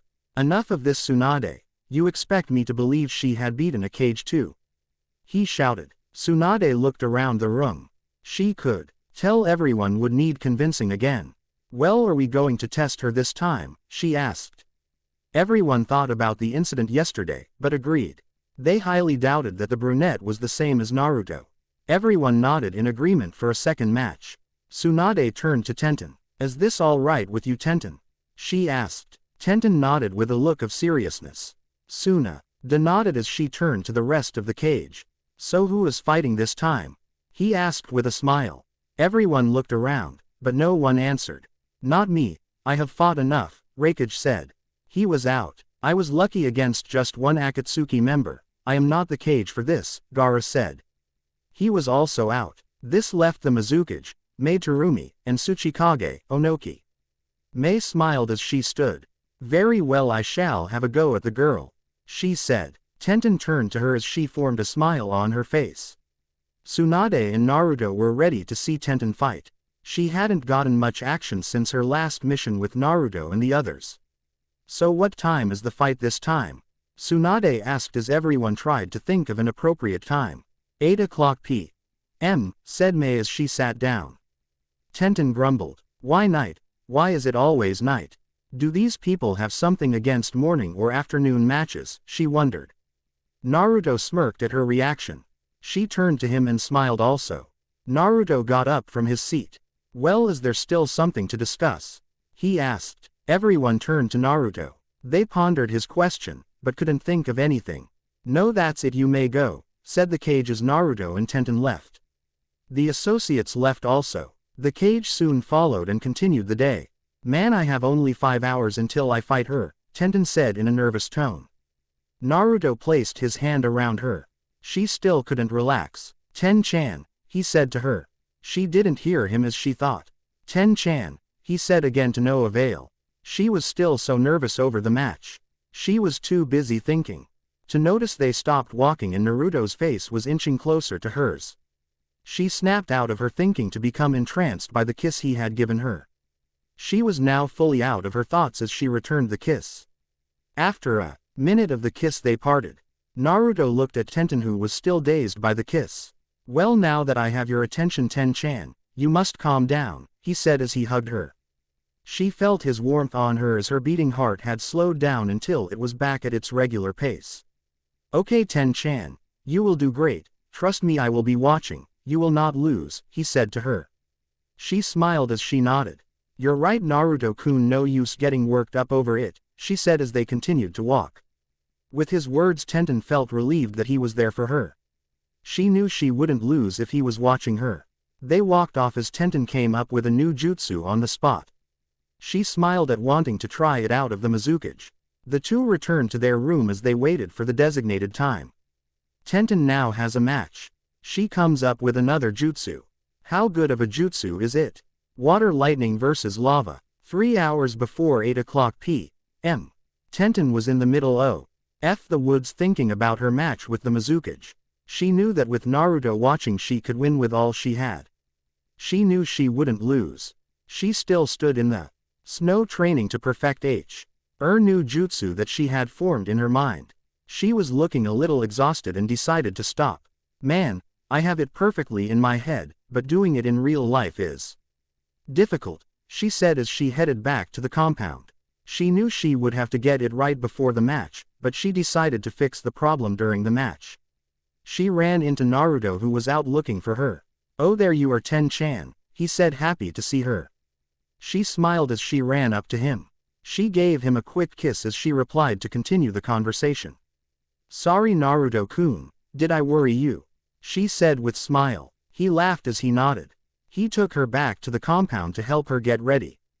As they arrived at the compound, Tenten and Mei exchanged an intense glare at each other that only lasted for a few seconds. But it felt like hours to the both of them. Mei smiled as she continued walking. Man, I wonder how strong she is, Tenten said as she walked with Naruto back to their room. As they entered their room, Tenten put a scroll on the bed. Naruto was carrying a few kunai and shuriken as Tenten sealed them into her scroll. As he carried more, she sealed more. Her mind wasn't really on the sealing of the items. She was really thinking about how to perfect her jutsu. As she pondered, a brilliant idea came into her head. She turned to Naruto and smiled. Naruto looked in confusion at the smile she had on her face.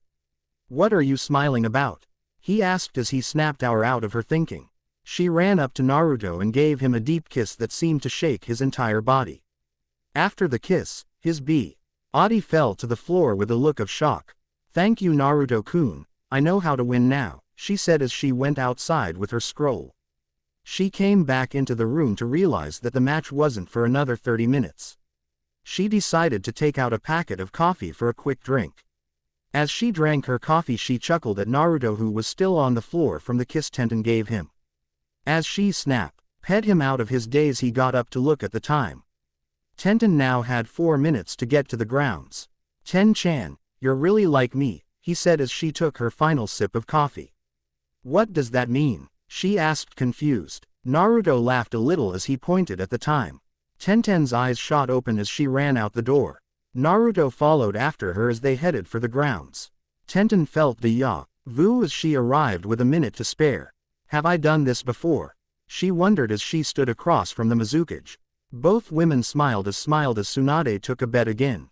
So who do we think is going to win this time? She said. Everyone smirked, thinking they knew the result this time. Mizukage, Onoki Tsuchikage said as he smirked. He knew he wouldn't be wrong this time.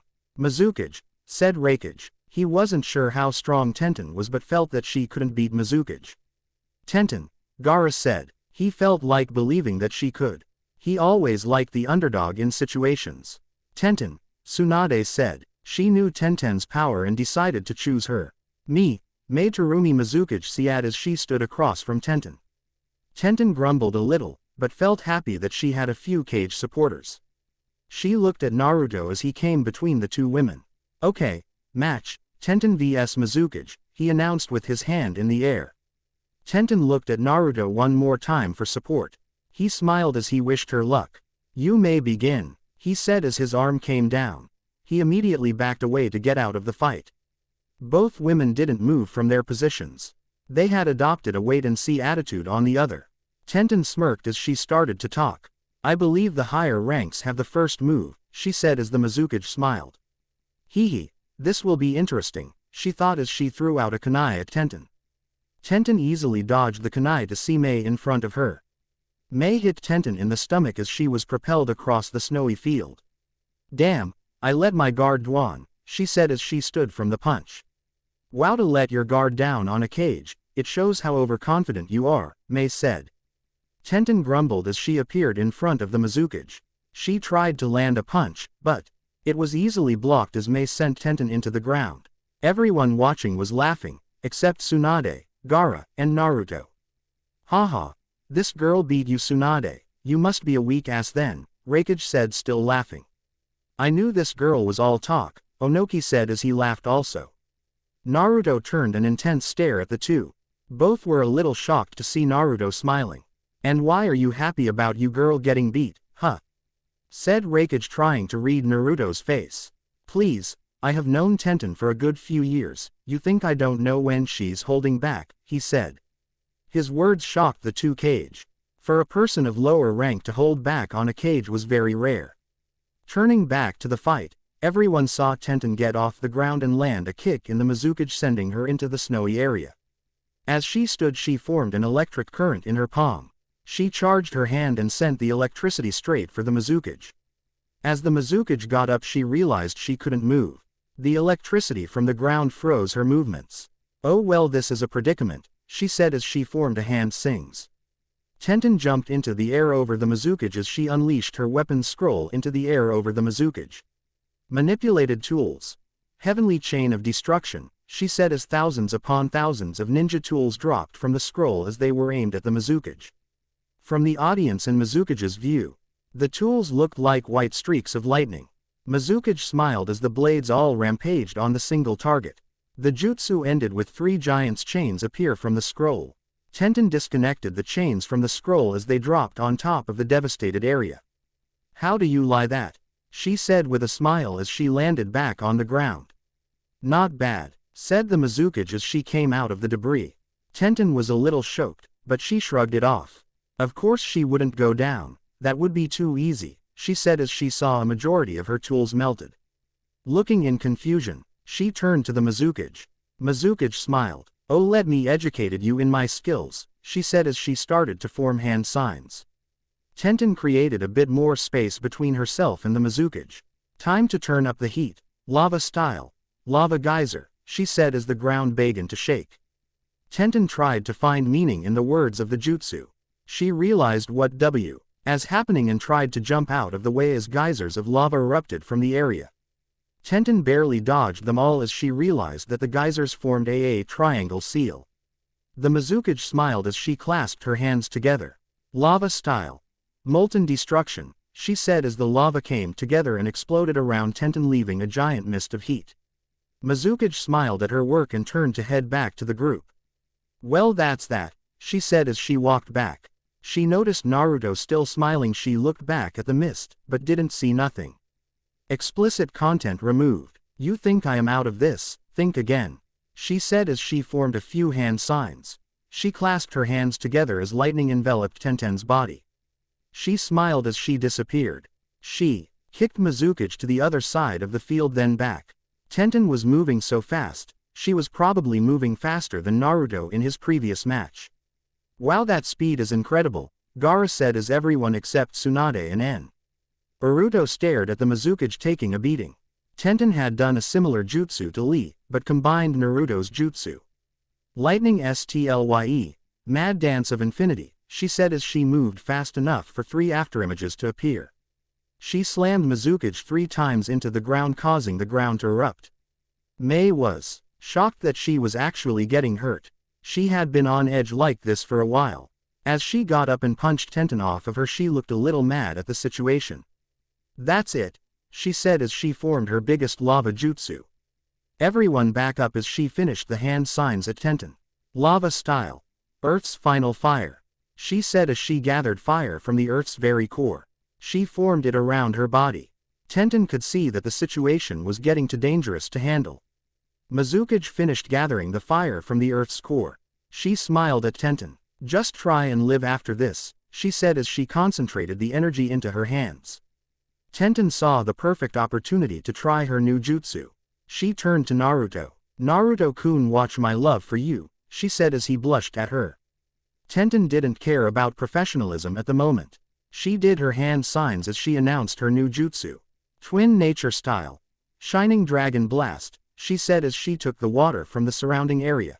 She formed a giant water ball in the air. After that she took the light ing around her and drove it into the water. With the electricity in the water, it made the water more powerful. Tenten opened her arms as she brought them closer. Everyone stared in awe as the ball was shrinking.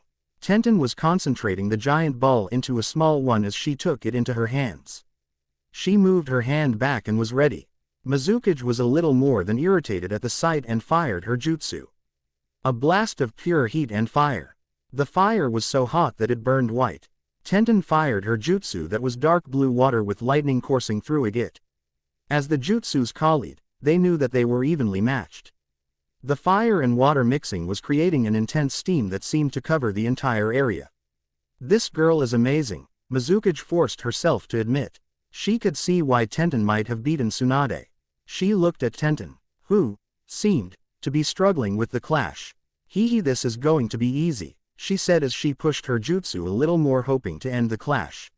She tried, but she saw that she couldn't finish it. She saw Tenten still fighting. "Man, why can't I end it?" she said as she tried more, but to no avail could she end it. Tenten smiled at her. She wasn't struggling at all. She just wanted to enjoy the clash a bit. "Hey Mei, this is my win," Tenten shouted. Naruto, knowing what that meant, shouted to the others. "Everyone get back, take cover, get lost," he said as everyone followed his orders and backed up a lot to see the clash from a safe distance. Tenten formed with her free hand one more jutsu. "Lighting style. Dance of Thor, he said as furious lightning came from the sky and came between the two jutsus, separating them. As Mizukage's fire was backed up, Tenten's blast was passing through the lightning, making it bigger. Being part lightning already, her jutsu had no trouble passing through the lightning. It overpowered Mizukage's jutsu as she was sent into a forest of trees and landed in a big explosion. Tenten rested her hand as her had a few burns on it from the jutsu. "I guess I should perfect it more," she said as she looked at a fainted Mizukage. Everyone had their jaws to the ground. Not only Naruto, but his girlfriend had beaten a Kage too. "What kind of shinobi are they?" Onoki said with a dazed look. Gaara and Tsunade answered him at the same time. "They Konoha shinobi," they said as they headed back to the compound. Raikage fainted also, but woke up and walked back to the compound. Tsuchikage went back to with his head down in depression. Tsunade and Gaara were all smiles. Naruto walked up to Tenten. "So you won," he said to her. She smiled. "Well, it's good to have your lover watching you," she said. She told to Naruto that when he went Four Tails during their training with Jiraiya, she saw him condense his chakra into a blast, and that is how she got her new jutsu down. He smiled as he escorted her back to the compound in his arms. She fell asleep from the chakra exhaustion. Mizukage woke up and chuckled. Guess I lost. I am not looking forward to the laughter at the compound," she said as she, with the help of her associates, walked back to the compound. "Tenten has also beaten 2 Kage now. Is there an Akatsuki member they can't take down? Our new ranks." 12:30 a.m. in the morning. Everyone was walking back to the compound as they remembered the match between Tenten and the Mizukage. They all gathered around the fireplace to discuss the current issue. "Man, I still can't believe that they have beaten 2 Kage separately," Tsuchikage said as he took a sip of his tea. I know, that Uzumaki kid sure can fight, Reikage said as he rubbed his stomach remembering his fight with Naruto. He learned not to underestimate Naruto anymore. Well, I believe that those two have validated my point, Tsunade said as everyone nodded in agreement with her. After 30 minutes, the Mizukage joined the group and sat down next to the fire. She chuckled to herself as she joined in the conversation. That girl is more than worthy of being that kid's girlfriend, she said as she got comfortable on the couch. Tsunade looked at Gaara and smiled. He nodded his head in agreement as she turned to the Mizukage. I think you mean to say that girl is more than worthy to be that kid's wife, Tsunade said as all the cage looked at her. Smiled at seeing everyone's reaction to her comment. You can't be serious, Tsuchikage said to her. She nodded. You mean to tell me, Reikage stuttered to her. She nodded again. Wow, I can't believe this, Mizukage said to herself. Yeah, when Naruto and Tenten get married they will be Konoha's strongest couple, Tsunade said to them. They couldn't believe their ears. Everyone suddenly thought about signing a treaty with the Hokage. Man, I don't want to be their enemy, Reikage thought. I don't want to get beat again, let alone in front of my own ninja. Mizukage said to herself. I should give a treaty with Konoha some thought, Tsuchikage thought to himself. Gaara breathed a sigh of relief. I am so happy that I am already their ally, he said to himself. Everyone now knew about the blonde and brunette's engagement. They all gave their full support as they turned to see Tsunade thinking heavily about something. What is the matter, Tsunade? Gaara asked her as she snapped out of her daze. She looked at everyone as she let them in on her thoughts. Oh, sorry everyone, I was thinking of a new rank for the two, Tsunade said to everyone as they looked at her in confusion. She tried to elaborate more on what she was thinking. What I mean is, that they have beaten us and can't obviously stay Junin, can they? Tsunade said to the rest of the group. Everyone nodded in agreement with her as they all thought of a rank for the two. Yeah, that is true. They are definitely far from Junin and Anbu, Reikage said to the group. So what rank should we give them? Tsuchikage asked as everyone pondered. After an hour of thinking, Mizukage came up with a name. She drew everyone close to her as she announced the new rank. Okay guys, how about we give the new rank of?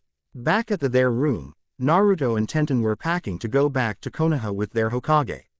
They knew that news would soon spread of what they had accomplished at the Cage Summit in a matter of time. As Naruto packed, he stared at Tenten. She looked more beautiful to him than before. He wasn't sure if it was her match or his love for her or both. He just knew that she looked so much more lovely. Tenten noticed him staring and blushed at the intense stares he was giving her. She replied to him. What is it, Naruto-kun? She asked as she snapped him out of his daze. He blushed knowing that he was staring at her. He replied to her question with a smile. Just enjoying my heaven, he said. Her heart started to beat faster from the nickname he gave her using half of her name. She walked up to him and wrapped her arms around him. See, hee, is it pleasing to you? She asked him. He nodded that it was. His time with her was his most precious thing. She looked up at him. I wonder how our helpers are doing back in Konoha, she said as Naruto got a little shocked.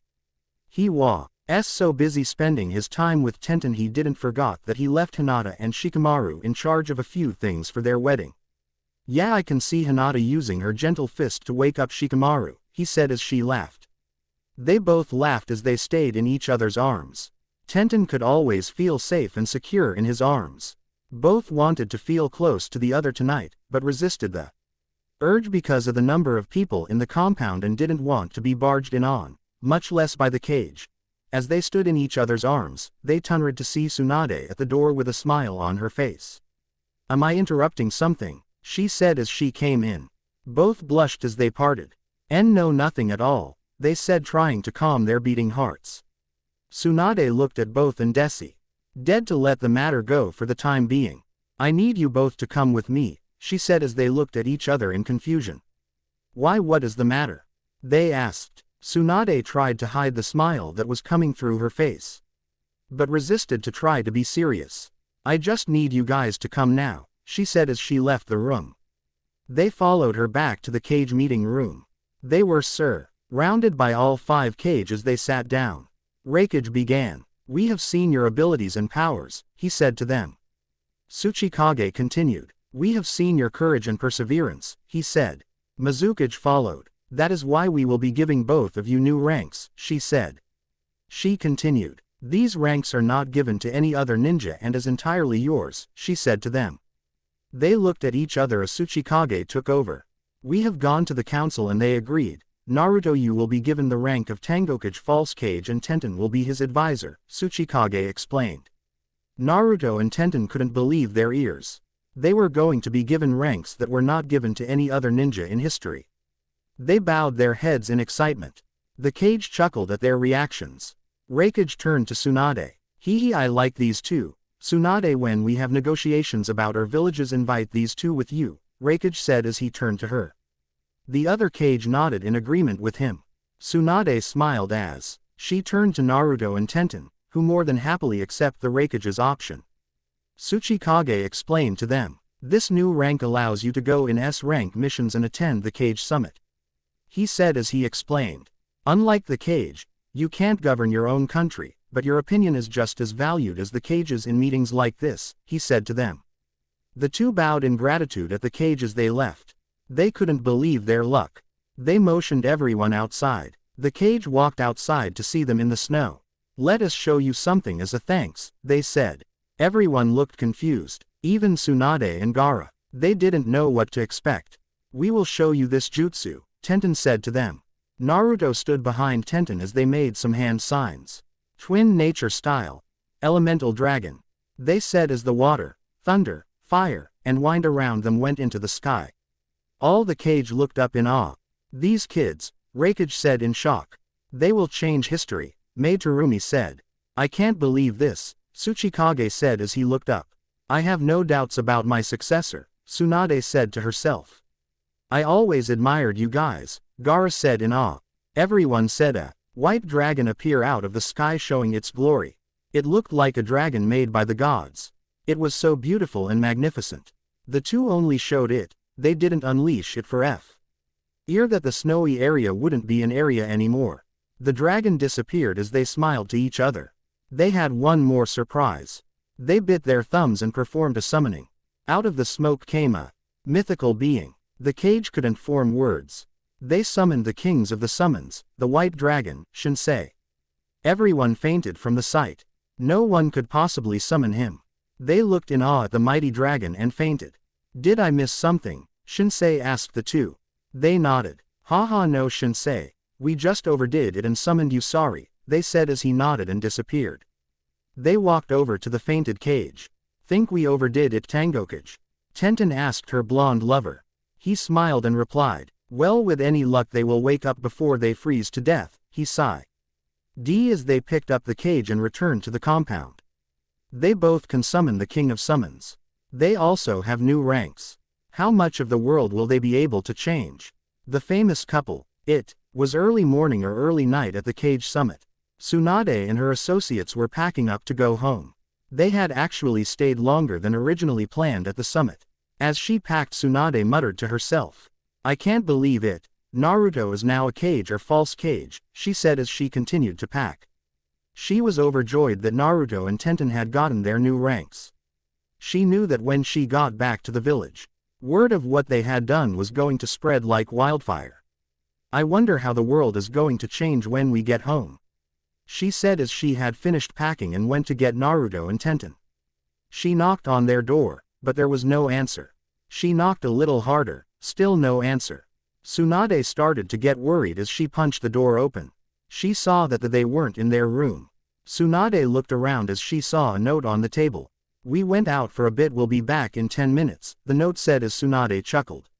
I must be getting old to worry about those two, she said as she put the note down. She noticed that their stuff had been sealed into their scrolls so they were ready to go. As Tsunade waited for them, she remembered the past events of the trip. Man, this was just supposed to be a meeting, and yet it turned into such a big ordeal, she said as she remembered her brother and lover. He has your drives, she said as she sat on the bed. After 20 minutes, Naruto and Tenten had walked in their room to see the Hokage waiting for them. Oba-chan, we are ready to go, Naruto said as he and Tenten smiled. Tsunade chuckled at them and picked up her scroll. She placed it in her clothes as she walked out the door to the entrance. "See you guys at the entrance," she said as she left. Naruto and Tenten smiled at each other as the Y picked up their scrolls and left the room. As they walked, Tenten stared at Naruto. "My Naruto is the Tengokage," she thought as a smile came to her face. Naruto noticed she was staring at him and turned to her. "What's the matter, Ten-chan?" he asked as he snapped her out of her daze. She blushed at the sight of him. They had been together for a long time, but his face was always one of the features that could still make her blush. She turned to reply to him. "Oh, I am just happy that I am going to be the wife of the Tengokage," she said as she wrapped her arms around her lover's arm. Naruto blushed at the comment. In truth, he had no idea that he and Tenten would be leaving the Cage Summit as Cage-level ninja. He was happy about the new rank, but he really wanted to hurry home and see how Shikamaru and Hinata did with the wedding plans they left them. As the two walked towards the entrance to see Tsunade there waiting for them. "Hey Tsunade-sama, did you waited long?" Tenten asked as Tsunade looked at her and smiled. "Tenten, you don't need the sama anymore, all three of us are equals now, so it's my first name with both of you," she said to Tenten. Tenten and Naruto nodded that they agreed. Tsunade motioned her hand and the group of three left. As the three went on their journey back to Konoha, everyone remembered the events that transpired at the Cage Summit. "So Naruto, did you learn that jutsu from that gave the Raikage such pain to his stomach?" Tsunade asked, curious to Naruto's new jutsu. Naruto smiled as he replied. "Oh, that, well, I remembered when Lee fought Gaara at the Chunin exams. I took my move off of him," Naruto said, answering her question. Tsunade nodded as she understood what Naruto said as he had explained the Chunin exams to her that year. Soon, Aide looked at Tenten with a face that asked a similar question to Naruto. "Oh, my jutsu was from seeing Naruto and Lee move so fast that I made a jutsu out of it, though it hurt the legs," she smiled as she wobbled. The jutsu did a little number on her legs. Tsunade had tended to them, but she told Tenten to stay off of them for the next few days. Naruto looked at Tenten wobbling and smiled. Naruto stopped for a bit to pick her up bridal style as he continued to walk with a shocked Tenten who was in his arms blushing. What are you doing, Naruto-kun?" she said to him. He smiled at her as he bent his head down to match hers. "You heard Tsunade 2 days ago, you have to stay off those beautiful legs of yours," he said as he continued to walk. Tsunade was too stunned by Naruto's action that he didn't notice he had used her name for the first time. She stared at the couple until she chuckled as Tenten blushed in Naruto's arms. His strong arms that she loved were all hers. She had him to herself. As she stared at his physique, she slowly drifted off to sleep with pleasant dream about her future husband. Naruto chuckled as he looked at his heaven sleeping in his arms. He knew that he could never do better without her. He planted a kiss on her cheek as the brunette's cheeks lit up into a bright red. As Naruto and Tsunade walked, they came up to the first town. Everyone stayed there for an hour and decided to go. They left on their journey back to Konoha. Tenten chuckled as Naruto had picked her up again. In truth, her legs had felt much better, but she wanted to stay in his arms for a bit longer. Tsunade noticed the action by Tenten and could only smile. "I guess she just wants to be in his arms a little while longer," Tsunade said as they continued their journey back to Konoha. 10 days later at 7 o'clock p.m. The group of three had gotten back to Konoha. Tenten was no longer in Naruto's arms, but decided to wrap his arms around her for the rest of the trip. As they neared the gates, a few of Konoha's shinobi came to greet Tsunade. "Lady Hokage, it is good to see you back in Konoha," one of the shinobi stated. Tsunade greeted them and had Naruto and Tenten following. They looked back at the two shinobi whispering something as they smiled. "Hey guys, why are you whispering?" Naruto said to the two. They stopped whispering and tried to evade Naruto and Tenten's gaze. Oh, it's nothing, Naruto. Yeah, nothing at all," they said as they ran off. Naruto and Tenten turned around in confusion at each other as they walked back to the village.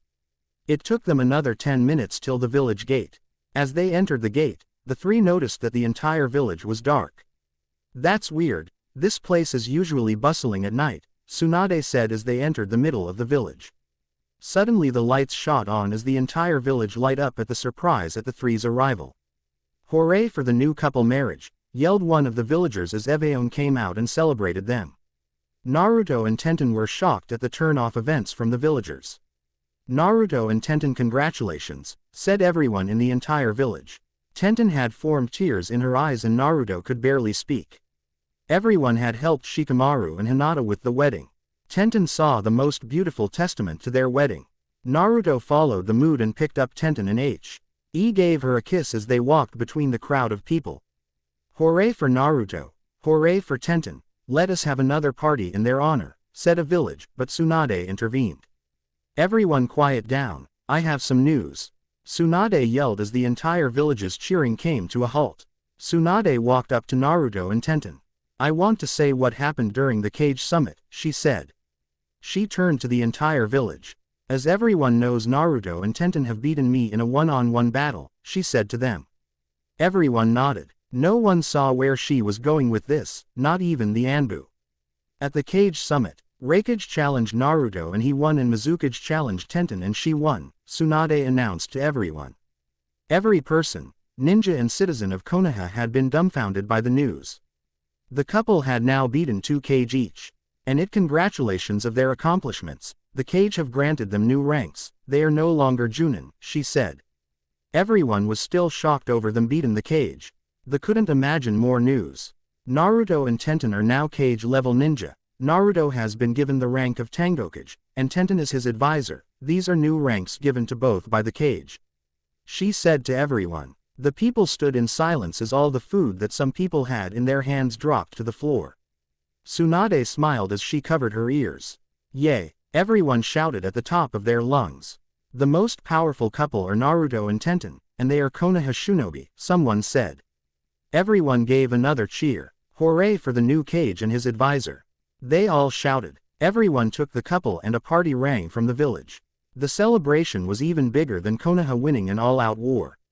Everyone didn't feel the least bit tired as they celebrated with the new couple. Tsunade smiled as she joined in the festivities. The party lasted for 4 hours.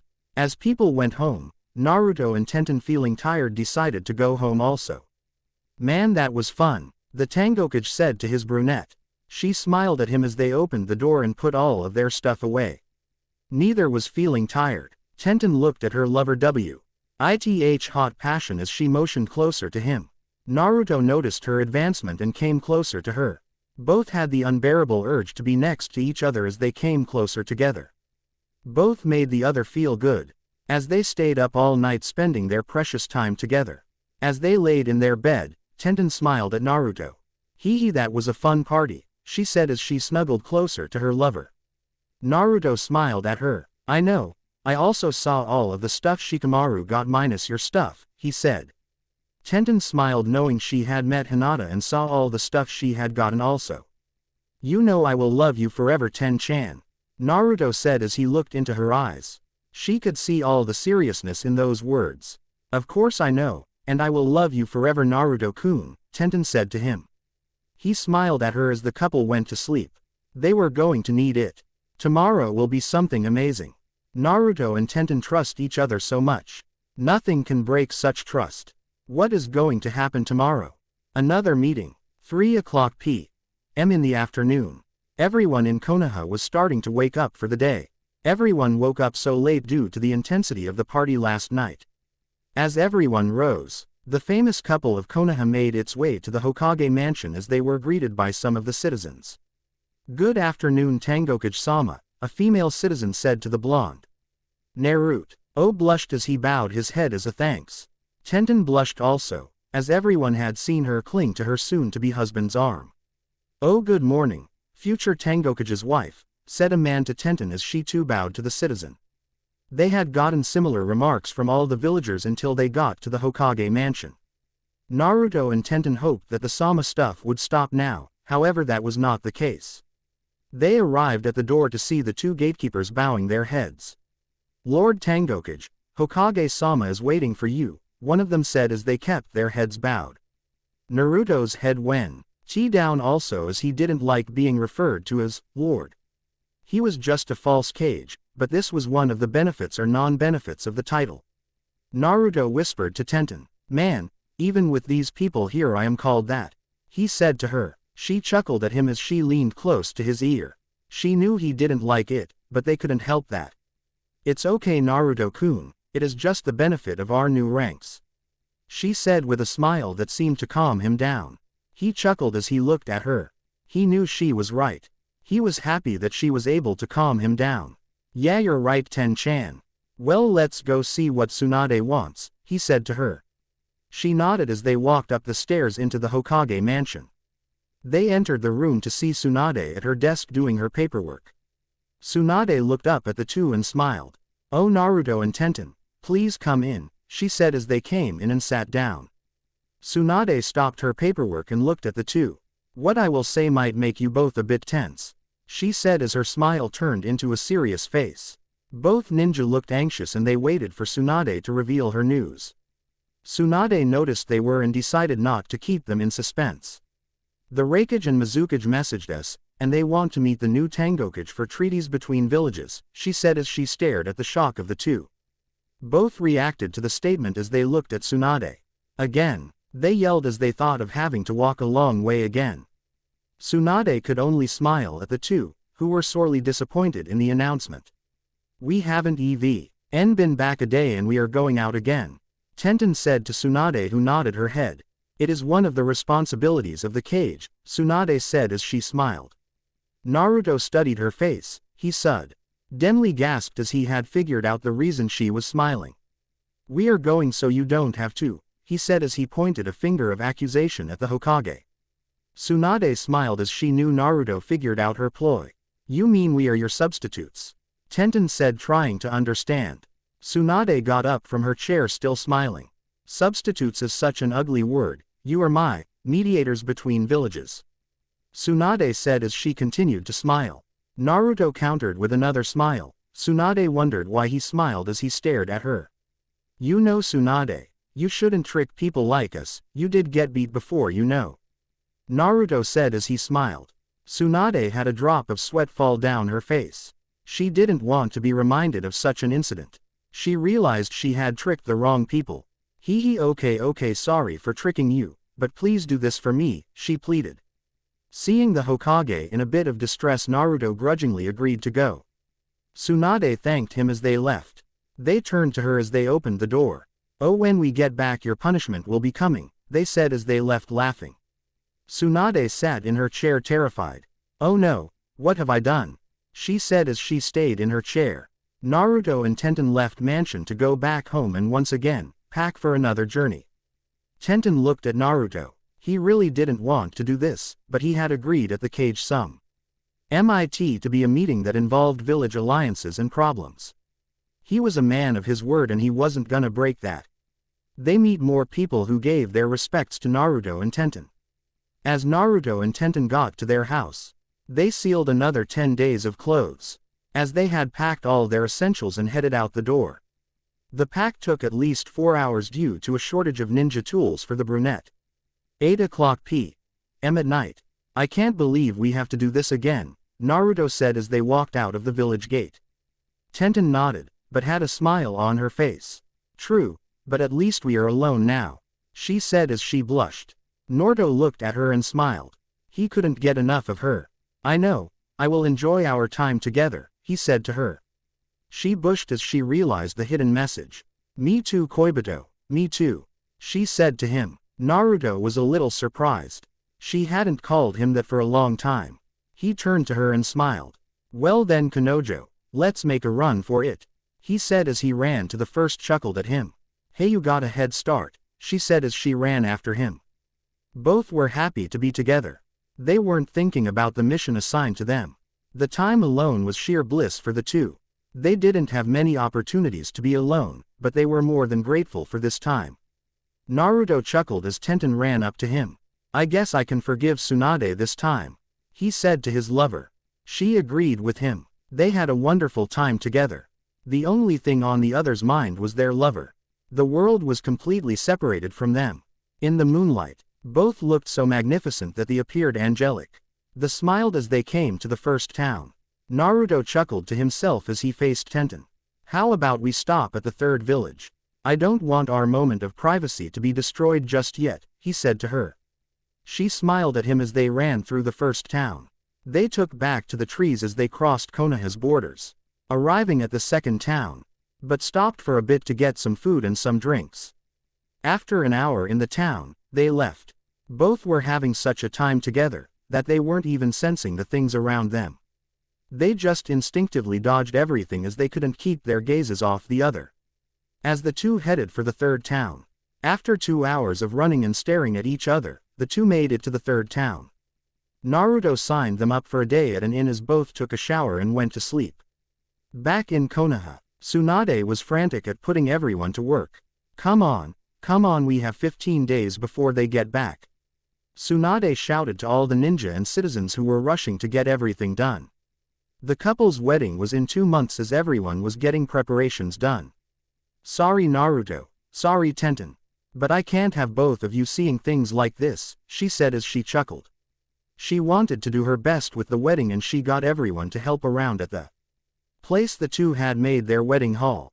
Tsunade couldn't believe it, she was gonna see the blonde and the brunette get married.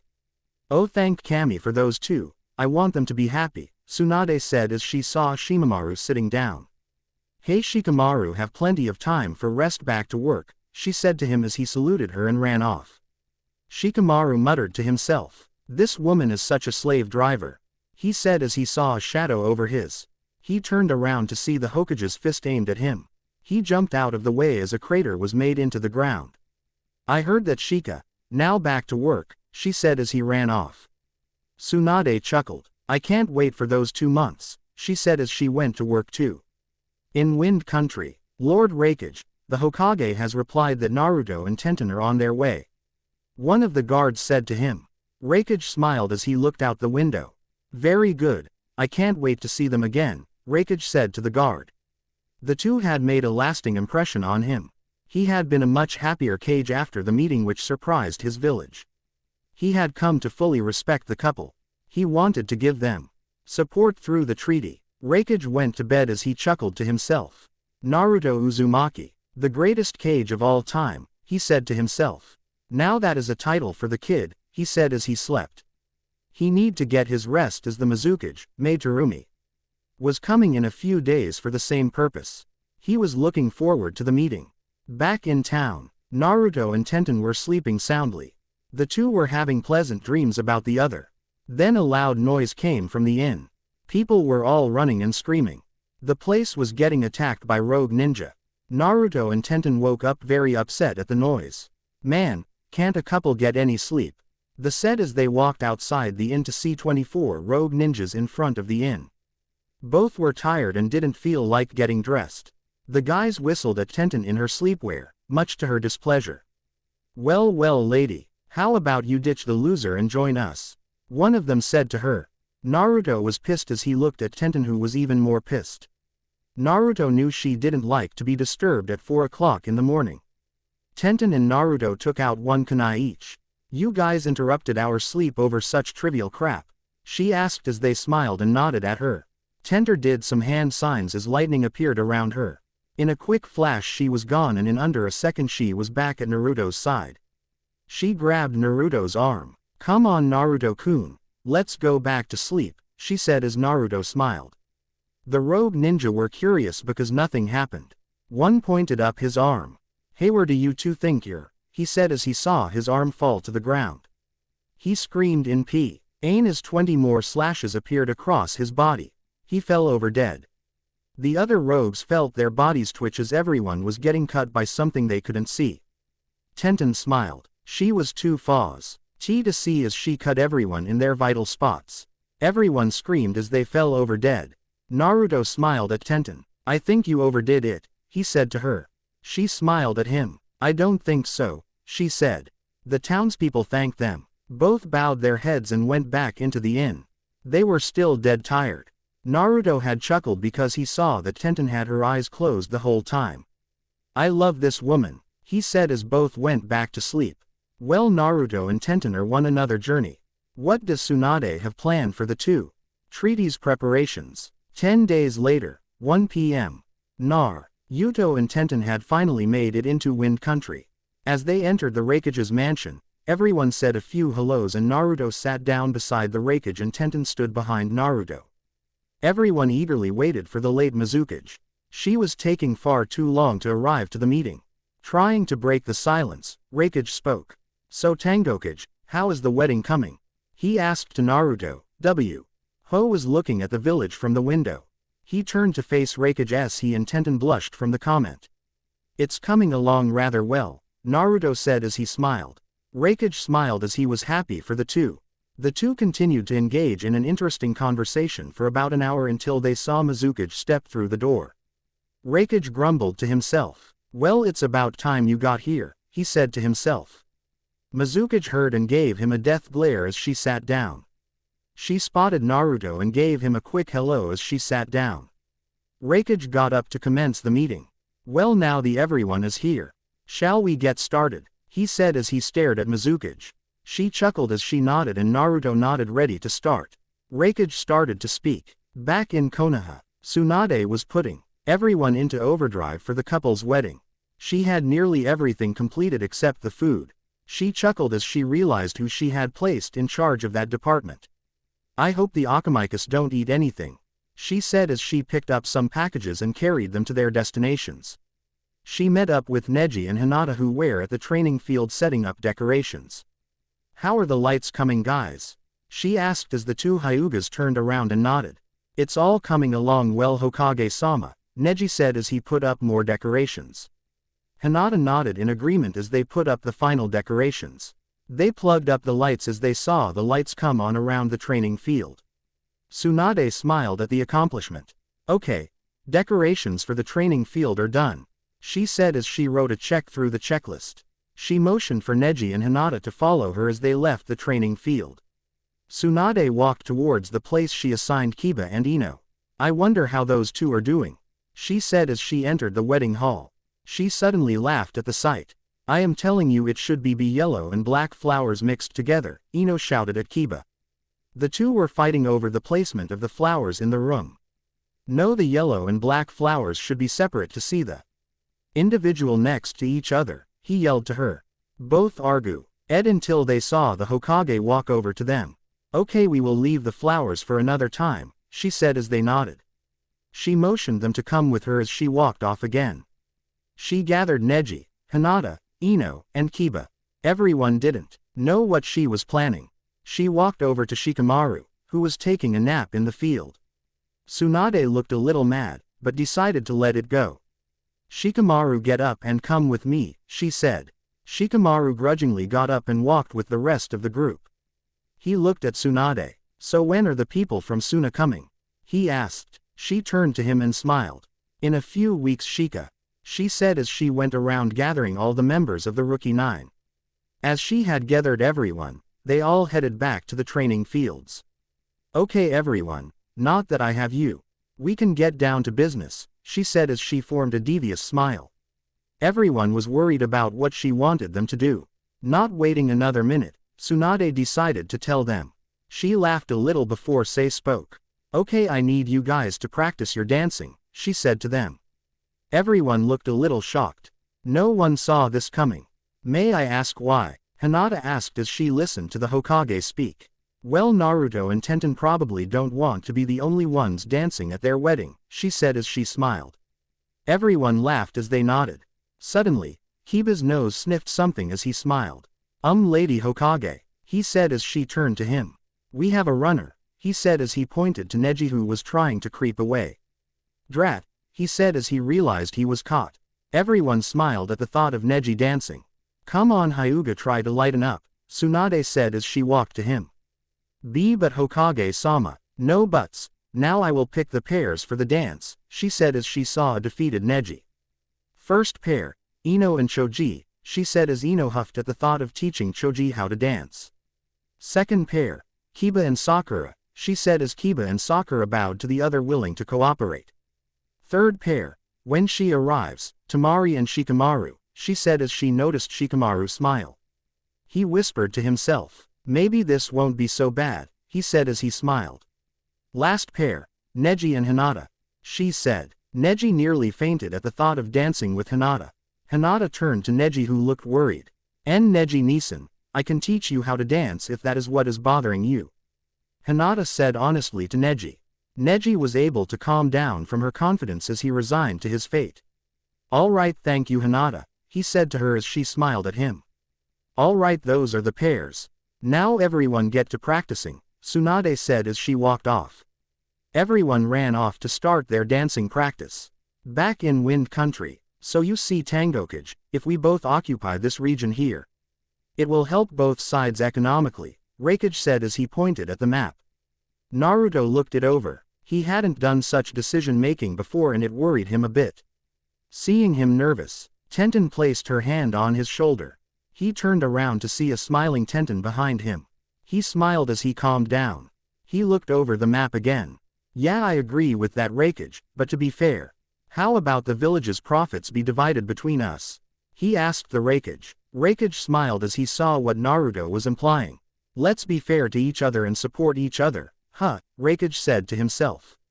He nodded at Naruto's idea and they signed the papers for the village. Now about the treaty, Konoha will be more than happy to side with Wind Country in a war, but we can't go to the without a very good reason, Naruto said to the Raikage. Raikage nodded as he agreed to the conclusion. And I also prefer that. Naruto was interrupted by his stomach. Raikage and Ms. Ukage smiled as Naruto clutched his stomach. He's sorry. We didn't have anything to eat, Naruto said with a sheepish smile. Raikage agreed. He was getting hungry too. They had been going over the plans for 3 hours straight. All right, since we are all hungry, let's all take a break, he said as everyone agreed and left the room to eat. Raikage served everyone some great dishes as everyone to eat. As everyone at their fill, they all noticed that it was getting close to nighttime. All right, let's continue this meeting tomorrow, he said as everyone nodded and went to their guest rooms. Today had been a weird day for Naruto. Tenten sat next to Naruto and kissed him on the cheek. Well, that was a tough day, she said. Naruto chuckled to her. Yeah, no kidding, he said as he returned her kiss. I wonder how Tsunade is doing, she said as she leaned on his shoulder. Well, see as how we left the wedding to her, she is probably causing everyone to overwork, he said as he laughed. Yeah, well Naruto-kun, shall we go to sleep? She said to him. Why yes we shall, he said as he climbed into the bed with her. Both gave each other a good night kiss as they went to sleep. Somewhere in the middle of nowhere. Are all the preparations complete? Said the mysterious figure. Yes, Lord Orochimaru. All preparations for Sasuke to kill the 9 tails is in place, said Kabuto. Orochimaru smiled, as he turned to look at Sasuke in the corner. Well, Sasuke, ready to end the life of your former comrade? He asked as he looked at Sasuke. Sasuke huffed as he nodded. Please, like that Dobi will be a challenge for me, he said to the Sannin. Good, both of you will fight in a few weeks, he said as he chuckled as he disappeared into the dark. Now Orochimaru comes into the picture. Does he know how strong Naruto is? Is Sasuke more powerful than Naruto? Unexpected guests. 2 weeks later, Naruto and Tenten were in Sun Country. They had left the Raikage's village a few days ago. After some intense negotiations with Raikage and Mizukage, the treaties would be signed in a few weeks. Naruto and Tenten were happy to finally be going back to their village. Man, 2 weeks out of the village, I would how everyone is doing, Naruto said as he and Tenten raced home. She chuckled at him. She knew that the village was working on their wedding, but she wasn't sure of what anything looked like. After a few hours, Naruto and Tenten had entered Konoha's borders as they set foot on the familiar path to the village. They engaged in a joyous conversation as they walked. You now I love you Ten-chan. Of course I know. And I love you Naruto-kun, I love you more. No, I love you more, no, I do. I said I love you more, no me. No me. Their ridiculous conversation had been going on for about 2 hours until they rested at a local bar. They ate a few dumplings and a few drinks as they stared at the other and smiled. After spending an hour at the bar, the two decided to leave so that they could return to the village. As they walked, Naruto could feel evil in the air. He knew something was wrong. He turned to Tenten, who had the same suspicions as him. Do you feel it, Ten-chan? He said as he looked at her.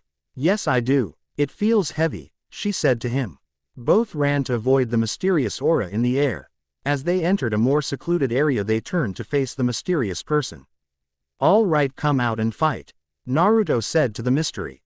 As two people came into view, both Naruto and Tenten were shocked to see Sasuke and Kabuto standing behind them. Well, Dobi, it seems you are not the same as last time," Sasuke said with an evil smirk. Naruto couldn't believe who he was staring at. Sasuke, was all Naruto could say.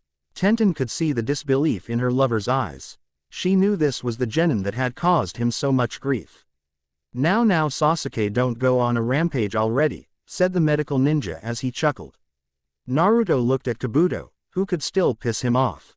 Well Naruto, it is good to see you, but today is the day you die, Orochimaru-sama has ordered it, Kabuto said to Naruto. Tenten was losing her patience.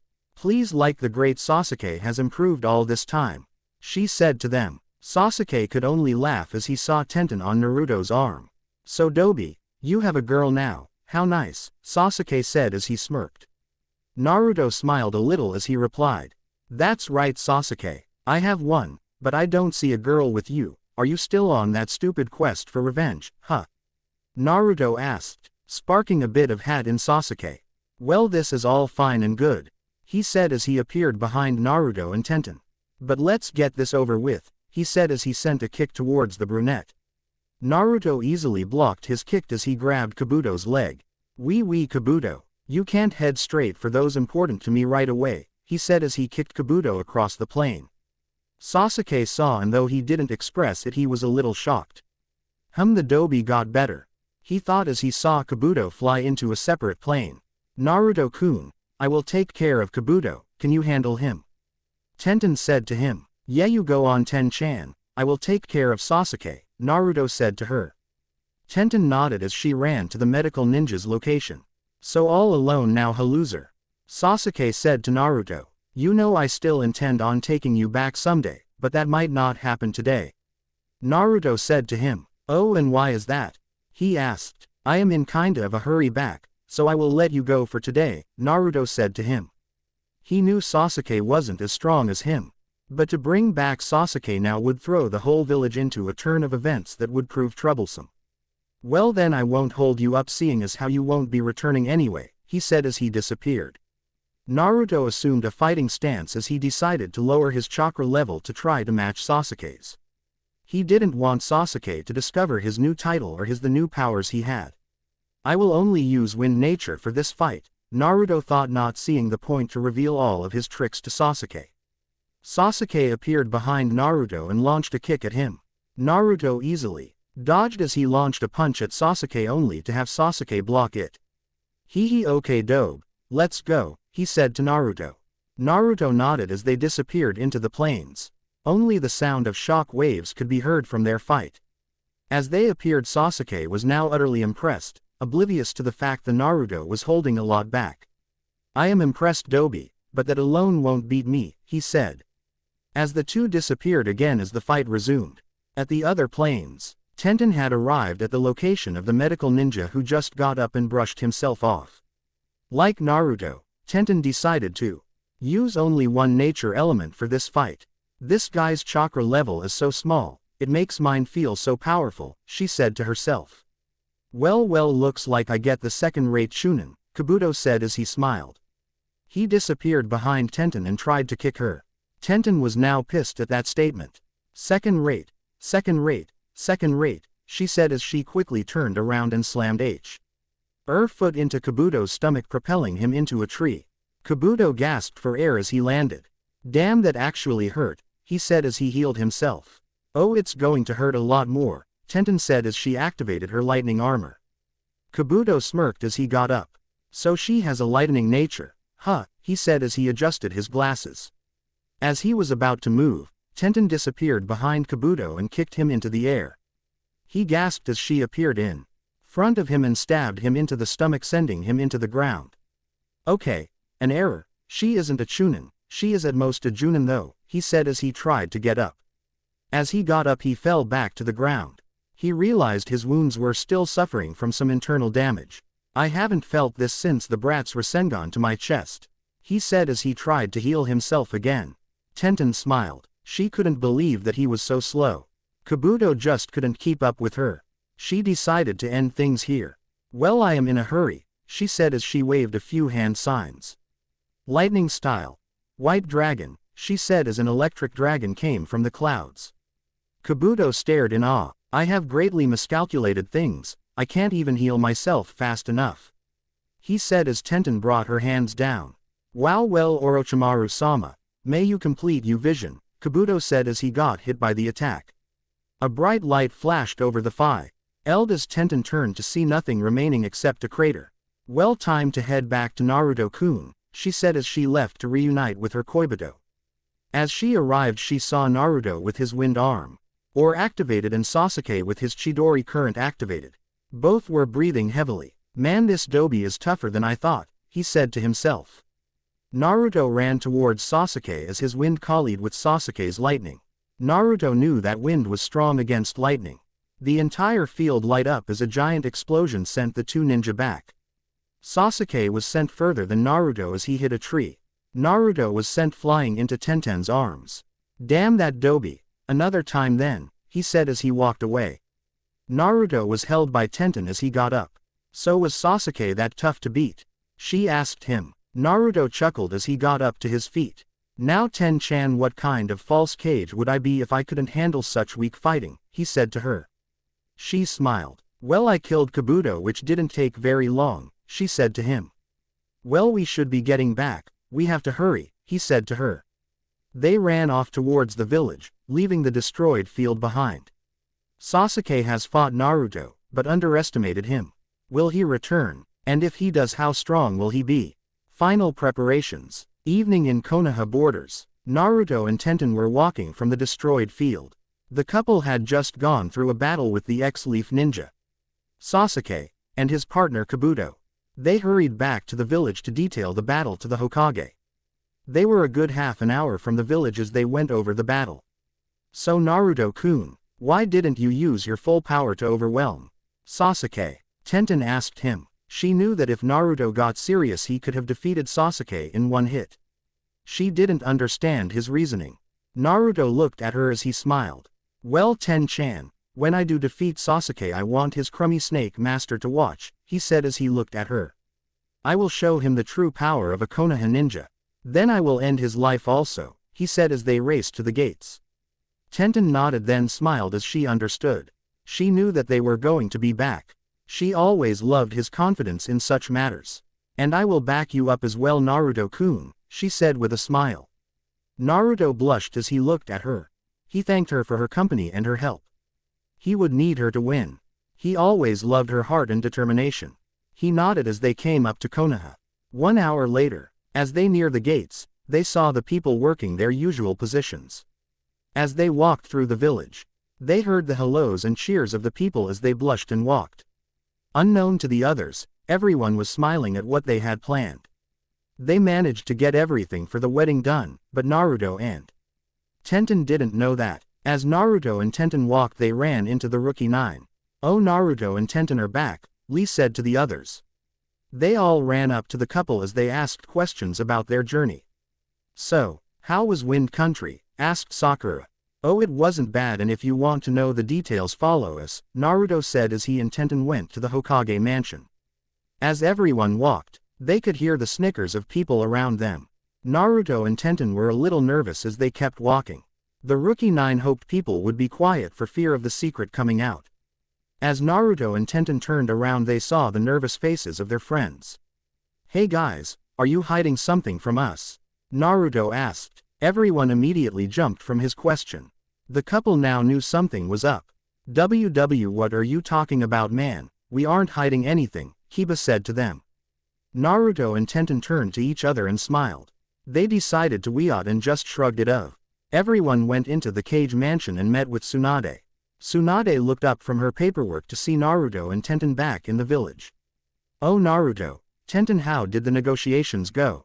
She asked them. They looked at each other then at her. They smiled. Negotiations are good, we will be allied to both Lightning Country and Water Country, Naruto said as he smiled at the Hokage. Tsunade breathed a sigh of relief as she sat back into her chair. The Rookie 9 gave a shout of joy as they thanked Naruto and Tenten for the negotiations. Each member left until only Naruto, Tenten, and Tsunade were in the room. Naruto looked at Tsunade and decided to get serious. "Tsunade, there is something we need to tell you," he said to her. She was startled by his comment as she sat back in her chair. "What is in, guys?" she said as she got serious. "On our way back we got attacked by Sasuke and Kabuto," Tenten explained. Tsunade jumped out of her chair at the thought of them being so close to the village and no one knowing. "I fought Sasuke, but he got away, and Tenten fought Kabuto and killed him," Naruto said to her. He pointed in the direction where his body should be. Tsunade quickly dispatched Anbu ninjas to the scene to recover the body. "We believe that Orochimaru is going to invade the village with Sasuke," Naruto said to her. "Did Sasuke say in how much time?" she asked them. "Yeah, in about 5 months," he said to her. "I see, around the time of your wedding," she said as she leaned back. "Okay, thank you for telling me, I will take the necessary precautions," she said. They nodded as they turned around and left. Even with the impending danger that was coming for the village, Tsunade couldn't help but smile. "Okay, they at least don't know about the surprise, good," she said as she continued her paperwork. She had to keep this wedding a secret for 5 months, that wasn't going easy. Somewhere in the middle of nowhere. "So Sasuke, did you dispose of that fox pest?" Orochimaru asked with a sinister smile. Sasuke shrugged as he went to his room to lay down. "Naruto is nothing special, but his girlfriend killed Kabuto," he said as he left a shocked Orochimaru in his chair. Regaining his thoughts, he smiled. "All right, brat, I'm game. In 5 months, watch out," Orochimaru said as he chuckled. He didn't hear about Naruto's exploits, and neither he nor Sasuke could have known about how truly terrifying his powers were. To Sasuke, Naruto had improved, but not much over the years. "Haha, that Dobi won't be able to stop me," Sasuke laughed in his room. He knew he could beat Naruto, or so he thought. Back in Konoha, Naruto and Tenten were walking home, feeling the glares of the people on them. "Man, I feel like they are hiding something," Tenten said to her lover. "I know, it feels weird," he said to her. They could feel that people were hiding something. Naruto grabbed Tenten as they walked to Ichiraku Ramen. He said his hellos as he sat down. "Oh Naruto, you are back," said Tsuki said to Naruto. He laid out a bowl of ramen in front of the couple. "Here, you lovers, on the house," he said to them. They gratefully accepted as they ate. As they ate the large bowl of ramen together, they looked up from their meal. "Hey, what is with the village today?" Naruto asked. He looked up from the meal to see Tsuki nervous as he tried to answer. Well, the thing is." He paused to see some of the villagers nodded their heads for him to stop. He saw the intense stares of Naruto and Tenten looking for answers. Tsuki and Ayumi couldn't take the stares and pushed Naruto and Tenten out of the place. "Sorry guys, I just forgot we are closed," he said as he locked the shop. Naruto and Tenten were shocked at their actions as they got up and went home. "Okay, that was weird," he said as they went back to the house. "We have had a long day, let's just go home," Tenten said as they walked down the street. As they went into their house, the two lovers immediately went to sleep so they could face the next day. Tsunade appeared on the street as everyone stared at her. "Do they know anything?" she asked as everyone confirmed that the secret was safe. "Okay people, let's move, we have until tomorrow for everything to nearly be completed," she said as everyone ran out and got the wedding decorations and supplies out. They all started to move as they raced to get everything in order. "I have to keep such a big thing a secret for 5 months, wow," Tsunade thought as she took out the plans for the wedding. "I am sorry Naruto and Tenten, but you guys will be getting a lot of missions starting tomorrow," Tsunade said as she rushed a few people to get their jobs done. "I am terribly sorry for the secrecy Naruto and Tenten, but you will be so happy at your wedding, I promise," Tsunade said as she told Kakashi and Guy who had decorations to put them in the appropriate places. Naruto and Tenten have no clue. What is this surprise? When will Orochimaru invade? Our wedding day. 5 months later, 8 a.m. After so much time and secrecy, the day had finally arrived. Everyone was happy as they stared at a new Konoha that was decorated with fancy lights and ornaments. Everyone smiled on of the villagers said to everyone. "Well, today is finally here," he said to them. Everyone gave a happy nod as they went back into their houses. The event wasn't going to start for another 3 hours. As Tsunade and the Rookie 9 walked down the village, they gave a final checklist of everything.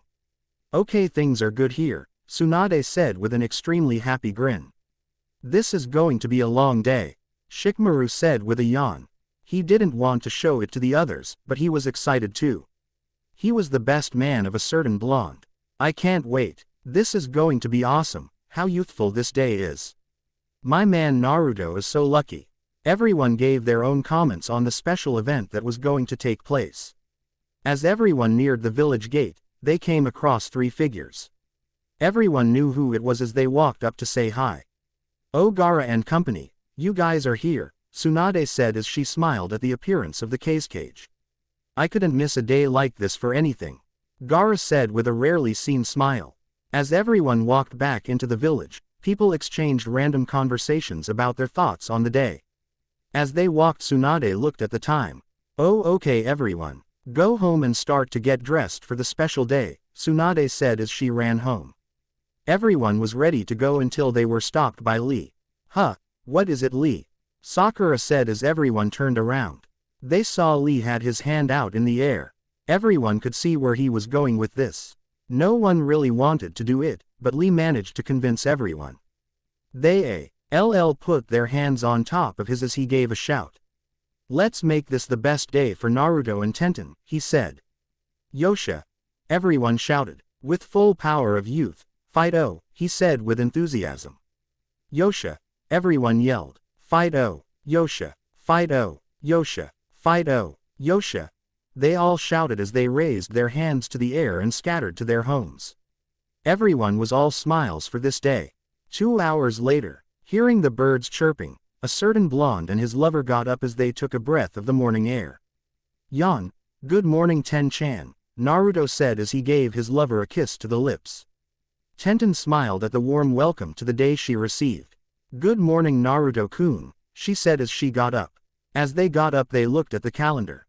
They both smiled as they rushed into each other's arms. "That's right, today is the day, isn't it Naruto-kun?" Tenten said as she cried tears of joy in her lover's arms. Naruto smiled as he wiped the tears of her eyes and looked dead straight into her eyes. "That's right Ten-chan, today is the day," he said as they both rushed to get ready. Getting on some clothes they rushed out the door. Before the two entered the center of the village they were stopped by Neji. "Hey Neji," they said as they realized they got stopped by him. "Sorry you guys, but you can't come this way," he said as he pointed to an alternate route. They ignored it and decided to go his way. After 30 minutes of walking the two came up to the building full of people. Hinata saw them and motioned them to the back. "Hinata, why are you?" Tenten was interrupted by her hand. "No time, come to the back," she said as she shoved them into their separate rooms. Naruto saw his friends in their tuxes as he got changed. "Well Naruto, this is your day, are you ready for that giant step?" Kiba asked. "You know it Kiba, I have longed for this day," Naruto said to them. Everyone laughed as they saw Naruto come out in his suit. Everyone examined him. "Man, Naruto, you sure know how to fill out that leather suit," Choji said as he ate some chips. Naruto chuckled as he sat down. Now all he had to do was wait for the announcement. Meanwhile with Tenten. "Come on Tenten, get dressed, today is your day." Tamari motioned as she put Tenten behind a door. The girls sat in their purple bridesmaid dresses. The girls giggled to each other as they waited for Tenten. "I can't believe it, I just can't believe it," Ino said as she waited impatiently for the bride to appear. "I know, this day is gonna be big," Sakura stated as she sipped some water. "I am so happy right now," Hinata said as she formed a few tears in her eyes. The girls awed as they hugged a sobbing Hyuga. After 30 minutes in the door, Tenten came out, looked magnificent in her white dress that had a flower and kunai design to it. "Tenten, you look so cute," Ino said as she hugged her. Tenten was unable to hold back the tears in her eyes as she let a few fall down her cheeks. "Guys, I am so happy for this day," she said as she received comfort from her bridesmaids. Tsunade walked in. Meanwhile with the guys were talking about what a great day today was. Kakashi walked in. "All right you two, it is time," both Tsunade and Kakashi said to the two lovers in their respective rooms. Everyone got up and followed. Naruto peeked outside one of the doors. He saw that the house was packed. He looked around to spot some of his friends in the audience. He even spotted the Raikage and Mizukage. Wow, even those two are here, he said as he looked around some more. He noticed Gaara in the first row of people as they all sat. Tsunade came out of one of the doors. Thank you everyone for coming. We are here to announce the wedding of Naruto Uzumaki and Tenten Kurami, Tsunade said to the audience. Everyone shouted for joy as they settled down and smiled. Naruto appeared out of one of the doors and stood to the platform. His groomsmen stood behind him as they smiled. The wedding music played. Everyone was entranced by the beautiful music. Everyone heard the door open behind them as they saw a gorgeous brunette walk in her pure white wedding dress. She was being escorted by Kakashi as they walked down the aisle. Everyone stared at the beauty of the brunette as she walked. Tenten's face was hidden by the veil as she came closer to the aisle. Even though Kakashi had his mask on, people could still tell he was smiling. Take care of her, Naruto, he said to himself as he helped Tenten up the platform. Naruto looked at the beauty of his brunette. She took his breath away as Tsunade spoke. We are here to wed Naruto Uzumaki and Tenten Kurami, she said to everyone. She turned to Naruto. Naruto, do you take Tenten as your lawfully wedded wife, to love and to cherish, for better or worse? In sickness and in health, for richer or poor? She asked as she looked at Naruto and smiled. Naruto with all confidence in his voice replied. I do, with all my heart, he said as he smiled. He heard a few cheers from people as he laughed. Tsunade turned to Tenten. Tenten, do you take Naruto as your lawfully wedded husband, to love and to cherish, for better or worse, in sickness and in health, for richer or poor? She asked the brunette. Tenten, though people couldn't see it, but she smiled underneath her veil. I do with all my heart, she said as she smiled through her veil. Tsunade saw she mixed up the schedule and forgot the vows. She turned to them. She motioned her hand. They turned to each other. Naruto lifted up Tenten's veil to see the love of his life across from him. You may say your vows, Tsunade said as she watched. Naruto began. Tenten, you are my heart and soul. Before you I thought no one cared for me like you do. You are my world. I am unable to live without you. You made me believe in the power of love as you expressed your feelings for me. I love you with everything I have. I will protect you from all harm and danger. You are my light of the world. I love you, Tenten, Naruto said as he finished his vows. He could see Tenten form tears in her eyes at his vows. Tsunade looked at Tenten next. Tenten began. Naruto, you have loved me like no other. I never thought that I could fall in love this much with someone and have those feelings returned to me. I have loved you with all my heart and soul. I could never find anyone more precious to me than you. You are my world, Naruto. You renewed my feelings after I had gone through trouble with dating. I never imagined I would be here. I love you forever, Naruto. My love, my heart, my soul, my everything is yours to take. I love you, Naruto, Tenten said as she too finished her vows. She was still in tears as she enjoyed this glorious occasion. She could hear the sobs of the audience as they listened to the two vows. Even Tsunade was on the verge of tears from their vows. Oh okay, may the ring bearers come, she said. Shikamaru and Sakura stepped forward and gave their rings to the two individuals. Tsunade had seen Naruto ring and traced it back to the producer. She asked the man to create Naruto's ring. He gladly did and gave it to Tsunade. Naruto and Tenten took their rings into their hands. Both looked into each other's eyes. Naruto began and took Tenten's left finger. With this ring, I take you, Tenten Kurami, as my lawfully wedded wife, he said as he placed the diamond ring on her finger. Tenten marveled at the jewel on her finger. She looked up at Naruto and took his left finger. With this ring, I take you, Naruto Uzumaki, as my lawfully wedded husband, he said as she put his ring on his finger. Everyone was crying from the emotion in their air. Even Gaara was acting emotional for once. He tried to hold his tears, but some escaped from his ears. The bridesmaids were crying as were the groomsmen. As Tsunade wiped the tears from her eyes, she said the final words. By the power vested in me as the Hokage, I now pronounce you husband and wife, you may kiss the bride, she said. Naruto's lips immediately met Tenten's as they had a deep kiss. Everyone jumped for joy at the new married couple. As they kissed, Tenten couldn't hold back the tears. She was so happy for this day. I am now officially Tenten Uzumaki, she said in her head as she continued to kiss her husband. After the kiss, Naruto and Tenten walked down the aisle. As they walked out the door, they heard the applause of everyone as they left. Soon after, the bridesmaids and groomsmen gathered hands and walked out after them. The cheers for the two didn't stop even after they left. His was going to be a long day for the two. Naruto ran out of the building carrying Tenten bridal style. They were so happy. Those who were outside cheered for the two as they kissed and walked down the stairs. Tenten was so happy for this occasion. Naruto felt like he was the luckiest man in the world. They continued down the stairs as they engaged in casual conversation with the people. Hooray, Naruto and Tenten are married. May their love be strong and prosper. Our reception. A few hours later, 8 o'clock p.m. It was well into nighttime as Naruto and Tenten were at home still in their wedding clothes as they enjoyed each other's company. They kissed each other with so much passion that they could feel their very souls light up from the heat of the moment. Tenten was now Naruto's wife. She loved this day so much that I brought her to tears every time she thought about it. As they broke away for air, Naruto looked at Tenten. I love you, Ten-chan, you are my life, he said as he stared at his wife. Tenten smiled as tears fell down her face. She looked up at her husband and smiled. I love you, Naruto-kun, you are my life, she said as she leaned back in to kiss him. He returned her passion with his own as the two seemed to dance around the room as their lips stayed in contact with each other. Their embrace lasted for only 10 minutes, but it felt like both were there for an eternity. As they broke for air a second time, they looked at the clock. Our reception is in 1 hour, Tenten said as she looked at Naruto. Naruto chuckled as he gave one more kiss to Tenten and backed away. Then let's change into our clothes, he said to her. She smiled and nodded as she grabbed a dress.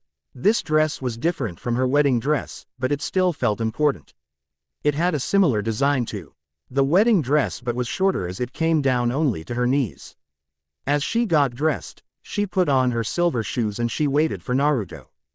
Naruto took out his wedding suit as it was the only suit that really fit him. He didn't really have much time to pick out suits with his new position as the Tengokage.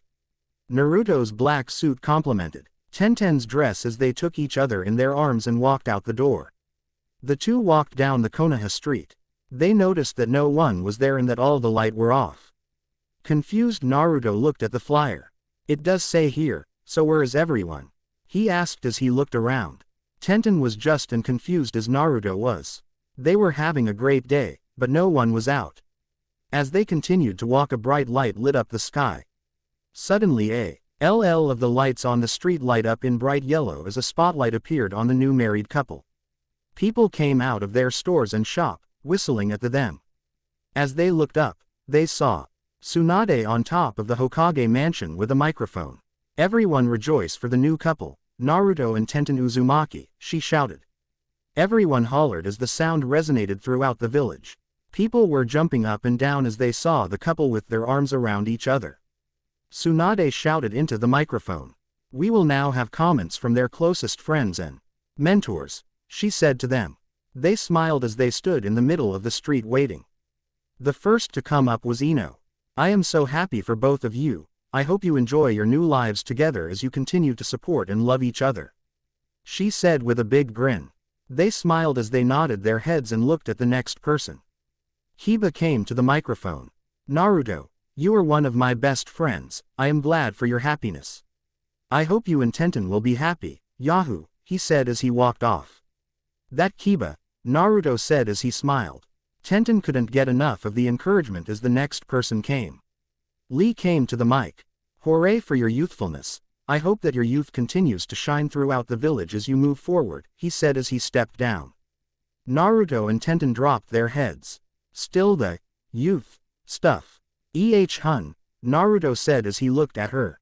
It's the one thing about him that won't change, she said as she giggled. Next came Hinata. Naruto and Tenten. I am glad that you guys have found happiness. I wish you all the best as Konoha's new married couple, she said as she gave a bow and left the spot. Naruto and Tenten bowed as they received her support. Then was Neji. Naruto, Tenten, I am glad that your destiny seems so bright and radiant. May you enjoy many years to come, And Naruto, you take good care of Tenten, he said as he walked off. Naruto nodded as a confirmation that he would. Choji came next. Munch Naruto, Tenten munch, you guys are the best munch, I hope you have a good life, he said as he walked off with a bag of chips.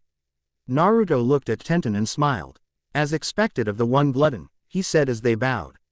Then came Shino. Naruto, Tenten, these are the best moments of your life, enjoy them, he said as he walked.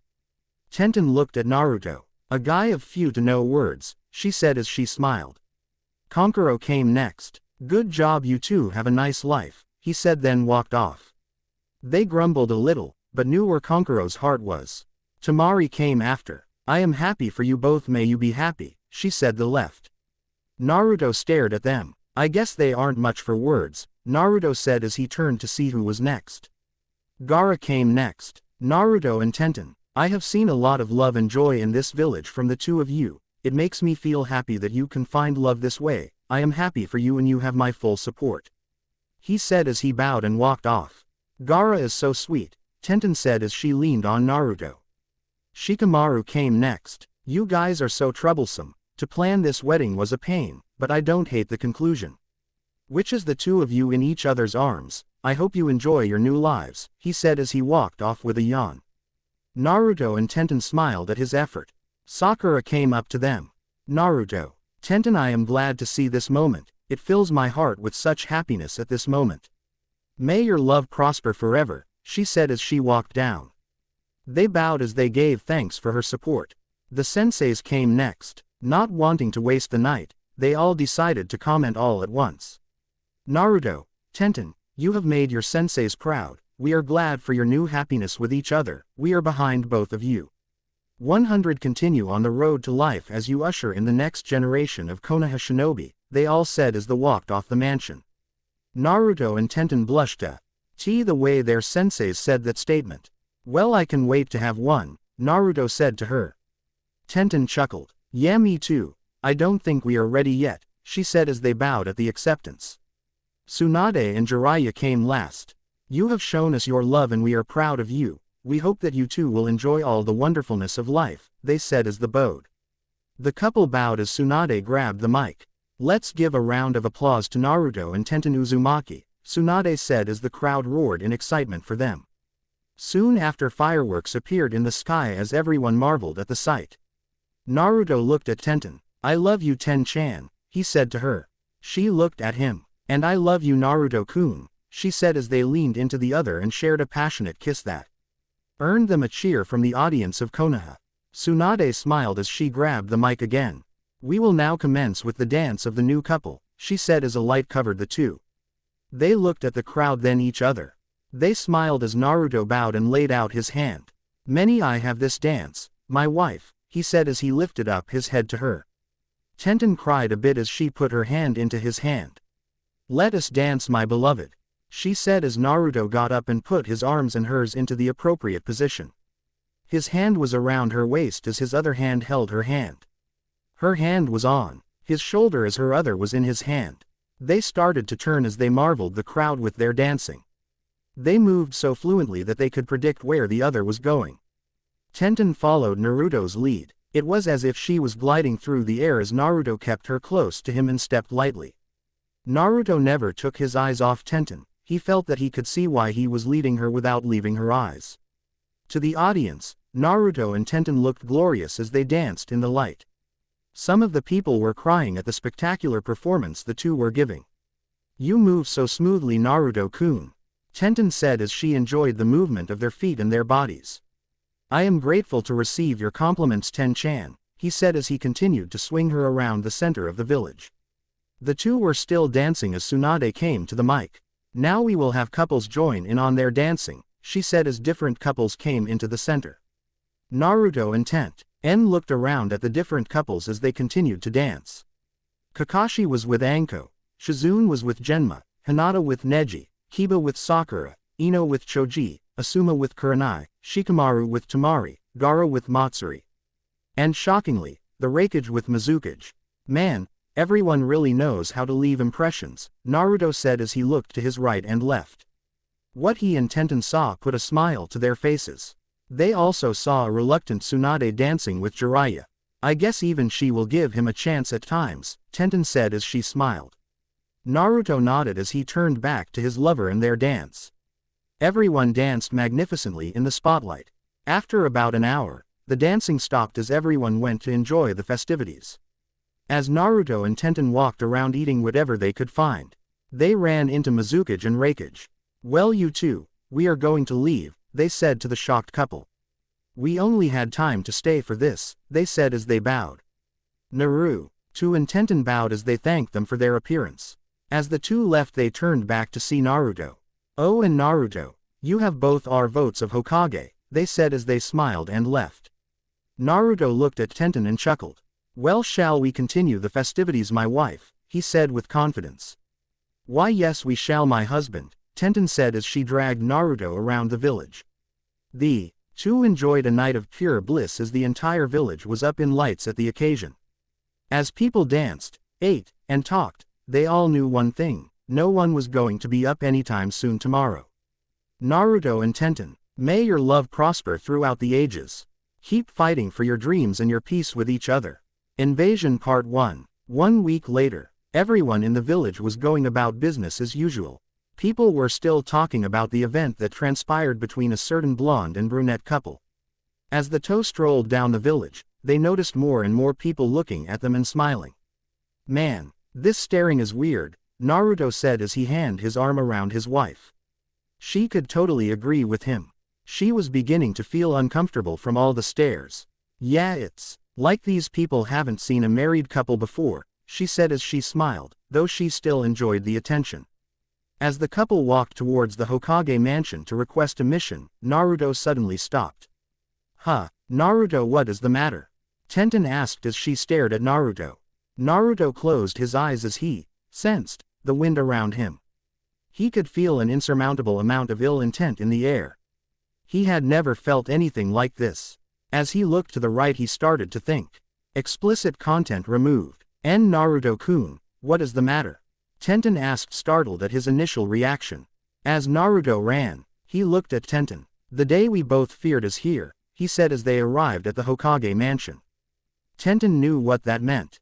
The Akatsuki were coming to invade Konoha for Naruto's Biju. Naruto and Tenten bursted through the doors, startling Tsunade as she looked at the two who had on some serious-looking faces. What is it?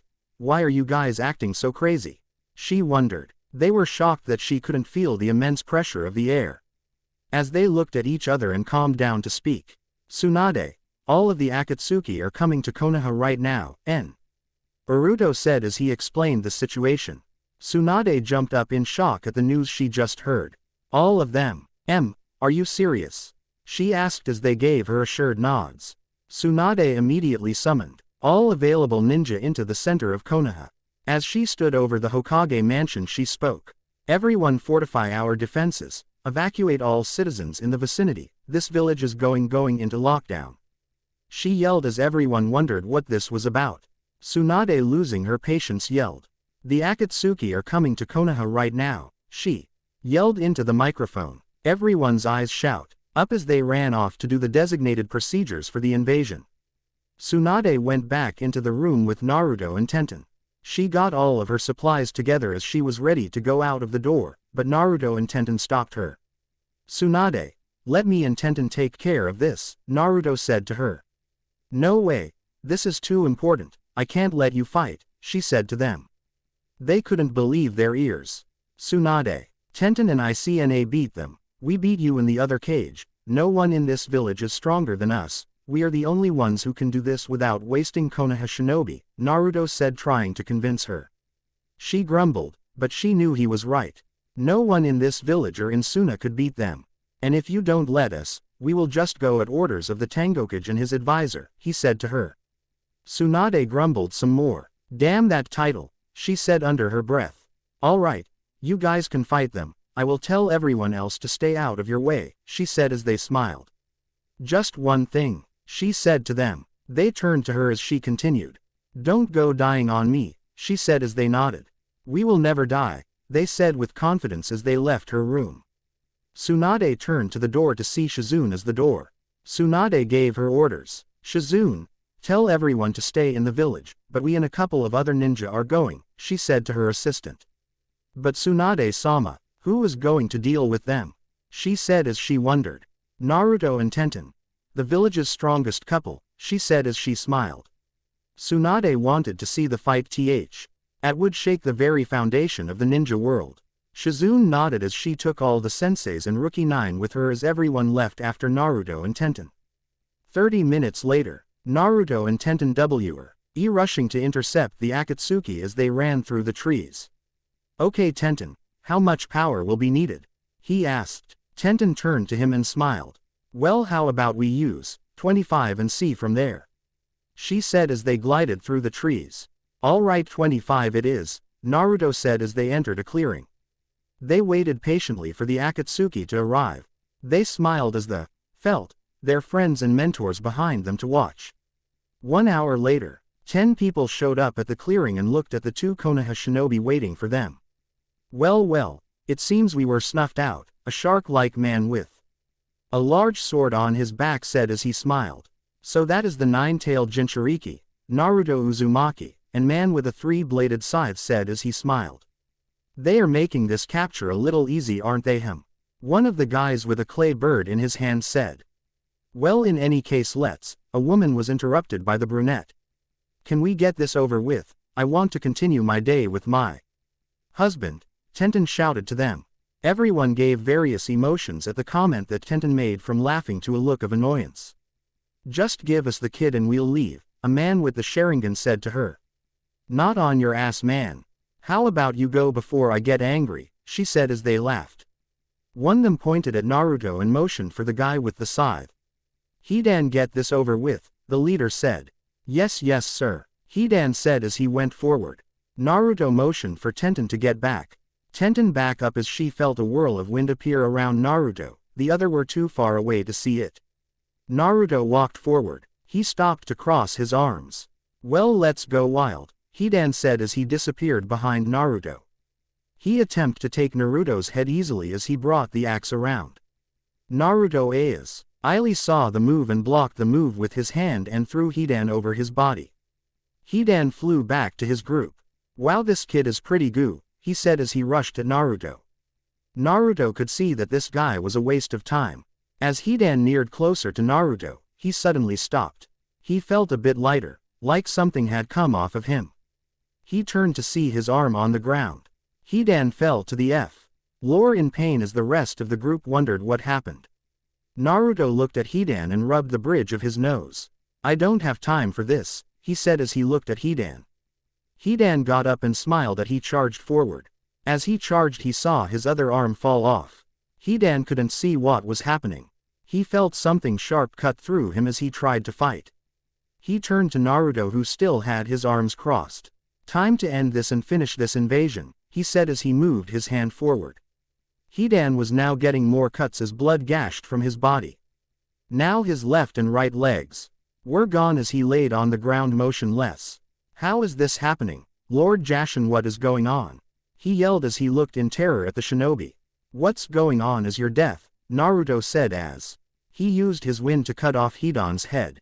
Don't worry, Hidan, I read about you. I know you can't die because of your little cult religion, Naruto said as he formed some hand signs. So let me roast you alive, fire style, fireball jutsu. He said as basic fire came from his mouth and consumed a burning Hidan. Since you can't die, this is a burning torture, Hidan, Naruto said as he looked at the other members of the Akatsuki.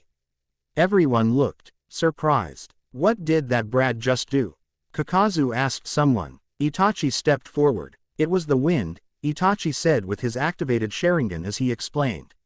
He concentrated the wind to a sharp enough blade that it could slice through anything like butter. We couldn't see it because wind is everywhere and it's the hardest element to detect. Had dumbass Hidan underestimated the 9 tails and paid the price, Itachi said as he stepped back. Naruto smiled as he looked up from a charcoaled Hidan. So who is next? Naruto said as a gruff-looking guy appeared. Damn it, Hidan. You are so useless, Sasori said as he came forward. Naruto smiled and stepped back. Your turn, my wife, Naruto said as he called Tenten. Tenten smiled as she stepped forward. Okay, step back and enjoy the show, my husband, she said as she faced Sasori. Sasori smiled. Now this will be a cakewalk, he said as he looked at her. Sasori began with swiping his tail forward. He hit Tenten only to see and log from the smoke. Damn it, replacement jutsu, he said as he looked around. He saw Naruto smiling as he pointed to the sky. Sasori looked up to see Tenten in the air. You shouldn't hide in such fragile things, she said as she enhanced her speed with her lightning nature and came soaring down. Sasori could see that he would have to eject form his puppet. As he left, he saw his puppet destroyed in front of his eyes. Damn you bitch, he said as he took out a scroll. Oh well, no choice, let's see you try this, he said as he brought out a puppet with dark blue hair. Meet the third cage. As my puppet, he said as Tenten looked at the mysterious puppet. She saw black sand that came out of the puppet's mouth. It was similar to Shino's parasitic insects. Let the fun begin. Iron sand drizzle, he said as the puppet shot sand into the air and it came down similar to rain. Sasori smiled as he saw his technique hit the ground. Az knew that the brunette was finished. But he saw her move smoothly through the drizzle as if she was anticipating it easily. What the damn it? Iron sand. Infinite sand shower, he said as an infinite number of sand needles came from the sky. Tenten looked up to see the raining needles. She decided to form a few hand signs as she got ready. Water style. Water wall, she said as a wall of water surrounded and protected her from the infinite number of needles. Sasori was getting more and more frustrated as his techniques weren't working. Damn it, who is this girl? He thought as he saw her make more hand signs. Water style. Water dragon justu, she said as the surrounding water turned into a dragon and wiped Sasori and into a tree. Sasori got up and went back to the damp field. Hee, you think that can beat me, he said to her. No, I just thought about destroying that puppet, Tenten said as she looked at Sasori, who laughed. Well, enough talk. Iron sand, he said, but his puppet was acting strange. No sand was coming from its mouth like it should. Damn it, what is wrong with this thing? He said as Tenten laughed. Explicit content removed. In other words, that puppet is malfunctioning from mud, she said as she made more hand signs. Lighting style. Thunder current, she said as she placed her hand on the damp field. The water shook as lightning rushed from her hand to the puppet. Water conducts electricity. Say bye-bye to that puppet, Tenten said as her lightning incinerated Sasori's puppet. Damn, oh well, it can't be helped, I will have to use myself, he said as he revealed himself as a puppet. Puppet technique. Performance of 100 puppets, he said as 100 puppets came to his aid. I used these puppets to conquer an entire country, he laughed as he sent them at Tenten. Tenten easily dodged them all as she thought of a way to get to Sasori. She already knew how to beat him, but getting to the weak spot was a different story. As she ran around dodging puppets, Tenten formed an idea. As she ran, she made more hand signs. Lighting style. God's thunder dragon, she shouted as the clouds darkened and a giant dragon appeared out of the sky.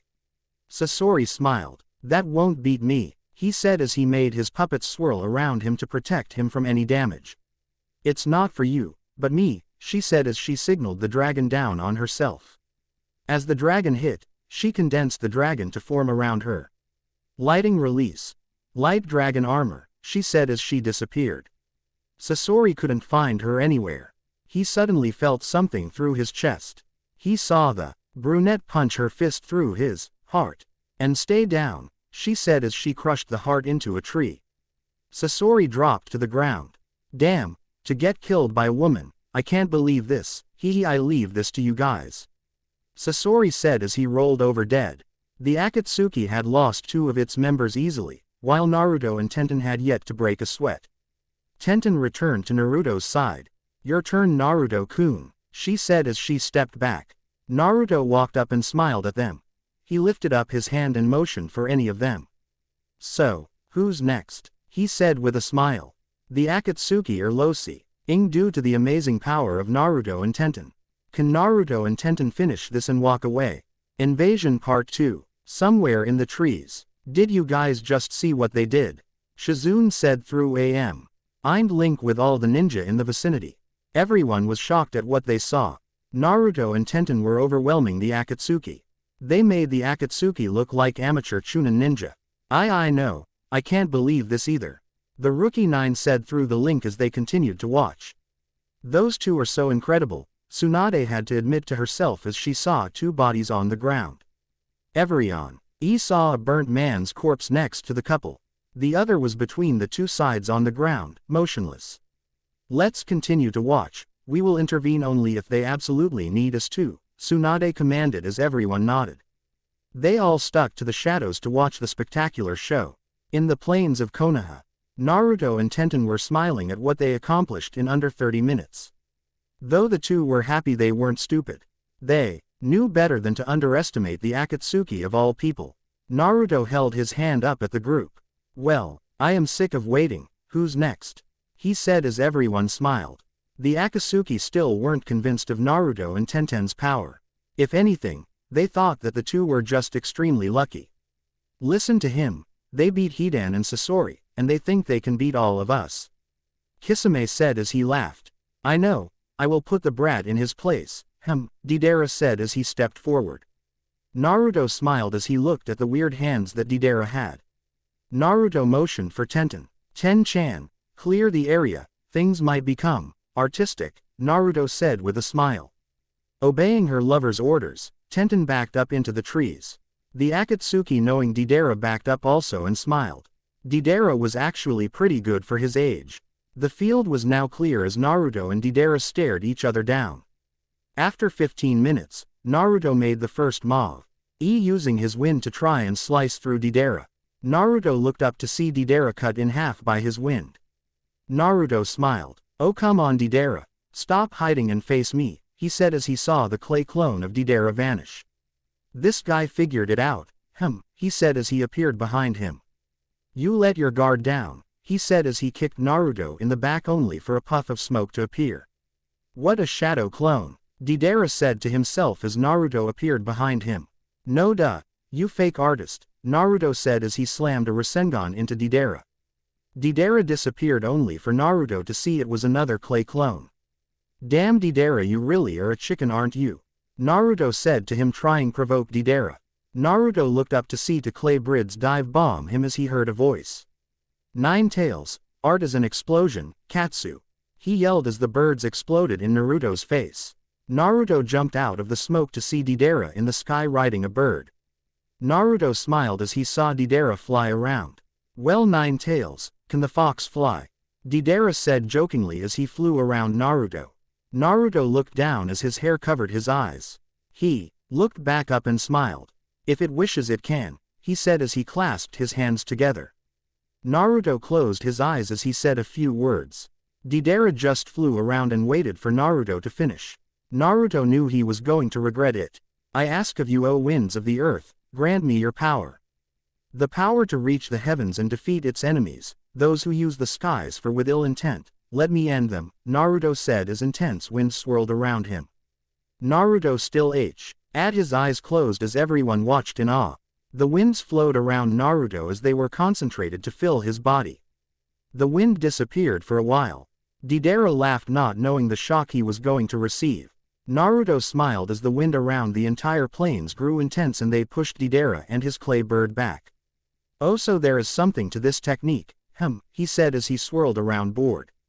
The winds settled and filled out on the back of Naruto. The winds formed beautiful angelic wings made out of winds. Naruto looked up at a shocked Deidara as the wings flapped, sending Naruto flying into the air. He immediately shot up towards Deidara as his fist made contact with Deidara's face, sending him off his bird. Damn it, that hurt, he said as he landed back on his trusty bird. Naruto smiled as he formed a few hand signs.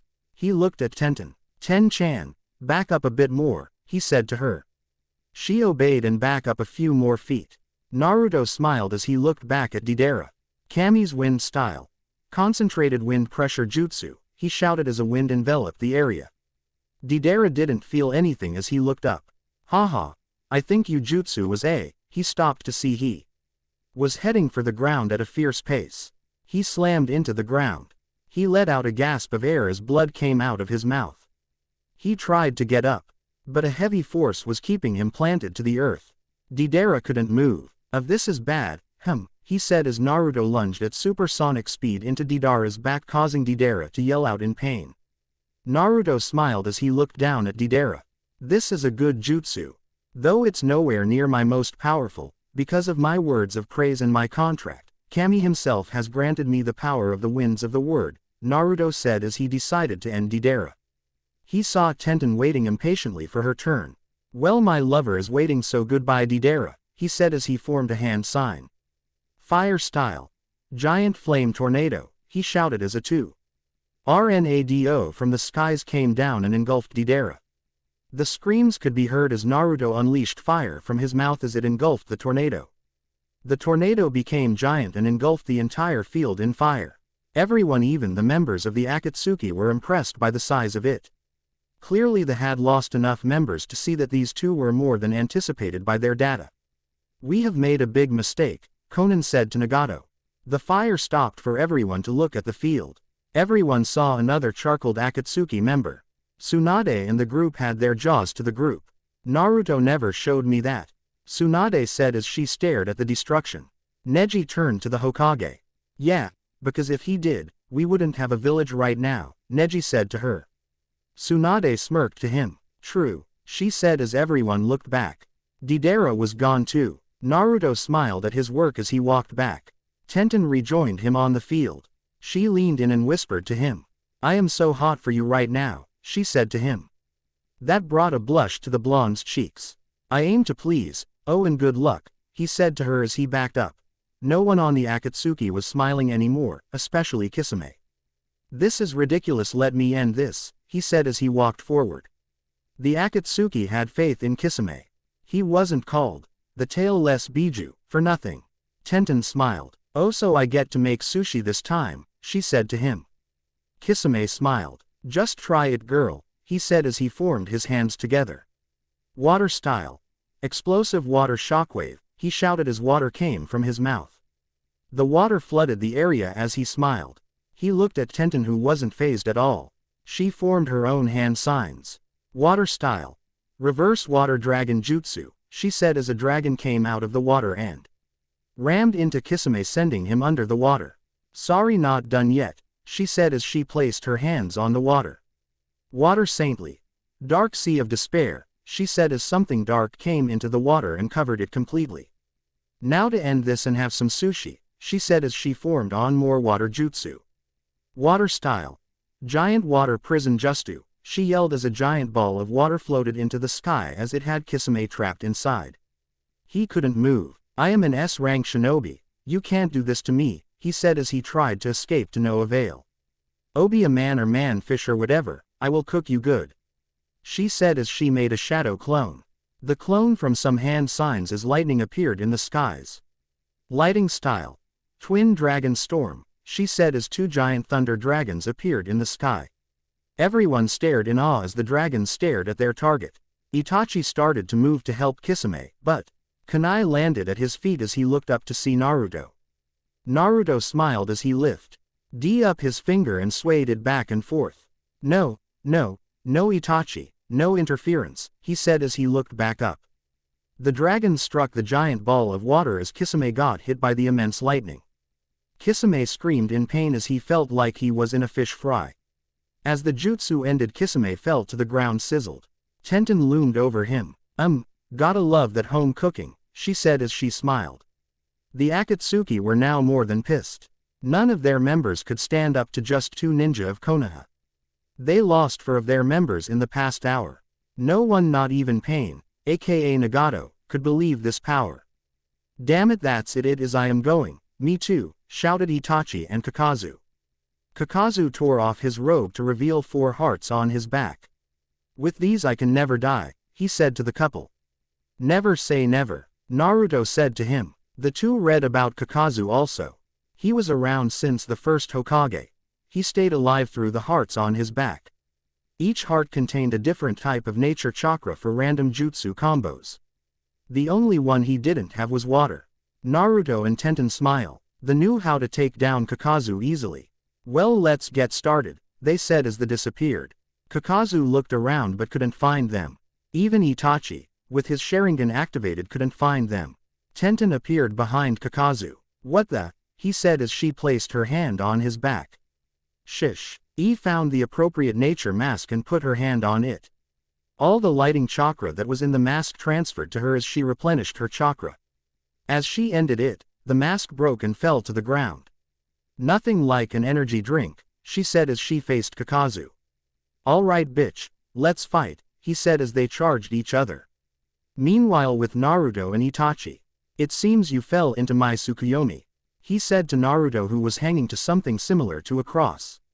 Itachi made illusions of himself and had multiple blades in his hands. I will cut you like this for the next 128 hours, he said as he slashed at Naruto. In the Tsukuyomi, 128 hours later, Itachi ended his jutsu with a slashed up Naruto on the ground bleeding. Not good, he said as tried to get up, but couldn't. This is the end of you, he said to Naruto. Naruto smiled. No, this is the end of the Uchiha clan murderer, he said as a poof came and snapped Itachi out of the Tsukuyomi. It was a clone, he wondered as he covered his eyes from the strain. Naruto appeared behind Itachi. That's right, wind style. Silent wind, he said as he appeared across from Itachi. Itachi heard nothing and felt nothing. He was a dead man. Naruto slashed with more concentrated wind and cut Itachi across his face, sealing his Sharingan forever. Damn, he said as he knelt down. Itachi was out as without his eyes he wasn't sure how to fight or anticipate anymore. He accepted his defeat and laid his head down. End it Naruto, he said to him. Naruto didn't want to kill Itachi. He seemed too innocent, but he knew he had to. Standing over Itachi, Naruto drove a kunai through his head as he laid over dead. Naruto did a silent prayer and ran to get to Tenten. With Tenten and Kakazu. Damn bitch, hold still, no way, I can't do that. Kakazu was having trouble aiming at Tenten, who activated her lightning armor to move at high speeds to be safe. Kakazu was too focused on Tenten and failed to notice Naruto behind him. Naruto jumped on his back and absorbed the nature of two of Kakazu's hearts, wind and fire, both were destroyed as Naruto's chakra returned. That was tasty, he said like he had eaten the nature chakra. Kakzu had only one heart left and if he lost that one he was doomed to die. Sorry Kakazu, but this invasion will fail, they said as Naruto kicked him in the back sending him into across the field. Tenten kicked him into the air. Kakazu was being toyed with like a doll. As they two raced into the air they rose above Kakazu and propelled downward. Say bye-bye to the world Kakazu, they said as they waved a few hand signs. Fire style. Meteor crash. Lighting style. Thunder drop, they said as they kicked Kakzu and sent him into the earth in a giant explosion. The mask on Kakazu's back was destroyed from the impact. Kakazu was as good as dead. Both got up and stared at the remaining four members. They smiled. Now then, to save time, how about 2-on-1 of us now, they said as they smiled. Pain, Konan, Zetsu, and Tobi, aka Madara, were all that remained of the powerful organization. Naruto and Tenten are overwhelming. Will they end this invasion here? Or will fate be a bitch and turn on them? End to the invasion. Plains of Konoha. 6 out of the 10 Akatsuki members were on the ground. Nearly everyone was overwhelmed by the power of the couple. The Akatsuki never planned that Naruto and Tenten would be such a problem. Even though they knew they would be facing the nine-tailed Jinchuriki, they had underestimated the power of not only him, but his wife. Trying to calm their tension down, everyone looked at each other. This is a bigger problem than with the other Biju, Zetsu said as he stuck his head out of a tree. To think they made 6 of our members look like amateurs in. Unprecedented, Konan said with a smile.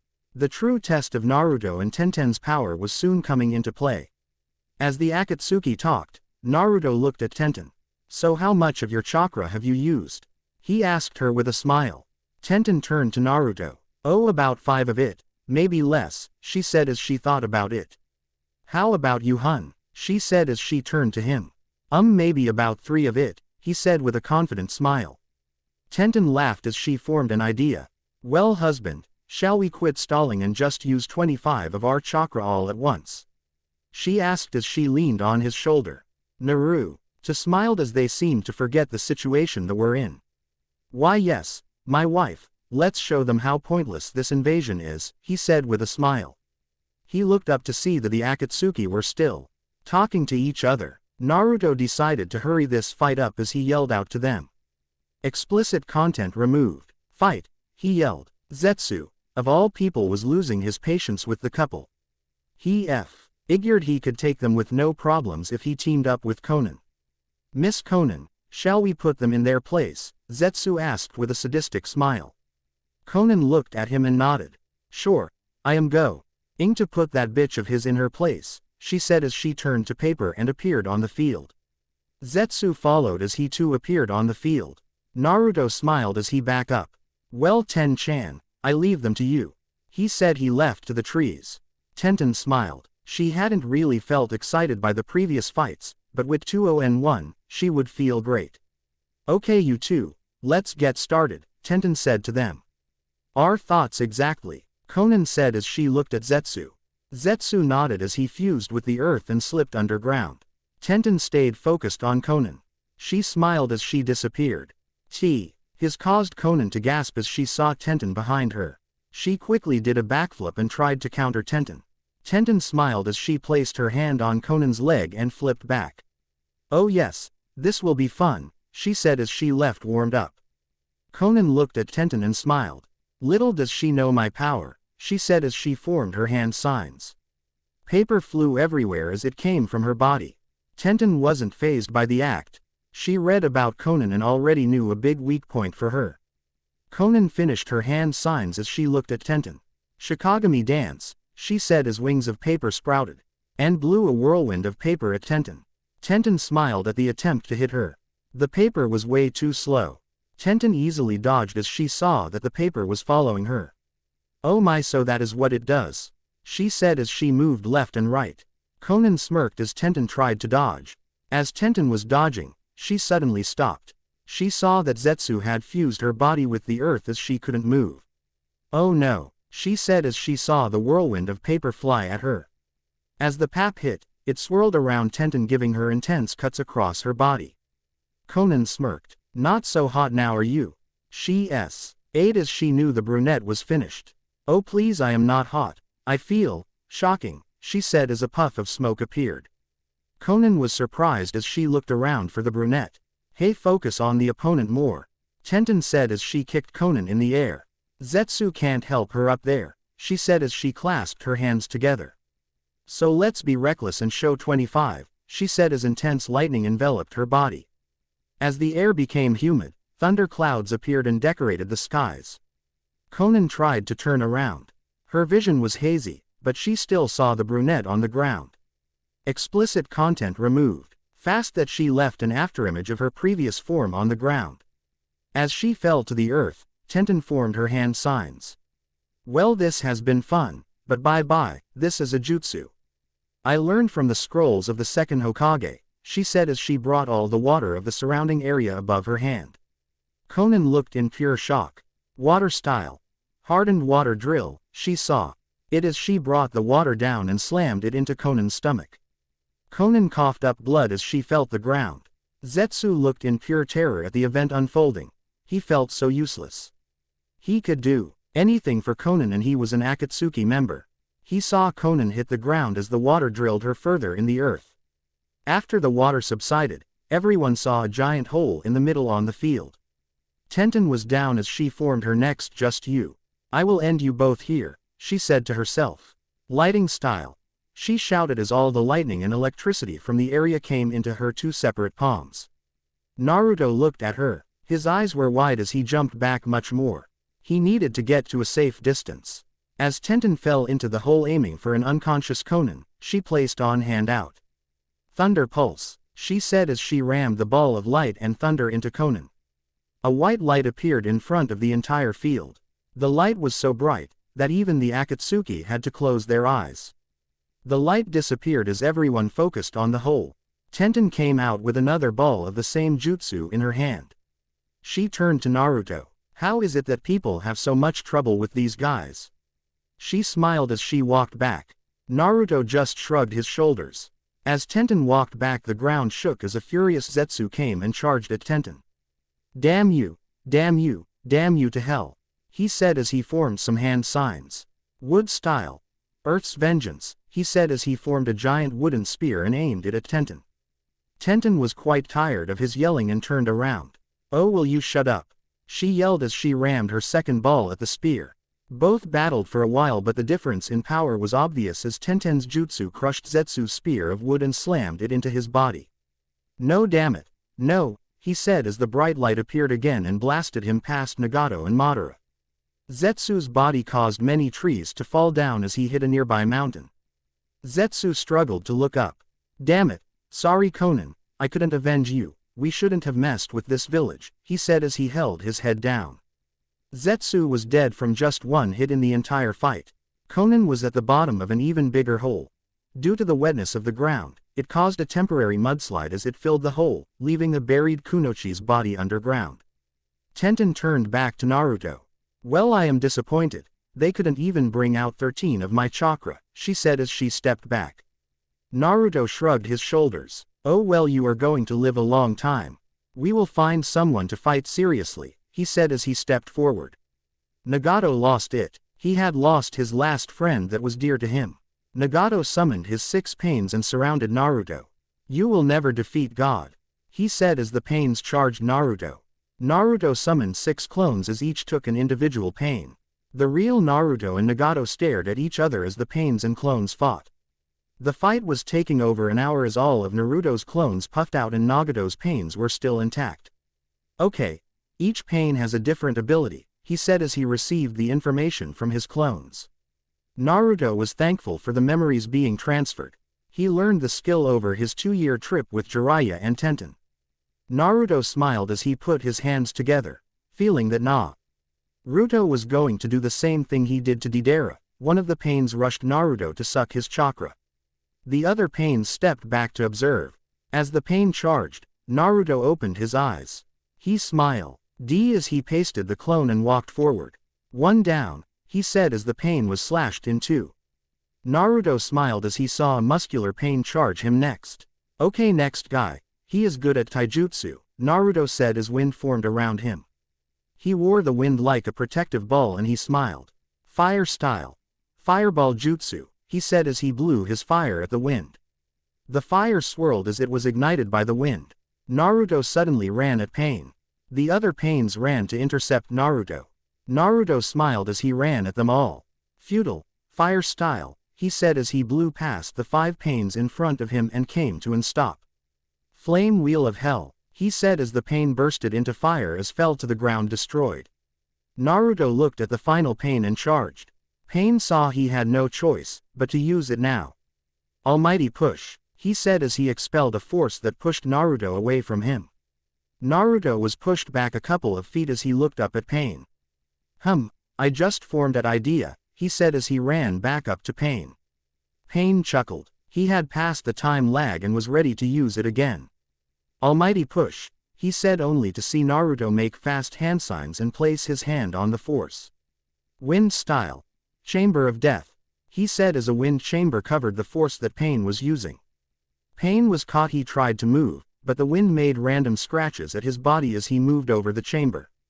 Naruto smiled at his defeat. Naruto knew this was a horrible way to die, but he had no choice. Well, he did, but he really wanted to try this jutsu. As Nagato walked around, he tried to breathe. He gasped. He saw the threat of this jutsu. In addition to the random strikes of wind, the chamber also sucked away any oxygen that was there. Pain was having trouble breathe as he tried to find his way out, but the Saint Reichs on his body and the continual loss of oxygen were too much as he fell to the ground. Naruto almost wanted to stop, but he remained steadfast. He calmed down as he remembered Jiraiya's word to him as a kid 2 years ago. "You're too soft, Naruto. The ninja world is not so forgiving," he said to a huffing Naruto. "Naruto, I know you feel conflicted, but please try to understand," he said as the young boy looked up at him. "A ninja must do what is necessary to protect those precious to him," Jiraiya said to him. "Do what is important," Naruto said as he looked inside the chamber. He saw Nagato squirming as he tried to get up. Nagato lost his will and fell to the ground. "Peace. I was not able to find the answer to peace," he said as his spirit passed away. Naruto looked at him. He gave a silent prayer. Naruto then looked up at Tobi aka Madara. So is it your turn, he said to the last member of the Akatsuki. Madara thought to himself, damn it, this boy has put a cramp to my plans. Oh well, this organization is dead anyway. I will have my desire, he said as he vanished away. Naruto wanted to chase him, but he didn't. Madara was the only person Naruto hadn't read about, and he still didn't know that it was Madara in person. Naruto sighed as he walked back to Tenten. He looked at her. Well, I didn't use over 12, he said as he smiled. Tenten stood beside him. Well, we did a good job. Still can't believe they were this weak, she said as she looked at the field. All but one Akatsuki member was dead. Naruto shrugged his shoulders. Oh well, let's go back, he said as they walked back to the village. They were suddenly bomb-rushed by their friends. That was amazing. You guys are too strong. You took out almost every Akatsuki member by yourselves, they all said as the married couple blushed. Tsunade was the most impressive. Naruto wasn't even 18 yet, he took out people that even people with more experience than him ever could. Well, let's go back to the village. We will have Anbu take the bodies back to Konoha. Tsunade said as they went back. Every Akatsuki is dead except one, Madara. Will Madara attack again or will he give up? In any case, the people of the world are going to really praise Naruto and Tenten. New Cage. Plains of Konoha. Nearly all Akatsuki members are dead except one, Madara. Madara has ran off and left Naruto and Tenten on the field victorious. Tsunade and her reinforcements came to the couple in utter shock as they all gathered and went back to Konoha. I can't believe you guys did it, Kiba said as everyone raced through the trees. Yeah, it was the most spectacular show I had ever seen, Neji said with a satisfying grin. Naruto and Tenten blushed at the praise they were receiving as they all returned to Konoha. Explicit content removed. So you're saying you held back? Shikamaru asked as he looked at the two. Tenten smiled and turned to Naruto. Well, we were using less than 15 of our chakra, he said as he appeared at the village gates. Everyone fell to the ground head first at his words. They held back so much, it made everyone else wonder what 100 of their power was. Gates of Konoha. The ninja and civilians of Konoha stood at the gates, ready to defend their home against the Akatsuki. As a few figures came into view, everyone tensed up. Kakashi looked and told everyone to lay their weapons down. Everyone did so as they saw the group of Konoha shinobi come into view. As the group walked up to the gates, Tsunade couldn't hold the news as she raised up her hand. The Akatsuki have been defeated, she shouted as the news reached everyone in the village. The people were all silent as the news settled into their hearts and minds. Even the shinobi were silent. Suddenly, everyone burst out cheering as their voices echoed throughout the village. Yay! Everyone shouted as they ran back inside the village to set up a celebratory party. This left a few shinobi at the entrance as they tried to speculate what happened. Tsunade-sama, are you serious? Kakashi said with his full attention. All the other shinobi wondered the same. Tsunade chuckled at them. Yes, Kakashi, Naruto and Tenten beat the Akatsuki themselves, she said to him. Everyone's faces were shocked to death as they heard those words. And Naruto and Tenten, by themselves, Kurenai said as she shewed her shocked expression. The ultimate form of youth, the power of love. Guy said with his fist in the air. No way, Asuma said as he dropped his cigarette from his mouth. Tsunade stopped the shock and clasped her hands together. Okay everyone, let's go. This is a time of celebration, she said as she ran off to the nearest restaurant. Everyone snapped out of their shock and ran to the party. The entire village was in bliss at the defeated sign of the Akatsuki. All restaurants were having an annual free day as people ate without having to worry about money. Shops were selling expensive things for free also. The news of Naruto and Tenten's victory rang throughout the whole village. Everyone was too busy having a good time to care about village security. To them, having this party was more important right now. The rookie 9 and Air senseis were also enjoying the festivities. Ino and Sakura were dancing to the lovely music that was playing. Shikamaru was in a bar drinking some kind of beverage with Asuma. Choji was running around the village eating loads of free food as he laughed. Neji and Lee were eating in a bar with Guy as they remembered the old team. Tsunade, Shizune, and Jiraiya were all drinking in the bars. Kakashi was reading his perverted book. and the other Junin were having their fun. Tsunade, Shizune, and Jiraiya. Can you believe we are able to be this carefree? Shizune said as she ate her food.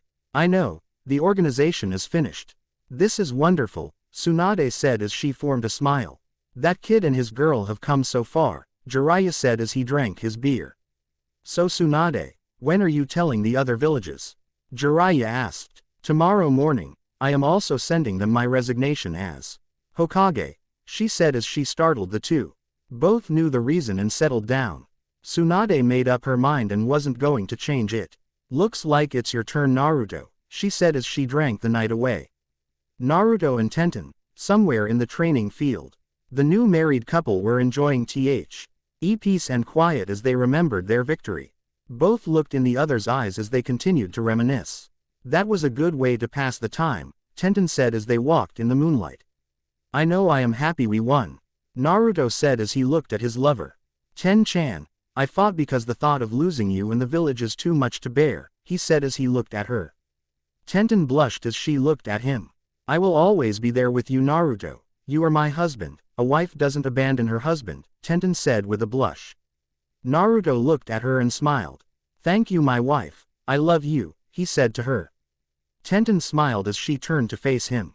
The moon magnified his eyes as they made her surrender to their beauty.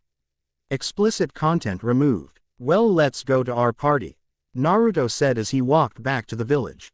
All right, hun. I will follow you anywhere, Tenten said as she joined him. The village partied all night until the dawn came to the village. Next day, Tsunade was in her office as she sent messenger hawks to the other nations. She couldn't wait to hear from them. Well, how will everyone react, she said as she sat back in her chair. Suna. 3 days later. Lord Cascade, we have a message from Konoha, Baki said as he bowed to Gaara. Thank you, you may go now, he said as he took the message. Baki bowed and left. Gaara scanned the message. His eyes widened at the message. Impossible. Did they really? Gaara said as he tried to make sense of the words on the paper. Kankuro and Temari came to talk to Gaara. They saw him wide-eyed and had a smile. Gaara, what is the matter? Temari said to him. Gaara gave the message to his siblings. They ready-do the list as they fainted to the floor.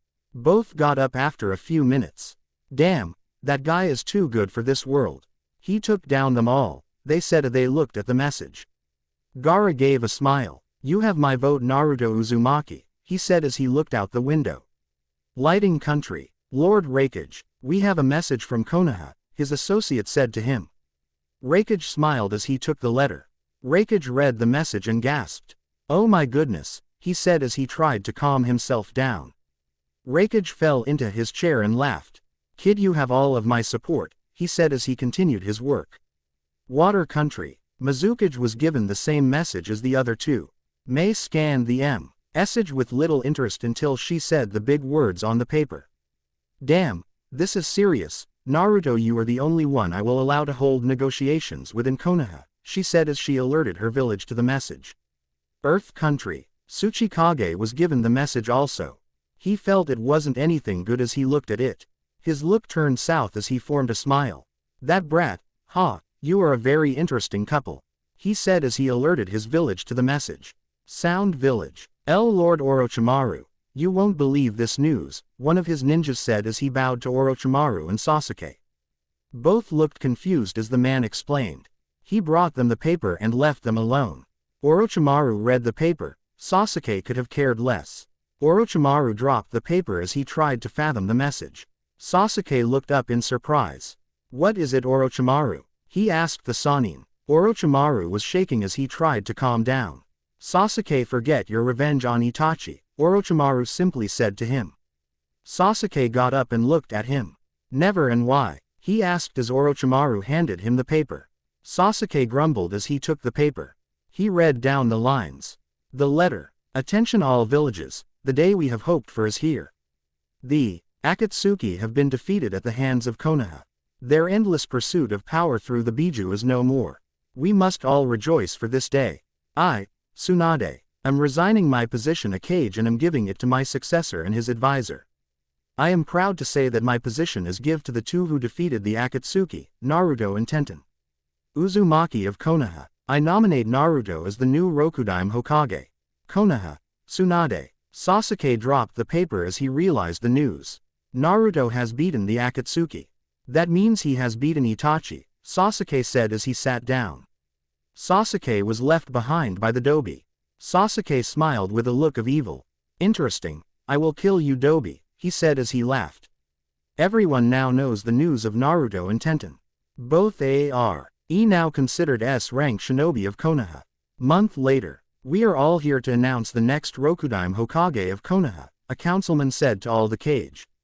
Who does everyone nominate? He asked. Everyone smiled and looked at each other. Naruto Uzumaki, Tsunade answered. Uzumaki Naruto, Gaara said to him. Naruto Uzumaki, Raikage said. The Uzumaki brat, Tsuchikage said with a smile. Naruto Uzumaki, Maiterumi answered. It is settled by all villages, Naruto Uzumaki is now the Rokudime Hokage of Konoha. Months later. Are you kidding me? I am the new Hokage, Naruto said with a smile. That's right Naruto, you are now the Hokage of Konoha, Tsunade said with a smile. Tenten wrapped her arms around Naruto. Congrats darling, she said as she felt happy for him. Naruto looked at her. Well, I will need an assistant, he said to her. Tenten smiled. I humbly accept my husband's offer, she said as she smiled. 2 weeks later. All of Naruto's stuff was moved into the new office as it appeared to his liking. The renovations took a while, but they were finished. Naruto sat in his chair and looked out of the village. Well now, let's get started, he said as Tenten came to him with a stack of papers. Naruto made 3 clones and started. He stopped for a bit and smiled. I will protect this village forever, he said to himself as he flashed through his work in his mansion. Naruto is now the Rokudime Hokage. Can he lead this village to prosperity or will he fail? And what of Madara Uchiha?